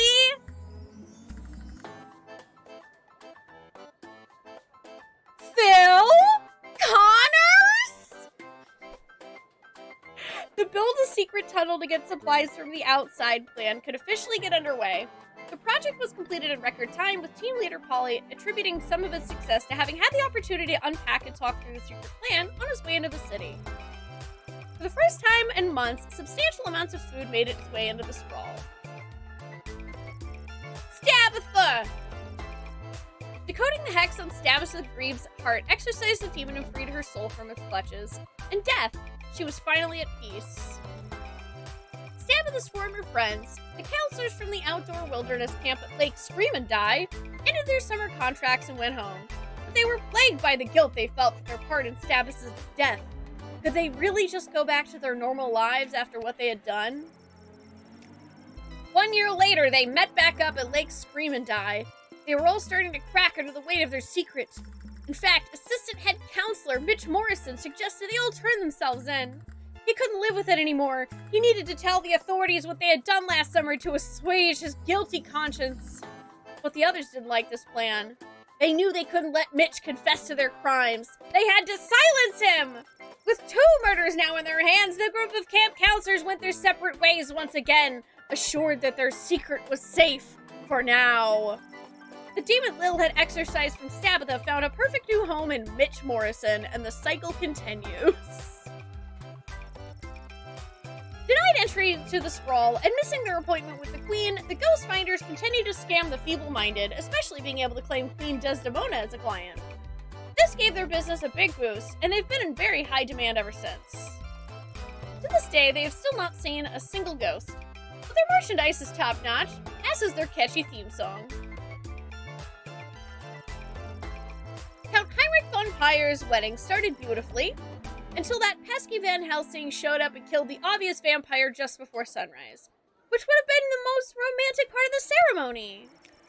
On the plus side, Verna Herkin was freed from the Count's curse and control, and eventually rekindled a romance with her old fling, Jonathan.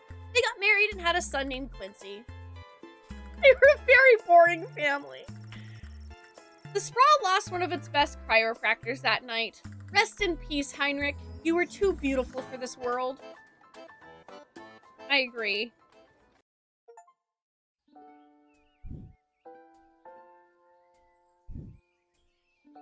And the already spread-thin guard force is calling it the worst night of, and I quote, creepy shit they've ever seen on St. Swithin's Day.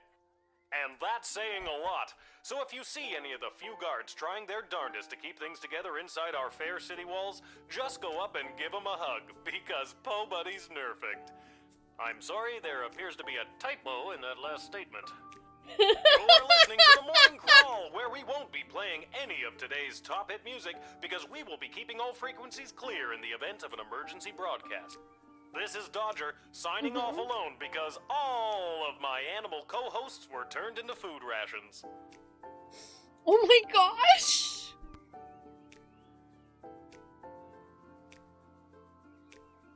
Oh man. There's a letter! Hey, a letter arrived from Dad. Dear Lil, I haven't received your last letter yet. I really could have used the pick-me-up. things are getting really hectic here. Wait, why didn't you get my last letter? Everyone is busy getting ready for the upcoming naval battle.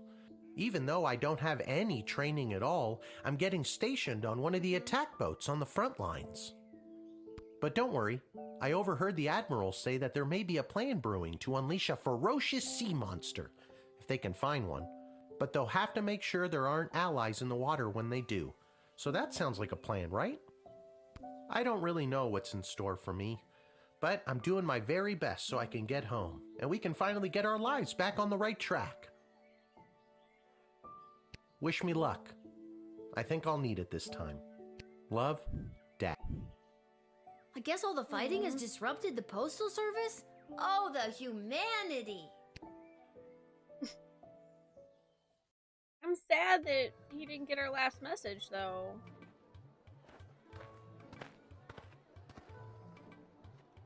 I heard the news this is your last shift down here at the shed.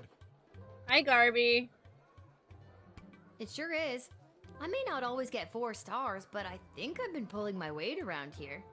Seems pretty weird to pull me off duty, just as everything seems to be at an all-time level of terrible. Speaking of things being terrible, let's make sure you're all stocked up for your shift. Thanks, buddy. Are you sure you've got everything you need? I've got a big walk to the east gate ahead of me.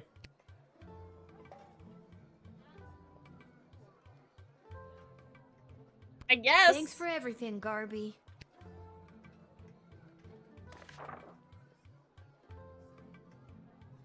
The Royal Writ! Oh, also, how is it already almost midnight? Hi, Lil. They're letting me add something to the writ. Isn't that neat? I just wanted to let you know that the Cyclops was the mole, and that the GLA has been able to successfully do 5 missions without incident, thanks to your help. Have a great last day. I'm sorry I couldn't convince Desi to keep you on longer. Chuck. Somebody left the door to the food reserves open last night, and the enchanted ice melted away. Looking at you, Randy. We'll need to restock with fresh, non-rotten food, so please be on the lookout for that. Attention, Randy's friends and colleagues. He is officially exiled from the sprawl. We have confirmed once again that the previous battle was won, in large part due to the state of the drafted soldiers' equipment. It's your job to turn coal into diamonds. See if there's any way to improve the state of the drafted soldiers before signing them up. Strike. We put out a call for mercenaries to assist in our defenses. Sprawl Treasury budget has been allocated for this initiative. Try not to overspend the Queendom's money. If you get the best bang for our buck, it will be reflected in your star ranking. Ash. As a result of the Sprawl's mummies and daddies being turned into cannon fodder, I'm seeing a lot of vagrant hooliganism from the feral and orphaned youth. Don't be taken in by their rosy cheeks and recently lost baby teeth smiles. Some of them are real stinkers. Malcolm.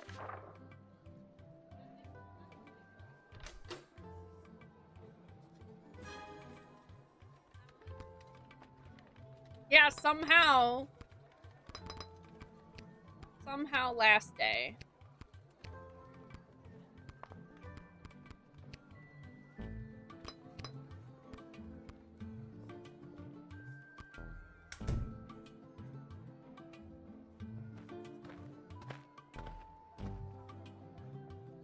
Hi, Kelly. Hi, it's me, Kelly. I remember you from the wedding. You hired me to serve the soup to all those bigwigs.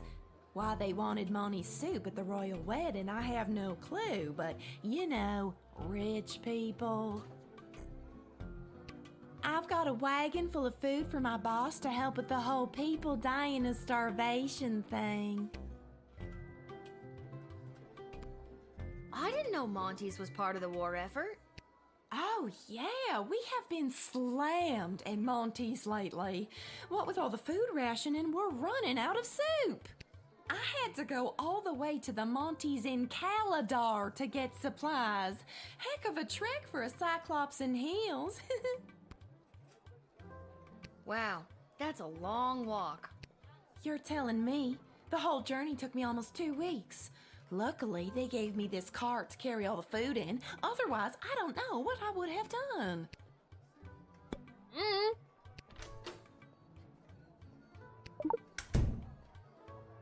X-ray! I just want to know if it's actually food. Whoa, your wagon is full of rotten food.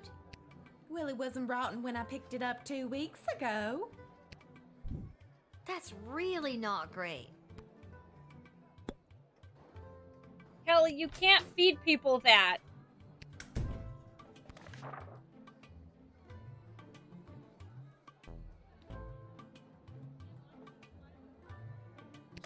I don't think I can let you in with that.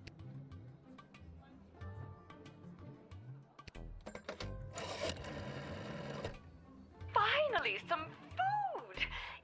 She says she walked here from Caladar, eh? That's quite... Yeah, I don't think... Oh god, wrong button. No. I don't think I can let you in with a bunch of rotten food, Kelly. I'm sorry. You're great, but that food is I don't rotten. gotta take this from you, too. I get enough of this kind of treatment from Monty.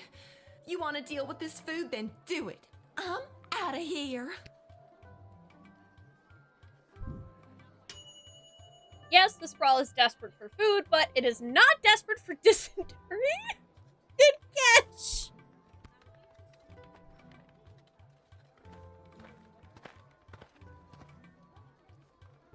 A blinding rage fills my eyes. It is the gatekeeper who ruined my wedding Oh, day. excuse me. How have you, honorless child, been allowed to keep such an important position? Well, I haven't. Thank the walls of your shed for protecting you from the taste of my blade. If I still had it. Kapla! Wait, did you lose your sword? What happened? Despite my blood feud with you, Guardian, it does not please me that the Sprawl has been so brutally punished by the Kingdom of Petrard. This war has been conducted most dishonorably by those pathetic Petrardians, and your city has been ruined. Much in the same way as you ruined my wedding. Well, I mean, I I'm glad did, to hear so... that you have at least some sympathy. Maybe Marvog can intervene and stop the war. We could have this war settled in no time. Those bloated Petrardians stand no chance against the might of Marvog. But your queen would have to make a compelling argument why we should help her now.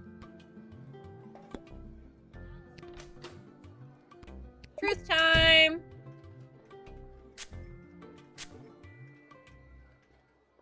I have come to offer a deal with the Sprawl. Give us food in sufficient amounts to continue the ballet, and Marvog will provide powerful warriors to protect you from attack. If you let me in, we shall proceed. If not, you can protect yourselves.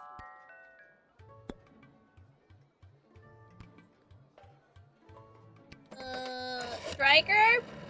Help me out, girl. While not technically an enemy of the state, I doubt much good will come from them after the fiasco that was the royal wedding. Who knows? They could be a mole for the enemy. I'm not sure how best to sniff out their intentions. I mean, they seem like they have good intentions, actually. Or at least not evil ones, so I'll let her in. Glory shall come to Marvog this day. Kapla! Well, kaplad, little one. Kapla!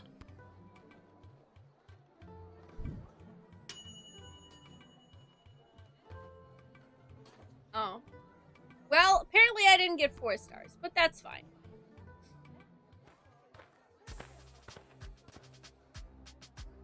Hail, Groundwalker. I am Marabella.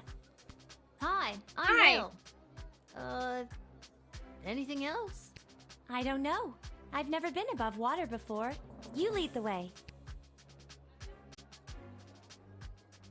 I mean, you're cute. But also it's midnight and I'm hungry.